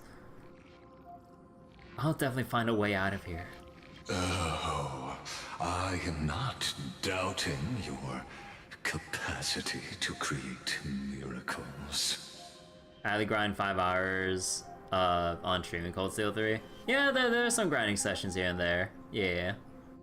What exactly are you after? The answer concerning the prime mover of life and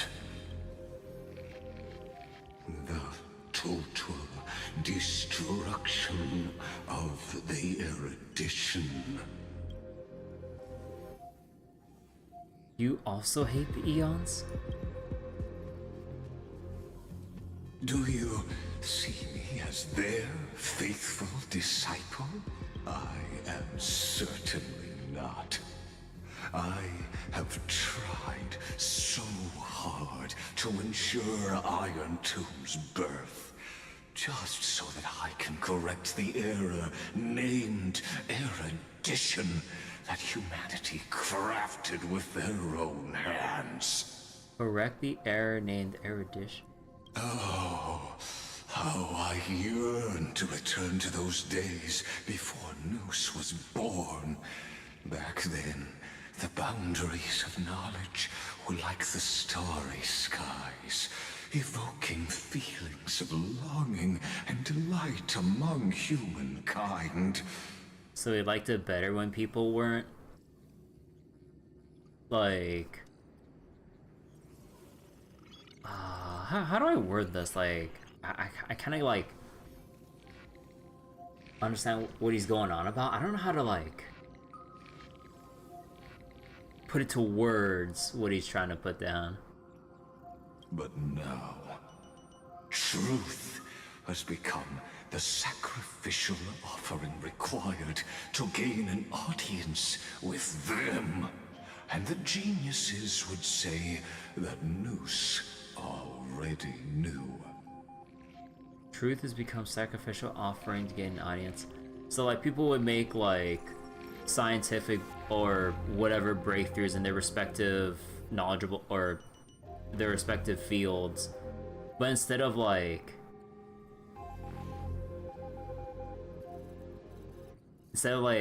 what was it? The challenges of critical thinking is limited when Noose was born and he doesn't like it. Yeah. Like, gosh, I'm having so much trouble trying to, like, find the phrase here. But yeah, instead of people thinking for themselves, all they're doing is, like, trying to, like, figure out all these solutions and achievements and then dedicate it to Noose instead of, like, trying to, like, praise each other on their own merits for all these like breakthroughs and innovations, and saying that attributing everything to Noose instead and all that. That arrogant Eon was born from the primal mobile of humans' desire for knowledge. Yet, they themselves sealed off humanity's capacity to seek enlightenment. I am simply cutting down a tree of doom that we planted ourselves. Prima mobile of human desire for knowledge, yet Noose himself seal off our capacity to reach enlightenment. I must admit that the process of answering your questions has reminded me of the happy days of learning in my youth. However, it is a pity that my true form must now descend into Amphorius to deal with the accident that arose because of you. His true form. But you won't have to wait long. When the curtain falls, you'll surely understand mine and Amphorius's ardent wish. Amphorius's ardent wish? Where time flows slower than within Amphorius? If Lygus spoke the truth, then I don't have much time left.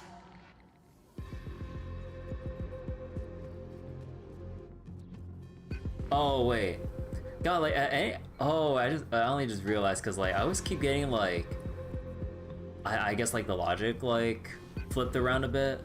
But yeah, wait, so for every second that passes here, essentially even more pass within M4. For some reason I thought it was like the other way around. I don't know why I keep like confusing myself with this shit, but okay.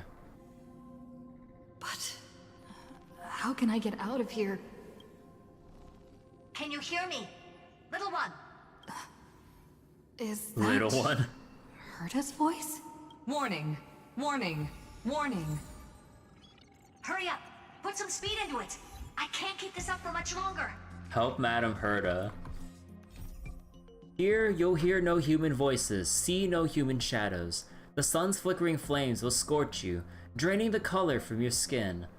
Only when the starlit night shields you from sunlight, or when the sun rises to melt away the morning frost, will you find relief. These present hardships will torture you forever, and no one can save you. But you have left behind the fire, and the fire that will liberate them, and the fire meant to free you was illuminated long ago. Oh, I can't even sprint. That old Intellitron overlooked one little detail, and Screwy and I finally found an opportunity. Save me, Madam Herta. What's happening outside? Let's keep it short. While you were gone, well, in those few years, Amphorius... Wait, a few years? Yes, time dilation, resulting in an uneven flow. Don't you know this already? Let's stick to the main points. The Chrysos heirs activated the chronocognitive anchor and helped Skrullum and me open a hole in the firewall. We made some adjustments, so he can't attack us immediately, but it won't hold for long. Critical warning. Critical warning. Abnormal data locked on, unauthorized communication confirmed. Initiating response. Time is running out. Here's the conclusion. It'll probably take a long time for Screwy and me to completely break this cage before Chrysos heirs have a full grasp of the law. To be safe, we'll continue to launch side-channel attacks on the system to give you opportunities to escape. You need to seize these opportunities. So start moving, and find a way to pull off a magnificent jailbreak. So damn, even in like the few moments we were here, a few years have passed already, like jeez. We detected another path's influence. Critical warning. Critical warning. Communication channel analysis completed, terminating unauthorized communication. Its power is strong. May be able to help use the path's power. Make it detect you! Unauthorized communication terminated. Is Herta saying a certain past faction has arrived in Emphorius? And I can ask them for help? I mastered the powers of different paths in my previous journeys. Think hard and figure out exactly which faction has arrived at Emphorius, and which path's power I should use to call for reinforcements. Are these showing my memories? Try to seek help through the power of paths.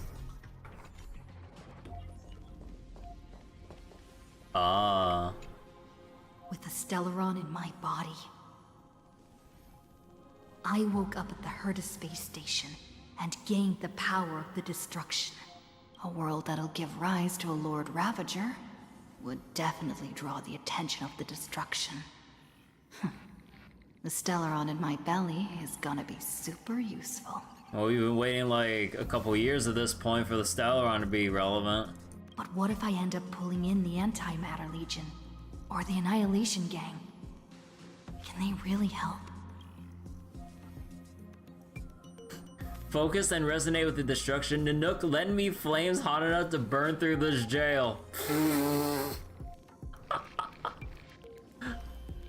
Nanook, lend me flames hot enough to burn through this jail. You focus your mind trying to sync your heartbeat's rhythm with the frequency of that dancing golden flame. You're walking the line between sanity and madness, carefully steering the course of your consciousness, gently knocking on the door of destruction. You gave up. The beckoning of the chaos was too tempting, and your current power level wasn't enough to fully resist it. If you were to fall into the black abyss of destruction at this moment, perhaps everything would be lost to the void. Darn. Failure is not necessarily a bad thing. This power wasn't gonna call up anyone nice after all. Yeah, it was a bit of a stretch to rely on the destruction of all things when, like, Lygus wants to lead erudition to destruction, and essentially, in a domino effect, the universe to destruction with the fall of erudition. I obtained the flaming lance left by the architects, and gained the power of the preservation in Belobog. That's right! No matter how far away a planet is, the IPC is guaranteed to pay attention, as long as there's a business opportunity. Isn't Emphorius a pristine and untapped market? Ah yes, we're gonna introduce capitalism to Emphorius. Our only one true ally in the cosmos. Besides, even if I can't call up my friends from the IPC, the architects and the nomadic miners should be able to help too. There are definitely cities and ores in this world. Glapoth, lend me hammers hard enough to smash through this jail. Our tax lady Topaz to rescue us. Yeah, we just see Numby just like teleport in and lead us out. You focus intently trying to mimic Glapoth's world-building hammer strikes with your heartbeat. You know, it's really interesting that we're actually like trying to call, like, directly call upon the powers of the paths that, like, we have gained, like, through this journey so far. Because, like, usually we'd only see it through, like, gags with, like, or, well, not really gags, but, like, we'd see, like, only in very rare occasions that we pull out the bat, the lance, or maybe the hat because of, like, you know, Penacony and all. But now we're actually, like, trying to directly channel, like, or make these connections to the respective paths that we've connected with so far. Once again, you just need to recapture that feeling from your battle with the Supreme Guardian and catch the sparks from that hammer strike with your own hands. But nothing happened. Glapoth ignored you, just as they had ignored countless devotees who looked up to them throughout the ages. Seems like since Emphorius has no overseas market, the IPC's hand can't reach it. No overseas market!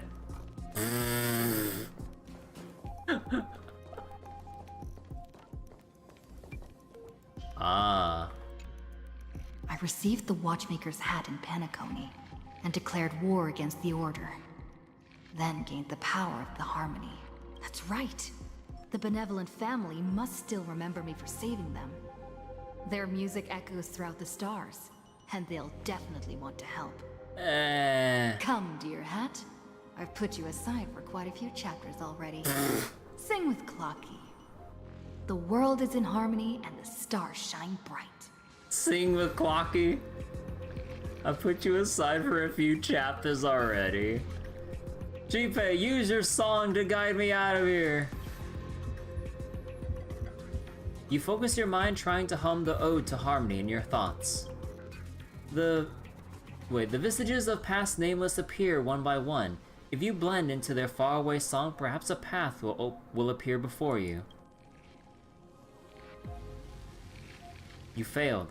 The barrier of the exomist strangled those distant melodies, filtering them out completely like useless noise, leaving only cold silence. Doesn't Lygus want this story to have background music? He has such terrible taste.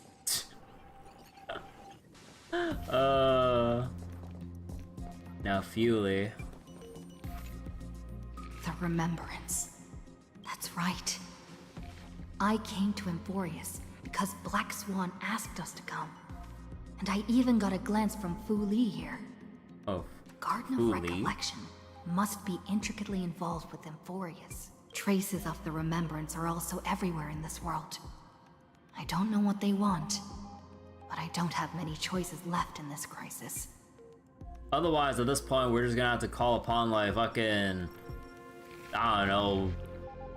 Aha and the Elation. Trust me. You invoke the power of remembrance, awaiting the resonance of reinforcements. Huh? After the power of remembrance flows through, something that should not exist here materializes before your eyes.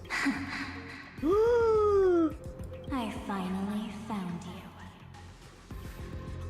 Following the sound of memories. A pathstrider walking both the remembrance and the trailblaze. Wait, this sounds like... Their soft whisper is like a warm hand that takes up your soul and slowly disperses it beyond this realm. Warning! Warning! Warning! Warning, unauthorized access detected. Cannot lock onto signal source. Erudition's prison cannot stop us. For we lie outside the logic of zeros and ones. Come. Leave the cage of Logos. The mythos of Amphorius waits for you to continue its story.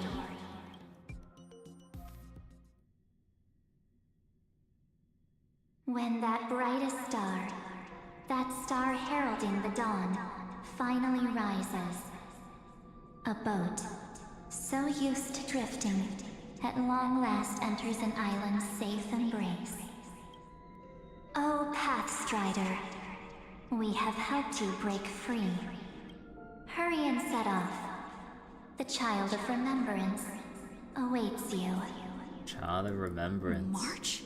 What's she doing here? Go meet March. Look, the Clock Keeper is here with your temporal pardon, but this bail comes with interest. The seconds, minutes, and years of your absence will be foreclosed upon forever beyond withdrawal. The only way out is forward, where each new moment you create becomes the currency to settle what you borrowed from time's unforgiving bank. Monitor. A strange being unlike anything you've ever seen before. Through its translucent body, you seem to catch many familiar fleeting shadows.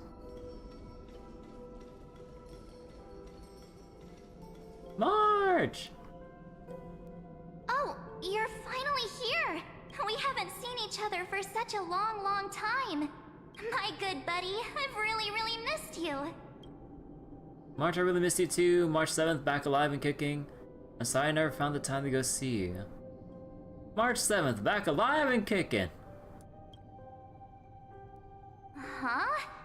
When was I dead? Don't worry about it. It's been so boring waiting for you in this place. There's no one to chat with, no internet, and not even anything to eat or drink.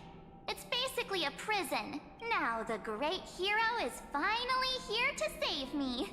Yippee! Wait, I thought you knew a way out of here. You must have seen a lot in Amphorius during this time, right? You gotta tell me all about it. Are you doing better now? I'm all good. Look at how fit and active I am. But let's get out of this spooky place first. This is not a good spot for a reunion chat. Why don't you take me back to reality? A strange voice told me that I can enter Amphorius if I keep following this road. So, let's head off. I still don't know what that world even looks like. Why does March feel so weird? Something's off. What are you standing around for? Do you actually like this place? Get moving. Hurry! This door should be the exit. Leave with March 7th? Maybe question my mark? instincts are wrong.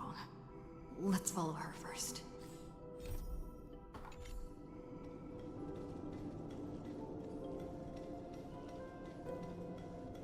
Are you okay? You haven't said anything for a while. Has it been so long that you're still missing me? There's no time to waste, though. The Chrysosayers and the Geniuses are all waiting for you. No. The discrepancy is getting worse. How do you know who's waiting for us? Huh? Isn't Amphorius the world of the Chrysosayers and their hero's journey? I could figure that out in an instant. It's like before where it's like... like, these illusions are basing themselves off of our current memories. So we know March 7th and we know about Amphorius and everything related to it, but March wouldn't know that. But Amphorius cannot be observed from the outside. She couldn't possibly know about these things unless... Don Hung told her. Where's Don Hung? He should be back on the Express by now. No, he's not. Maybe I just happened to miss him. Never mind. Don Hung's super reliable. We don't need to worry about him. He's probably waiting for us somewhere. All hail and hearty. No. The Geniuses would have made sure that Don Hung made it back on the Express. Besides, the March I know wouldn't be so dismissive about her companions. Something's not right. She's not March 7th. I guess you have something you want to say to me? Then there's no need to feel things out first.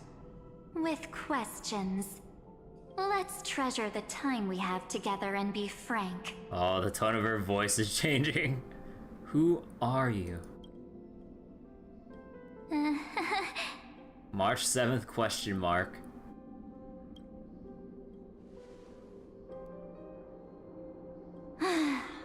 As expected. A glimpse of memory is not enough to deceive the bonds of friendship forged between the Nameless. In that case, there's no need for further deceit. You're right. We're not the March 7th you are acquainted with. I love how there's March 7th question mark, March 7th exclamation mark.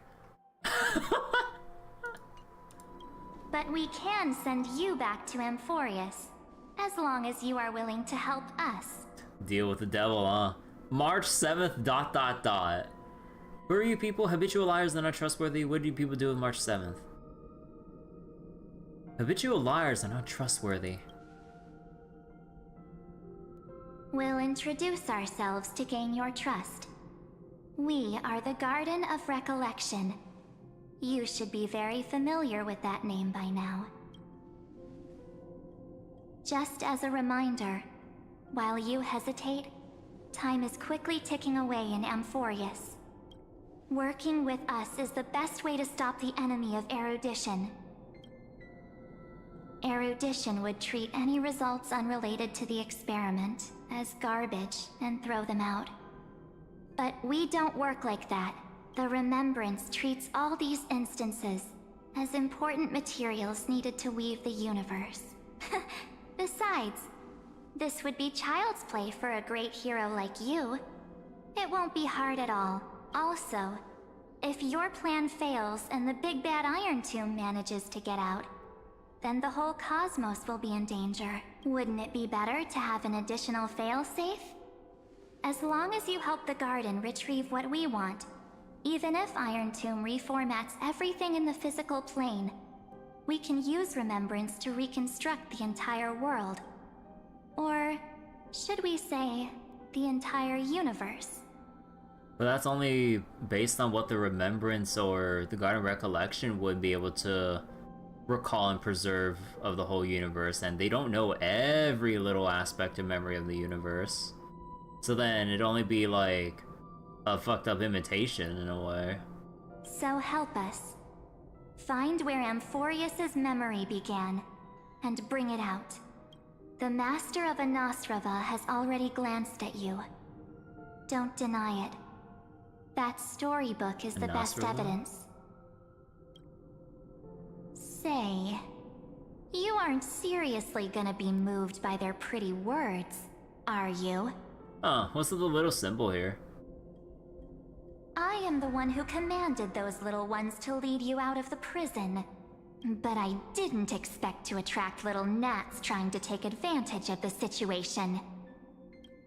While Remembrance can help you return to Amphorius, there's no need for you to do it the way they want you to.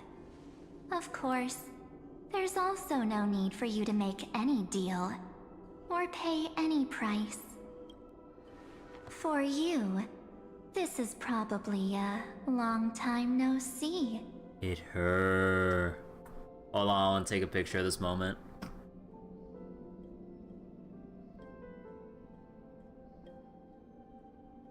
Hold on. There we go. My dear. Who are you? Shh. There's no need to say anything. I know. You have so many questions swirling around in your memories at this moment. And you feel so helpless. Put them aside. For now, all you need to do is trust me. Or do you need more proof? That won't be hard.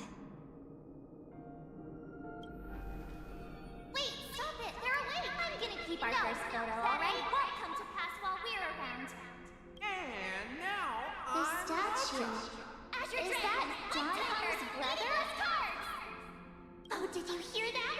She just called me, but I'm here in the universe full of pain. We won't escape from it. Mark Alter. Hey, Bryce. Hey, are you sure? Maybe a couple of punches will help to jog your memory. It's as if they all happened just yesterday, right? I don't want to lie to you, which is why I will not use her name. Ah. Also, another picture I must add to my collection. Although, nah, I don't think I'm gonna use this as a thumbnail because that's to be spoilers. At least for YouTube. The third month of Amphorius is the month reserved for the Veil of Evernight. So, place me into your memory using the name Evernight for now. Evernight? But who? I'm happy to explain more, just not now. We might have a lot of time to ourselves, but Amphorius does not have that luxury.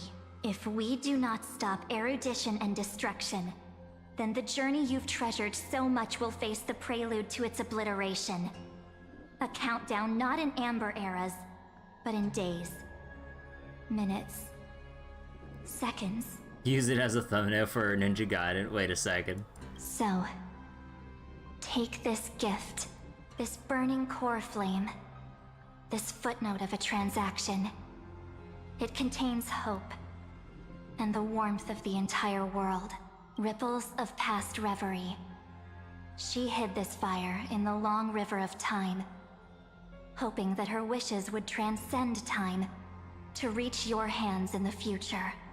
Now, take it and return with it, dear friend. Return to Amphorius and overturn the final Era Nova. Witness the time that stood still for the Deliverer, and the resistance that never bowed to the destiny of destruction over the long years that passed in a flash. Stood still for the Deliverer and the resistance that... Then, with this core flame blessed by the remembrance, respond to their hopes and blaze a trail to the future. And I will silently watch in a corner of time, waiting for our next encounter. I believe the wait won't be too long.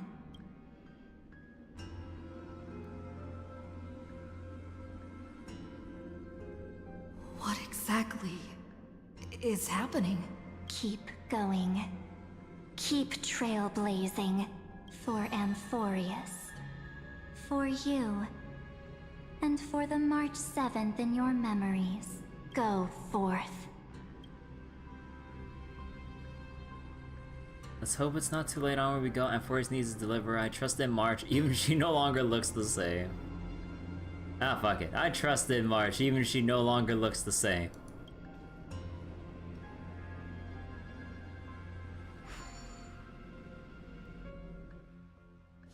Goth March 7th. Wait, how many years? Is this Akima? 1,000 years have passed!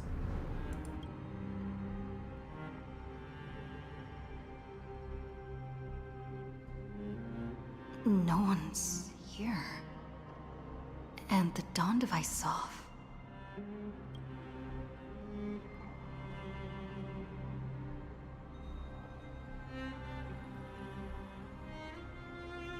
Am I too late?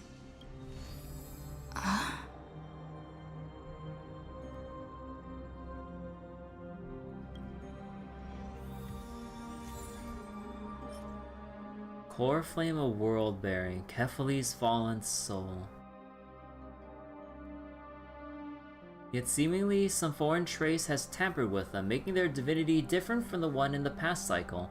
The core flame awaits its rightful return, through which the final deliverer shall forge a new Era Nova.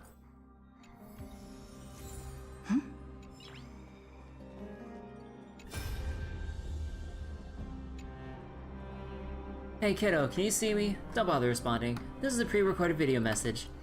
Thanks to that little Empress granting access to the Ultimate Protocol, Screwy and I rewrote the progress of Era Nova while you were away. My guess you don't have much time to listen to all those complicated principles right now, so let me break it down into simple terms that anyone can understand. Amphorius has been racing down the path of destruction for too long, and the underlying logic of Era Nova has been completely corrupted.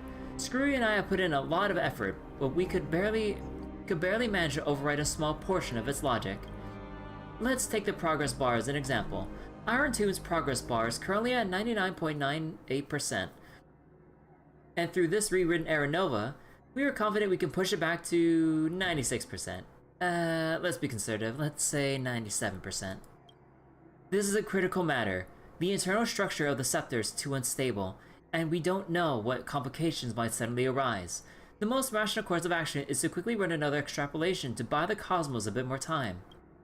Once you dealt with that troubling old Intellitron, don't hesitate and start the next cycle of extrapolation right away. Screwy said that Era Nova isn't a process that happens in an instant, and the protected nodes of the scepter are probably at their most vulnerable only during the reset. Only by initiating this progress first can we seize the opportunity to make our move. It's all up to you now, Deliverer.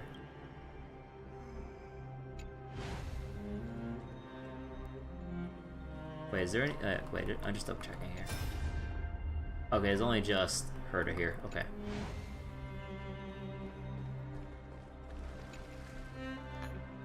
The chrono-cognitive anchor?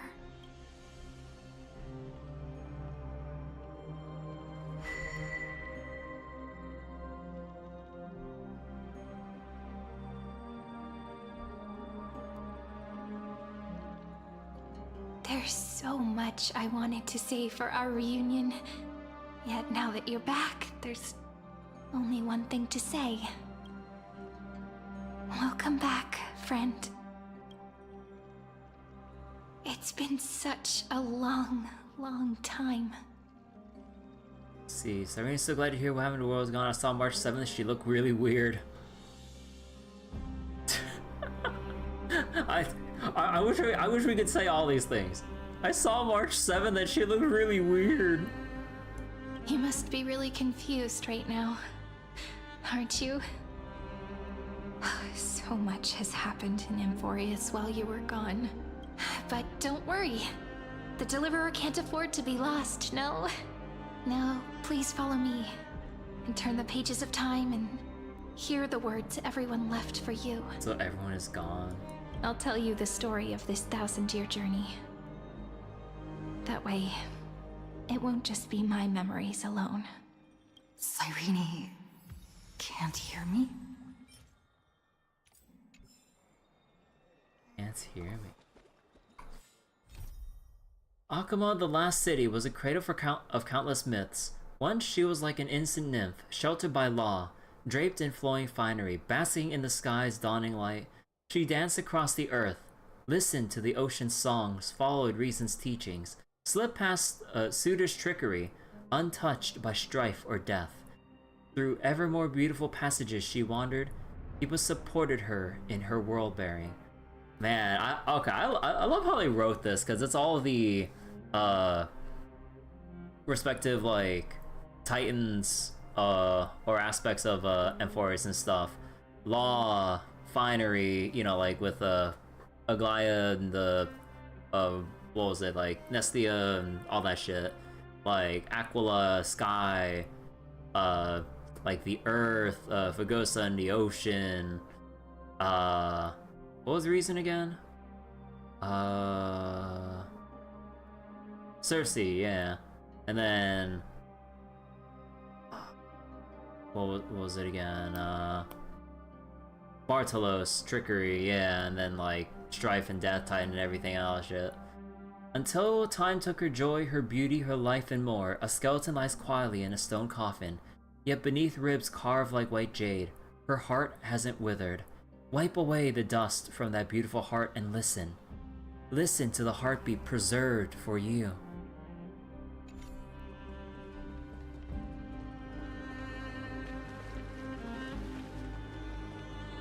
So wait, if we look...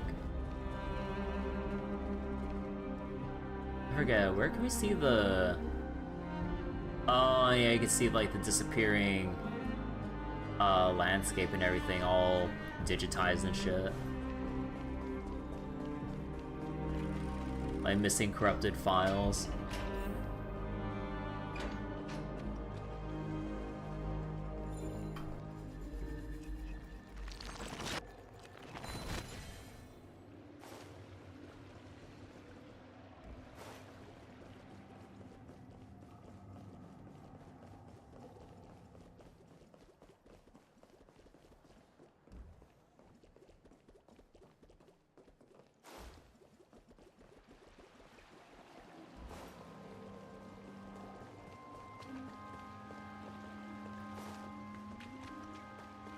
Anything else we can interact with?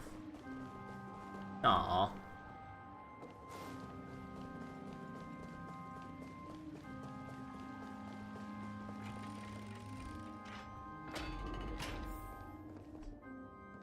Look, the scenery of the past has resurfaced.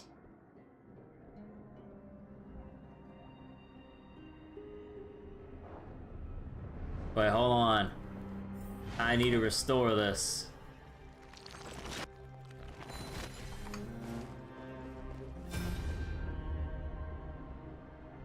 Time flies. 200 years have passed since the Deliverer's fall. We had to return 3 core flames of law, romance, and ocean to stop Lygus, but even so, Terravox has fallen. The 2 geniuses vanished without a trace, and Zeridra embraced her fate. At this rate, Aranova will come, and Amphorius will fall into the destruction. It seems the key to rewriting the end once again lies in the core flame of world-bearing. According to the instructions left behind by those two geniuses, we must get it into the Deliverer's hands, no matter the cost. But how? We need to find a way to hide the core flame. And we must buy enough time to keep Lygus at bay. About that, Rini might have some good news. She had that dream again last night, but the Titan's voice was clearer than ever this time. She said, "Pass the flame into the future." Is that a prophecy from Orynyx? She chose to side with humanity this time and hide one of her kin's core flame? It seems Amphorius' fate isn't sealed just yet. You're right. History has changed. Humans and Titans are both giving their all to keep this world going. Perhaps a relay across the ages is finally about to begin somewhere out there. Unfortunately, life will never go smoothly. Layden's army is already at our gates, and their commander, that Lycurgus, he's right outside Akama. Okay, so Lygus basically rallied the people of Landon to, like, wage war against Akama. Light calendar 3960. Saridra, under the pretense of a campaign against Fagusa, sacrificed 500 Chrysos heirs to complete the trial of law. Oh. This tragedy shook everyone in Amphorius.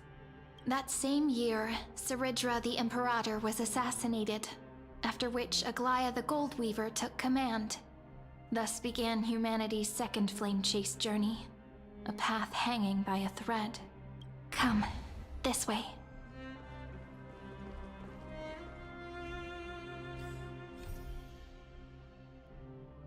Zephyr uplift bygone dust. Wait. Zephyr uplift bygone dust clouds were wait, what the hell is this like whole little title here?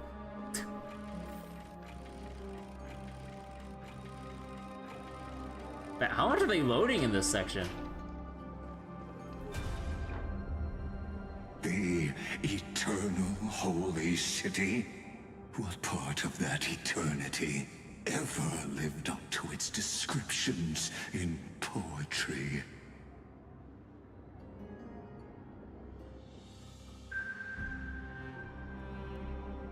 The Memorial Palace lies in ruins.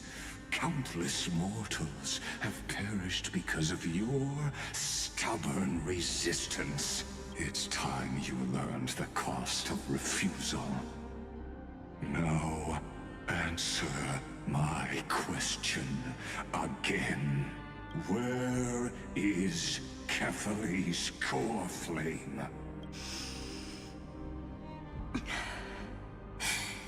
You really think you'll find it by razing the holy city to the ground? From what I see, all you'll get is dust and disappointment. Don't forget, you can't kill the Chrysos as mentioned in the prophecy because of law.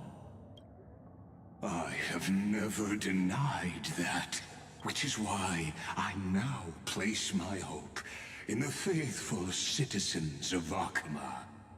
Perhaps they'll give me what I seek in the echo of your screams.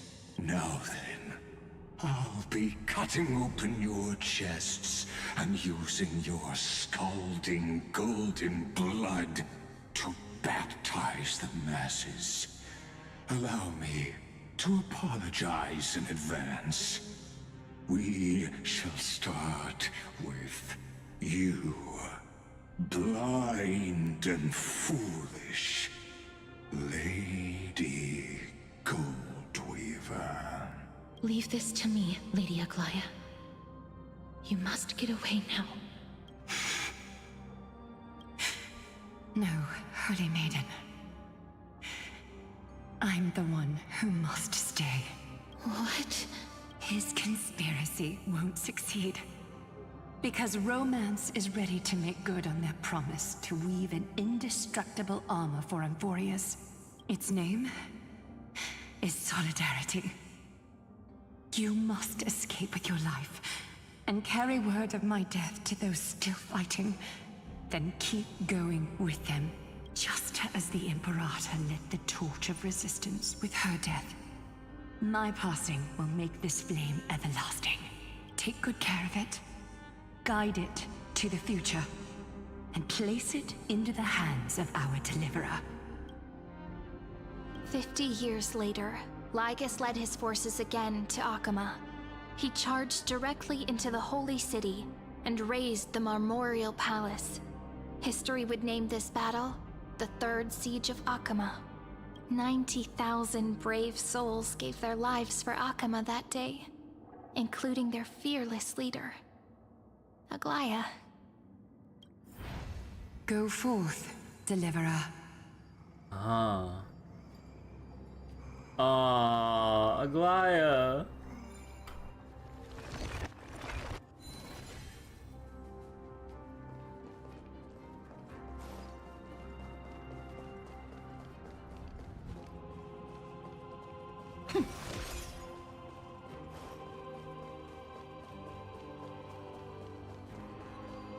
Go. When the frost melts and the snows give way, the flowers will bloom again. You'll find me there.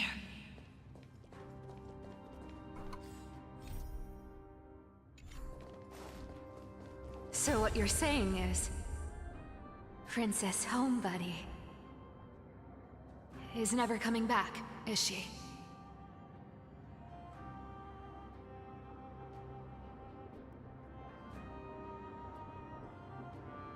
She just left, like that. Since Cass has made up her mind, we can't let her resolve be in vain.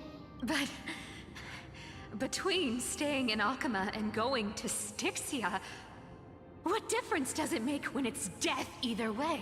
I'm against relocating. With Kefali's protection, isn't Akama far safer than that dead city? Cass's plan doesn't involve any relocation at all. Huh? Like you said, Akama is humanity's refuge. We never intended to get everyone moving to Styxia. It's just on Cass, Hysilens, and me to prepare the final trump card for the Deliverer. Wait, what kind of trump card needs all three of you demigods to throw yourselves away? We must lay down the path to the future so when the Deliverer returns, they'll have a clear road to reach the location of Aranova. Styxia sits where death meets the ocean.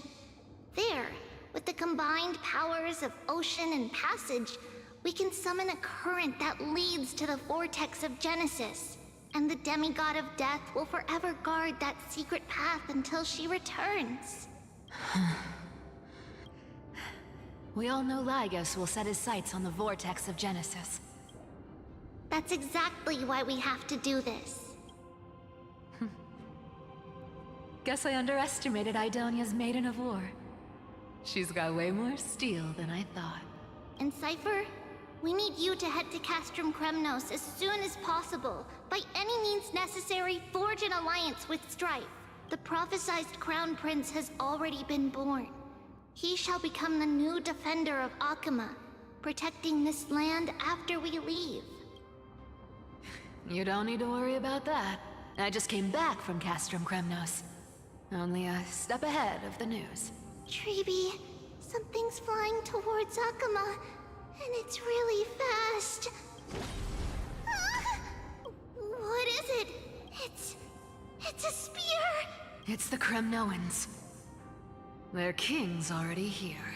That's how he's making his entrance? With the protection of the demigods Trebios and Cyphera, Akama endured wave after wave of warfare, though just barely. Castorus chose Styxia as the last resort, and completed the trial of death, causing the stagnant waters in the River of Souls to recede. Soon after, Trebios departed on a long journey. That same year, the Kremnoan king Euripon, along with his son, Prince Midamos, joined the Alliance to safeguard the Holy City in the Battle of Deliverance.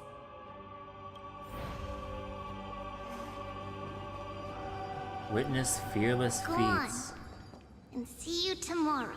Aww. See you tomorrow.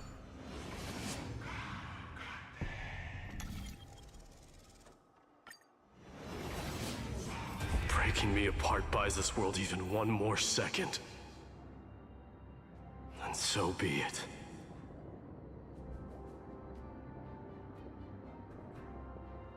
But it's gonna hurt a lot! Pain brings endless torment. But it can never destroy me. I believe that you were thinking the same thing when you stepped through the gate of infinity and jumped off that cliff. Can't argue with that. In the current situation, this is the only path Akuma has left. Just do as I say. Split my soul into 5 pieces. Forge me an immortal vessel. Let the blade of strife hang forever overhead. Locked in battle with their enemies to the world's bitter end. There's no need to be sad, Lady Trebios. Haven't we already taken great strides towards that promise tomorrow? In this life, my people no longer have to drown in false guidance. Kremnos has washed the blood off its fate. Emphorius no longer needs a god named Strife. So let me shatter the former laws and turn the Lance of Fury back into a weapon that protects the world. We understand. By the way, can you do me another favor? The 7 sages from Grove of Epiphany are already en route. They'll arrive in waves to join the Resistance in a couple of days. Among them is a scholar named Anaxagoras. He has extraordinary insight and fears no sacrifice. This soul-rending ceremony wasn't just my decision. It was his counsel. His wisdom will surely be the backbone of Amphoria's survival. Watch over him. Carry on this everlasting flame for me. Through Anaxagoras' ritual, the demigod of strife split his soul into 5. Courage, honor, tenacity, sacrifice, and reason. Each sealed in blood crystal and cast into battle. The people held a 10-day funeral to mourn their fallen god king. And through his sacrifice, humanity was granted 200 years of peace.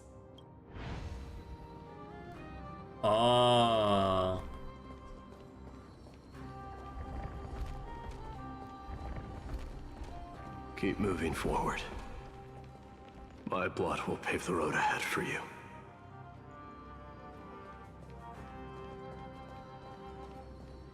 Keep moving forward, little Gray.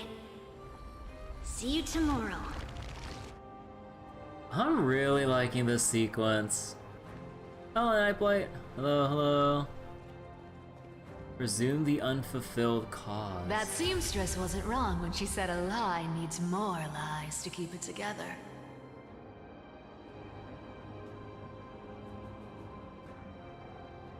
Reason and trickery. Never thought we'd be the pair to finish this final setup.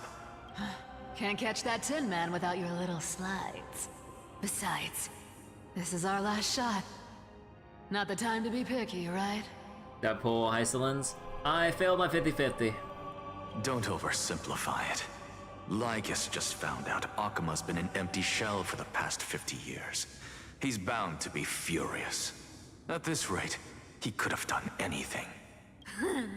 That's exactly what we want. Rage blinds even the brightest minds. Doesn't matter how much of a genius he is, the principle still holds. Once he storms into the council and confronts me head on. Did I lose it to Branya? No, I already have Branya E1, so I don't need any more Branyas.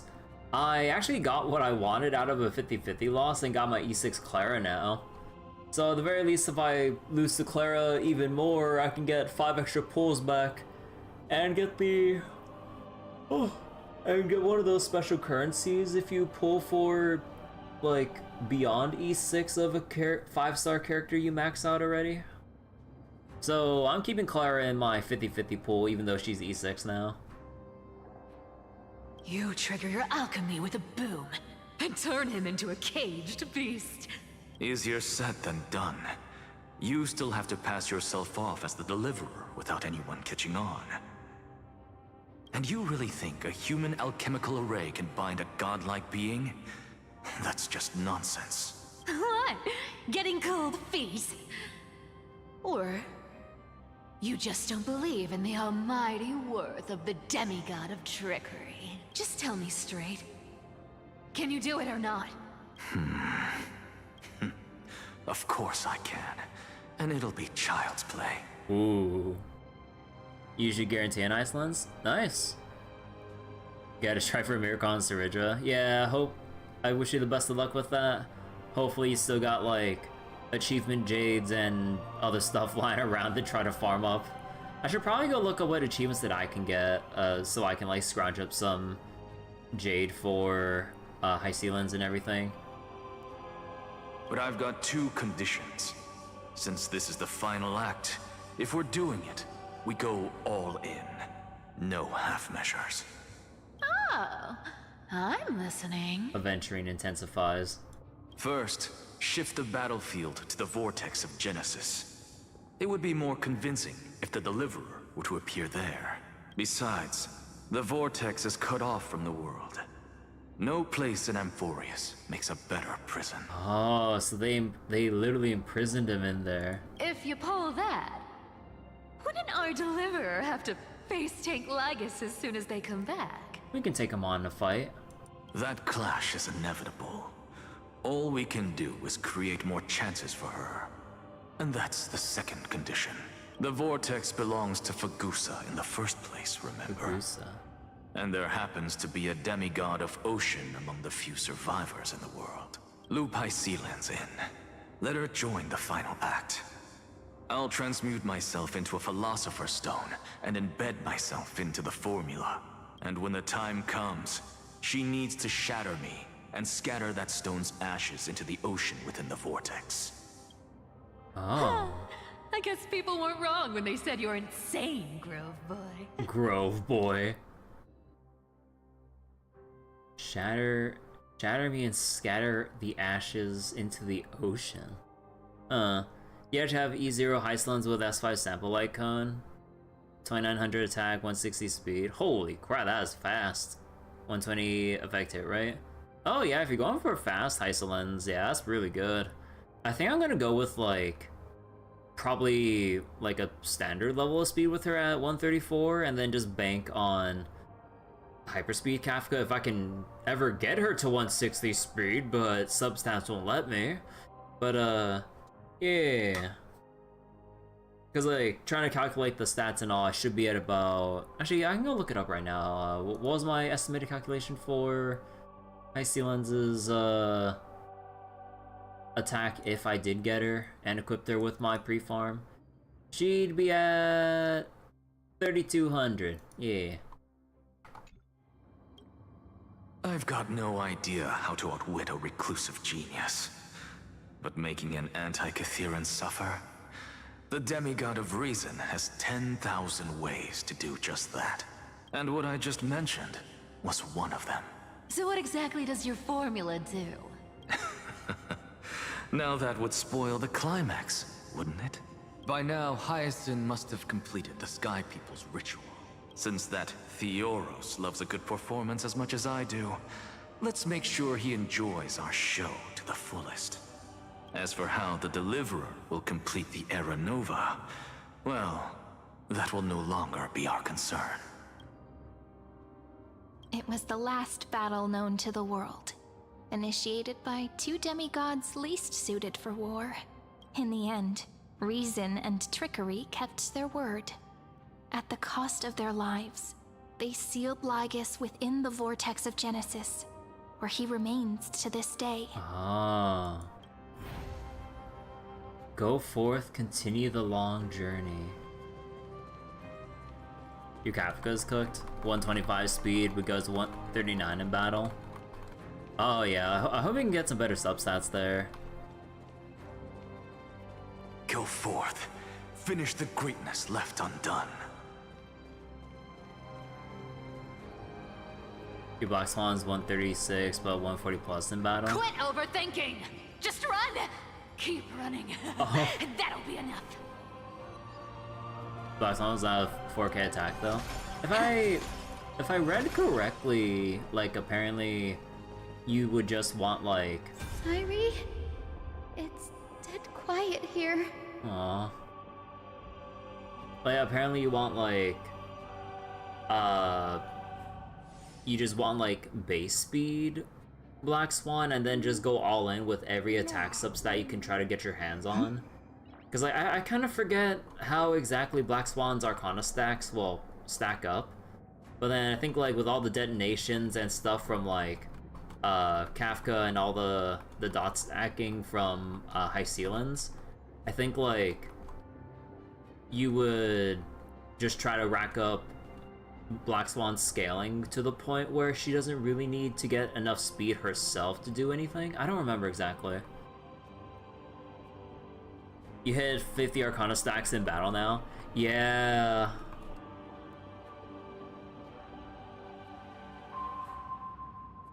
Akuma will stand eternal. Miss Cypher's lie has crumbled after all. But it's all right, because all of us have fulfilled our purpose by now.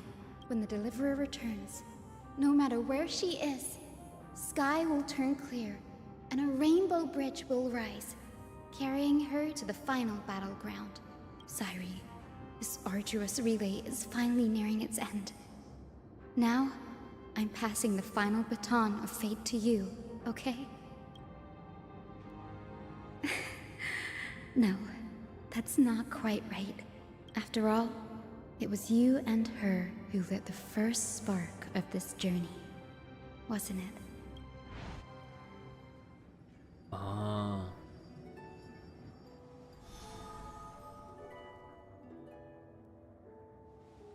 I'll tell you the story of this 1,000-year journey.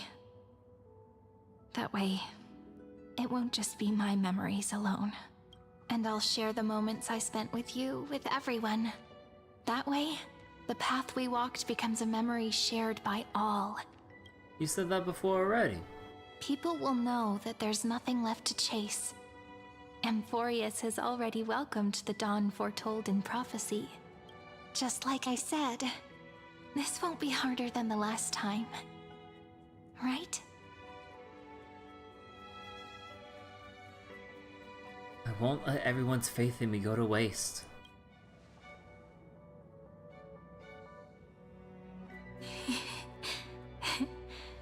I wonder what kind of expression you're wearing right now. Probably the same as always. Calm, resolute, and brimming with confidence.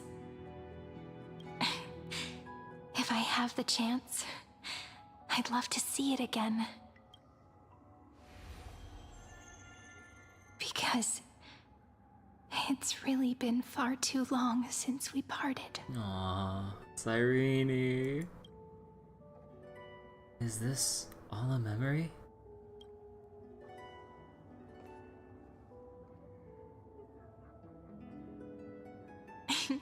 Someone as sharp as you must have realized by now that this isn't reality, but a maze of time. As the last link in the relay, I will return to the Temple of the Three Fates, tell Orynyx all of our stories, and bottle every page we've written into the little flask of memories. And then, may it set sail in peace, drift down the river of time along with the core flame of world-bearing, reach your side, and lead you back to Amphorius. Just like the first time we met, right? Aww.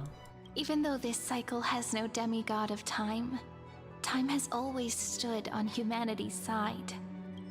This is the only way to make sure that the Era Nova won't happen before you return. and the only way I can safely entrust the completed final flame chase journey to the Deliverer's heart. After all, the new world will be born from your memories, and the protagonist of this story mustn't be absent.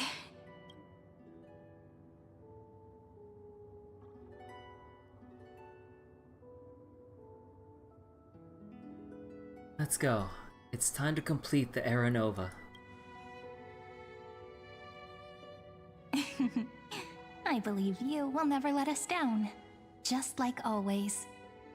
Do you remember when Finan sent us back to the beginning? When you and I got separated? But in the end, I returned to you, carrying all that we've been through. Aww. Hold on, I think I got, they showed this picture already before, right? Ah, save it again anyway. That's what memory is. It may wear down and fade in the river of time, but it never truly leaves. When that hidden corner of the heart is stirred, the past returns even more beautiful than before. So don't worry. Let the 33,550,337th Flame Chase journey become part of you too. I've gotten a lot better at it with the experience from the last time. Next, you will head to Styxia and find the Vortex's entrance guarded by the demigod of ocean before charging toward the final battlefield.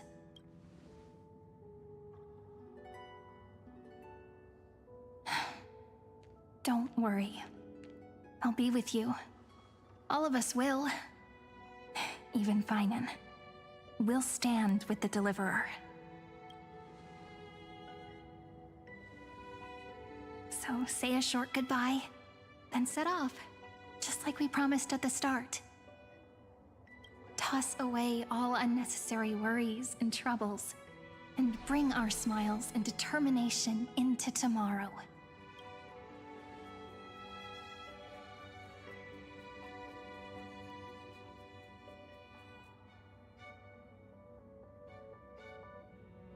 The last baton. I wonder how long you'll have to wait before passing it on to her.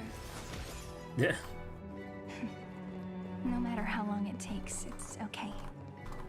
Waiting is what I do best. After all, it took 33 million cycles for her to arrive in our world.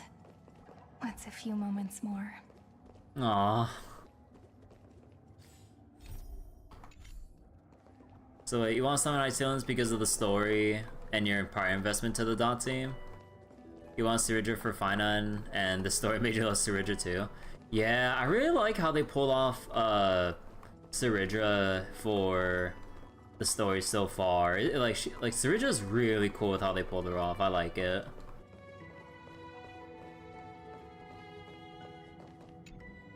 Draw your blade and embrace destiny. Sorry. What if you wait and wait, but that hero never arrives? That won't happen. Because I know that no matter how long it takes, she'll definitely return to this place. We can't let her down.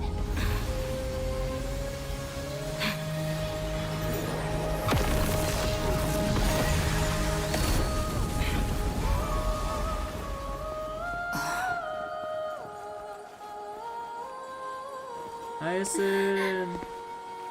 Sky shall rain rays of dawn for you. May romance be with you on your journey. And reason grant you enlightenment. Let strife bestow you with inspiration. Trickery ensure your success. Allow death to protect your soul. And at last, the passage point the way forward.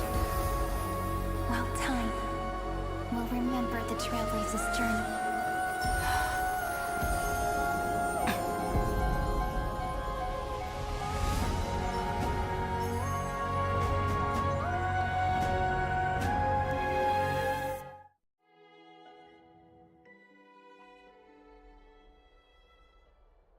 Is this Styxia?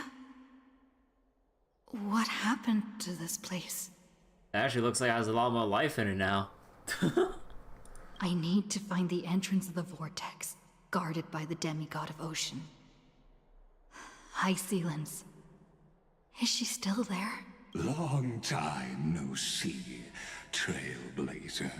Generation after generation of Chrysos heir heroes have tried to defy fate with their blood and tears, either voluntarily shattering their souls or waiting in eternal solitude. But alas, fate can never be defeated.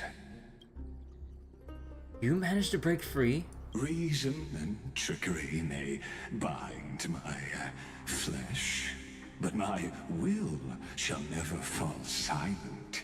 So the demigod of ocean, the Dux Gladiorum, Hysilens, sought to bring me into a fantasia with her voice and drown a genius in slumber.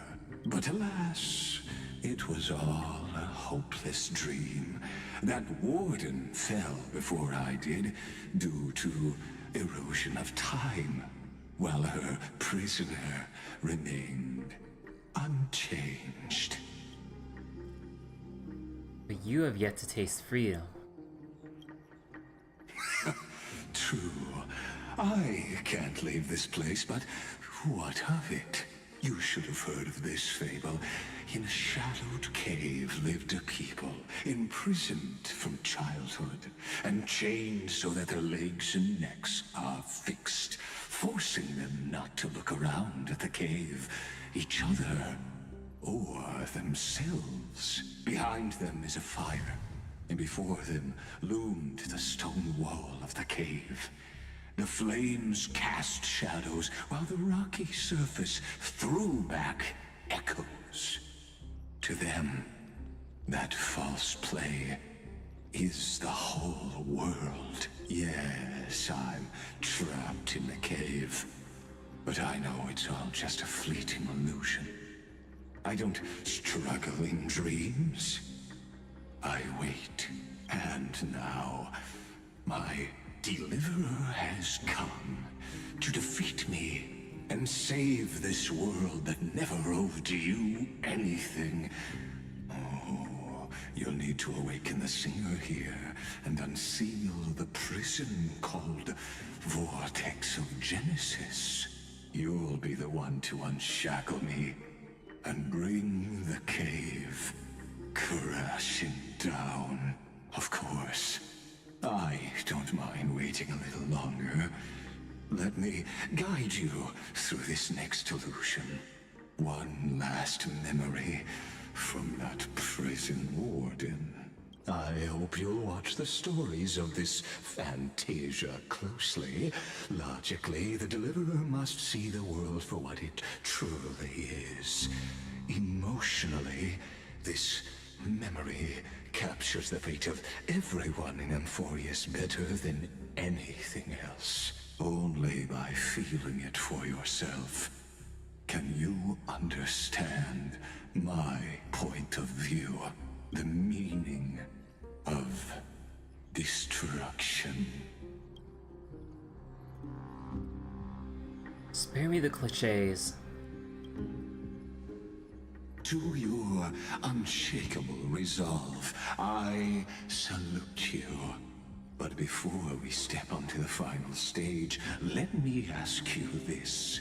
In the spirit of that fable I told you just now, can the prisoners in the cave learn to see the shadows and echoes for what they are, and stop mistaking them for reality?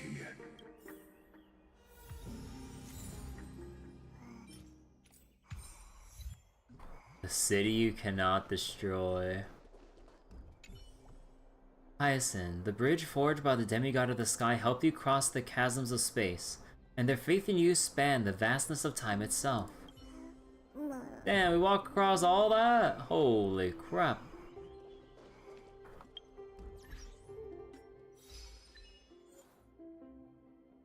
May dawn bring us good news. As the saying goes, dawn is a child of night. Into the hearts I place blind hope, and with it flames.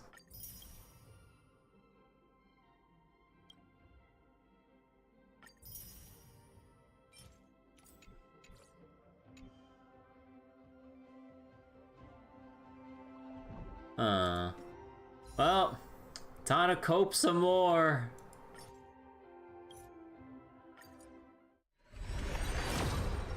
Fuck. Hey, got another pool.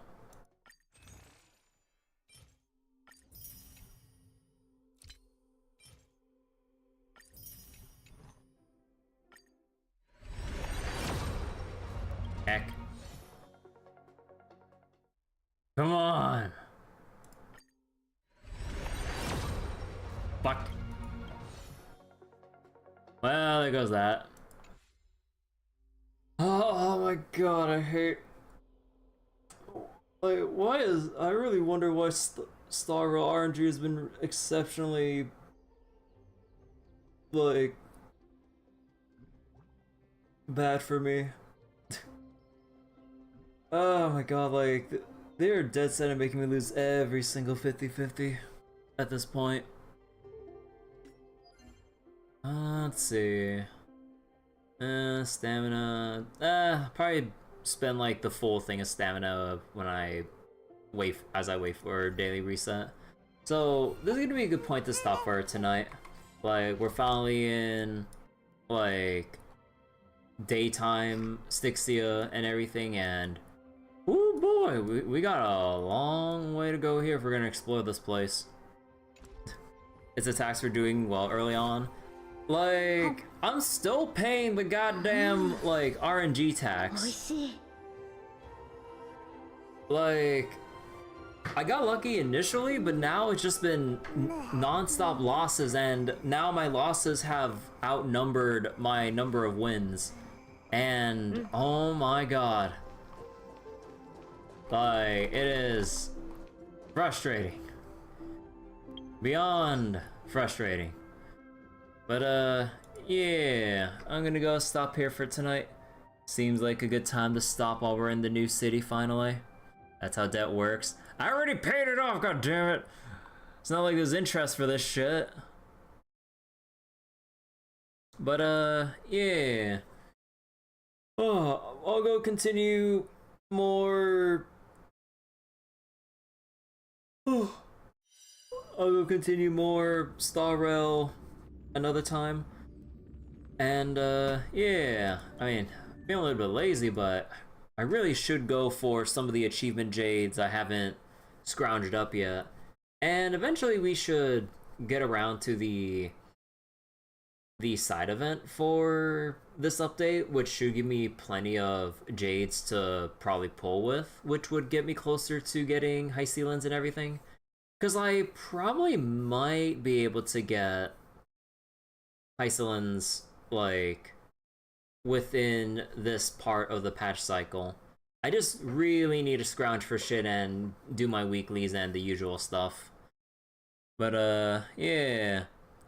So, wait, how am I liking the story? It's compounding interest. Yeah, I'm definitely liking the story so far. Like, the whole, like, writing and presentation for Ceridra and everything. We'll probably keep seeing more of Hysilens as we kind of go on with like this part of Styxia, because it's gonna be like a bit more of a focus for Hysilens and all. But yeah, and also Lygus taking a more prominent, like, or more visible and active antagonist role instead of like manipulating stuff in the shadows compared to before. Like, you know, despite my whole like near hour of bottled up frustrations with Star Rail, like in terms of like the other aspects of the game, like Hoyo so far has really been like turning things around with the story and the presentation so far. Like, there's definitely been less blatant black screen with text, and they do fade to black screen, but it's like a quick fade into like another shot at the very least. So like, I kind of wish they would still do more beyond that. Like, if people leave or have to like throw something, they quickly fade to black and then just kind of preemptively place a prop at the character's feet, like when Ceridra threw the blade, like when we're having the feast and everything. Like, you know that, like, you know, action wise she threw it, the sword clattered to the ground, but then like Saridra technically threw it, but it quickly faded to black, and then the camera transitioned to the sword already on the ground. So Hoyo still should, although again, like, highly unlikely, but they still have like a lot of room to actually provide the details for more engaging story presentation. Because like, show us an animation of her holding the goddamn sword in her hand and then fling it over. Like, even if it's like a casual underhanded toss or something like that, or what have you, for a proper Imperator to like throw down a sword as a call out of like a test of loyalty or some shit. Like, that would have set like the tense atmosphere in even more to us, the reader.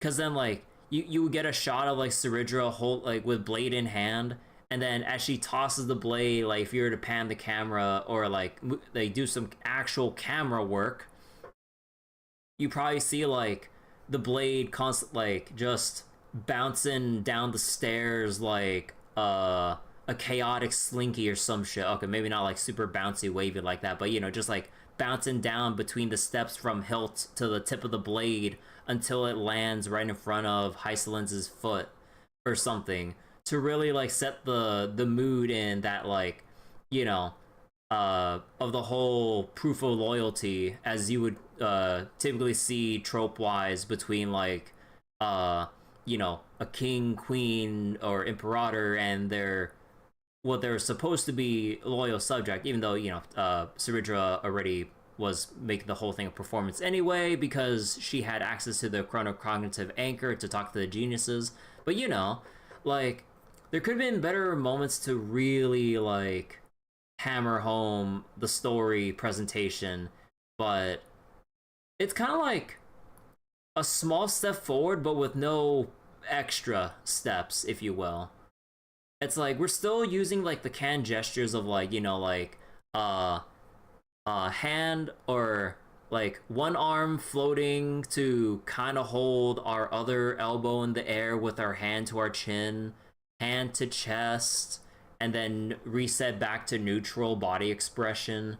It's like, you know, like, it's pretty clear that they have no real intention of trying to create any more new bodily like, or just gestures or whatever to try to, like, you know, sell the current, like, not sell, sorry, but yeah, to just showcase what the characters are doing in a more lively, animated way to just keep up the reading engagement, you know? Because, like, we're not just listening to the story, we're not just reading the subtitles on the bottom of the screen. We also want to see, like, the actions that they're saying that they're doing, you know? Like, it, like, not just tell, but also show, you know? It's show and tell with presentation with a thing like this. So, but in terms of like the actual content of the story, I'm really enjoying what 3.5 is putting down so far, and I'm really happy about that. Ever since, like, let's say 3.3 onwards, maybe 3.2, but that's kind of like, it's kind of like the start of the upward trend, because like with the start of 3.0 and like the 3.1, you can kind of see how things have kind of gone downhill with like the story presentation and like the laziness of it. But then they started addressing stuff in, well, you probably didn't see too much of it turn around with 3.2, which there's some stuff that I complained about writing wise. But then with 3.3 onwards, with the whole thing with like Hyacinth and like the whole showdown in Dawn Cloud and stuff, like they really ramped things up, and I'm pretty happy for that. And 3.4 was some peak storytelling right there with like Finon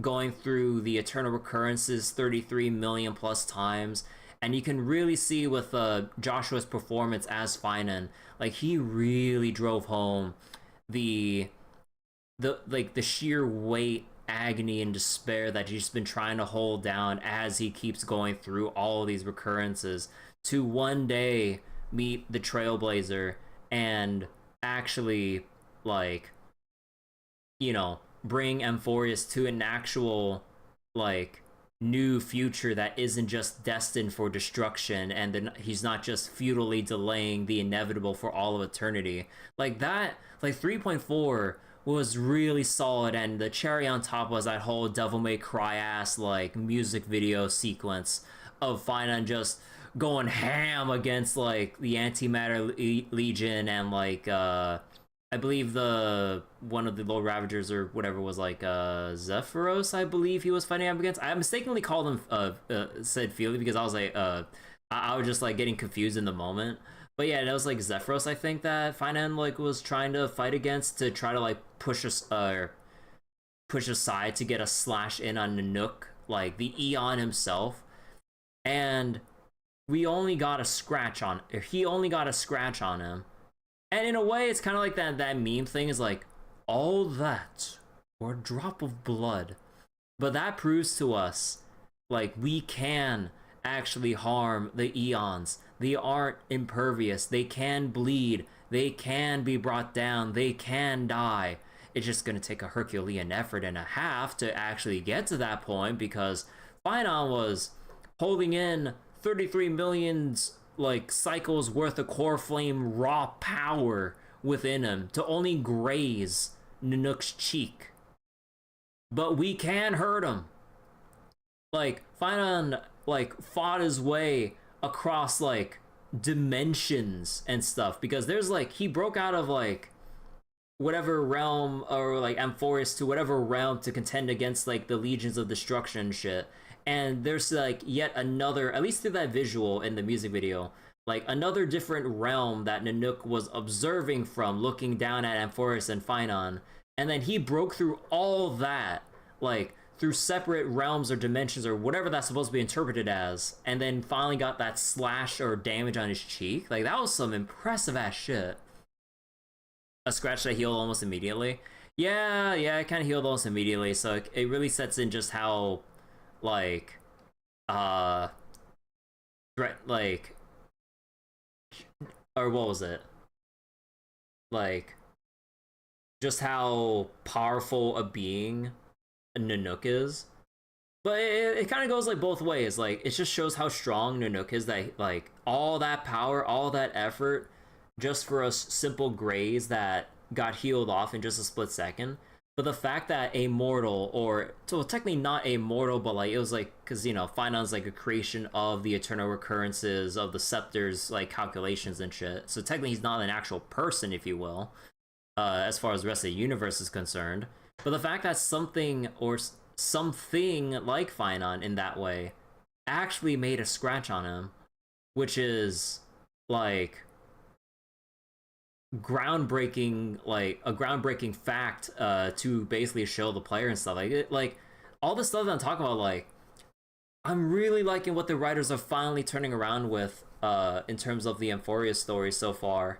And going back to 3.5 now, I'm liking what they were putting down with Siridra and everything. We started to see like the rest of Hysilens' like role and impact with this patch, because you know like we just got the Styxia. But yeah, and that whole little sequence of like because I was kind of wondering, like, are we gonna have to meet all of, you know, like I was kind of asking myself, like, are we gonna have to meet all of the Crisis Heirs again?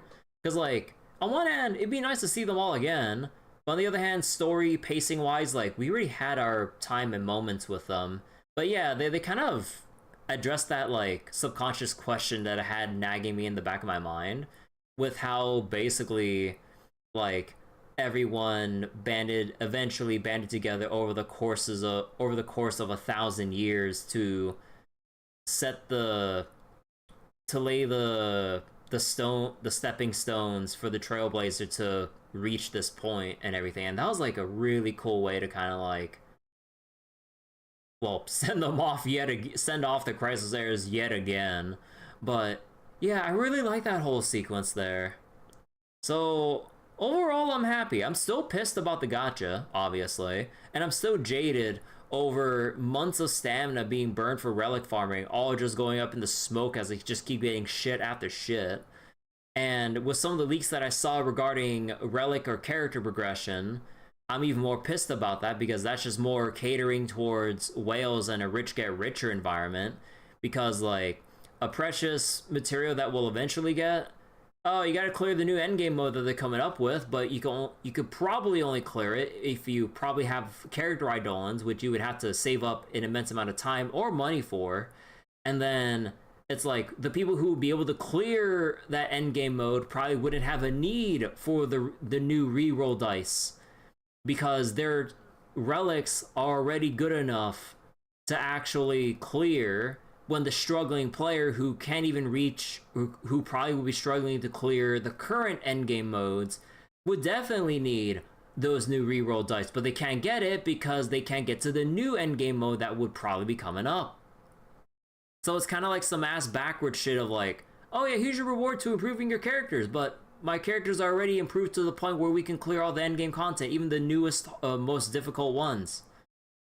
So then, what about the struggling players who are just trying to, like, you know, clear endgame as it is right now? Oh, they get nothing. I'm just like, the fuck? So yes, I still feel very like justified in my ranting about that stuff.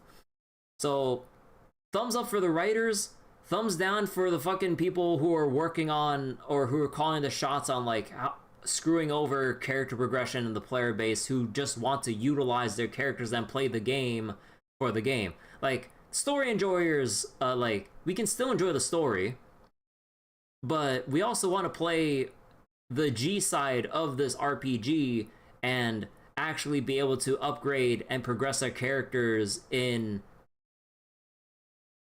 within our lifetime, you know. Because, like, it is unforgivable that substat weightings and disc farming in Zenless is miles easier. That I've, again, being a broken record, I've geared over a dozen plus characters in a short span of time than I ever will in that same span of time in Star Rail. And Genshin has a better reroll system where I believe, like, I keep forgetting the exact details, but you can guarantee certain substats to be enhanced, and if you keep rerolling, I believe you can select even more substat enhanced guarantees to the point where you can basically make the artifact that you want exactly. I might need some correction on that, but basically, at the very minimum, you can guarantee which stats to roll into, which the reroll dice in Star Rail should have been in the first place. So it's like, why are, like, every respective, like, Hoyo game team, like, kind of, like, working in isolation from each other with, like, the similar aspects of QOL here, and not just taking the best of all three of every game systems with regards to character progression. Like, of course, it's like different games, like Genshin, Zenless are action, Star Rail's turn-based RPG, but you can take the aspects of character progression because they basically have the same systems in that regard, and they can easily take the best parts of each other, like Zenless with better, more favorable substat weighting, Genshin's reroll, and then, like, actually, I'm not sure how crafting specific artifacts go in Genshin, if they have that, but, like, yeah, like, we have, like, the resin system in Star, which, well, could be a little bit better, honestly, or less expensive, or they can make the resources a bit more abundant or farmable, but, like, being able to make particular substats with at least 2 ideal substats is pretty nice. The problem is trying to get the enhances, which Genshin has. And then there's Zenless with more favorable substats, at least in my experience, because, like, I've gotten way more good shit in Zenless than I ever will in Star Rail in the same short amount of time. Although, granted, Zenless doesn't have an arbitrary speed stat compared to Star Rail being a turn-based game. So there is that. So it's more inherently favorable because we don't have that annoying-ass, like, speed substat. It's just like, bro, if you had to guess they're in competition with each other, it'd be like, I'd understand friendly competition within, like, a company's, like, different teams, like, with each different respective game. I understand that in a sense, but, like, it feels like they're competing without trying to one up each other. like, you would think in a competition you would want to one up the other person to get like the edge over them in terms of like, you know, like I guess between the games, like more favoritism between like the game's fans or Hoyo players or like players in general. And then like instead they're all stumbling over their own feet and just looking in their own lane without seeing how the other competitors are shaping up. Like Zenless for the moment it has been hitting its stride ever since they course corrected, I believe, from 1.2-ish onwards, 1.1, I'm not sure. But like a lot of the things they're doing, big thumbs up in every regard with like the story and like the content and just like a lot of things in general there. But like Star Rail, now that like the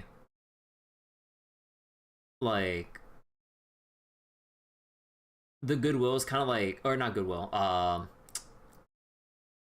like things have the momentum has definitely been stunted ever, like I guess you could even argue during patch 2.7, but definitely 3.0 is where we see all of Star Rail's glaring problems like really come to a head again, with like the whole thing with story presentation, the kind of lacking NPC models and everything, and like other issues with like them making Amphorius a bit too grand in scale for them to tackle on, at least for its start. They're definitely, again, the writers have definitely made up for it with 3.3, 4, and 5. But like, you can tell that like, there's some weird management shit going wrong here with like however they're lining up their content pipeline, but they're getting around to fixing that. But in terms of like their endgame and character progression stuff, what the fuck are they doing? Miyoya has too many games, they're eating each other's income. If you love all their games, you only have so much time and money to split across each of them.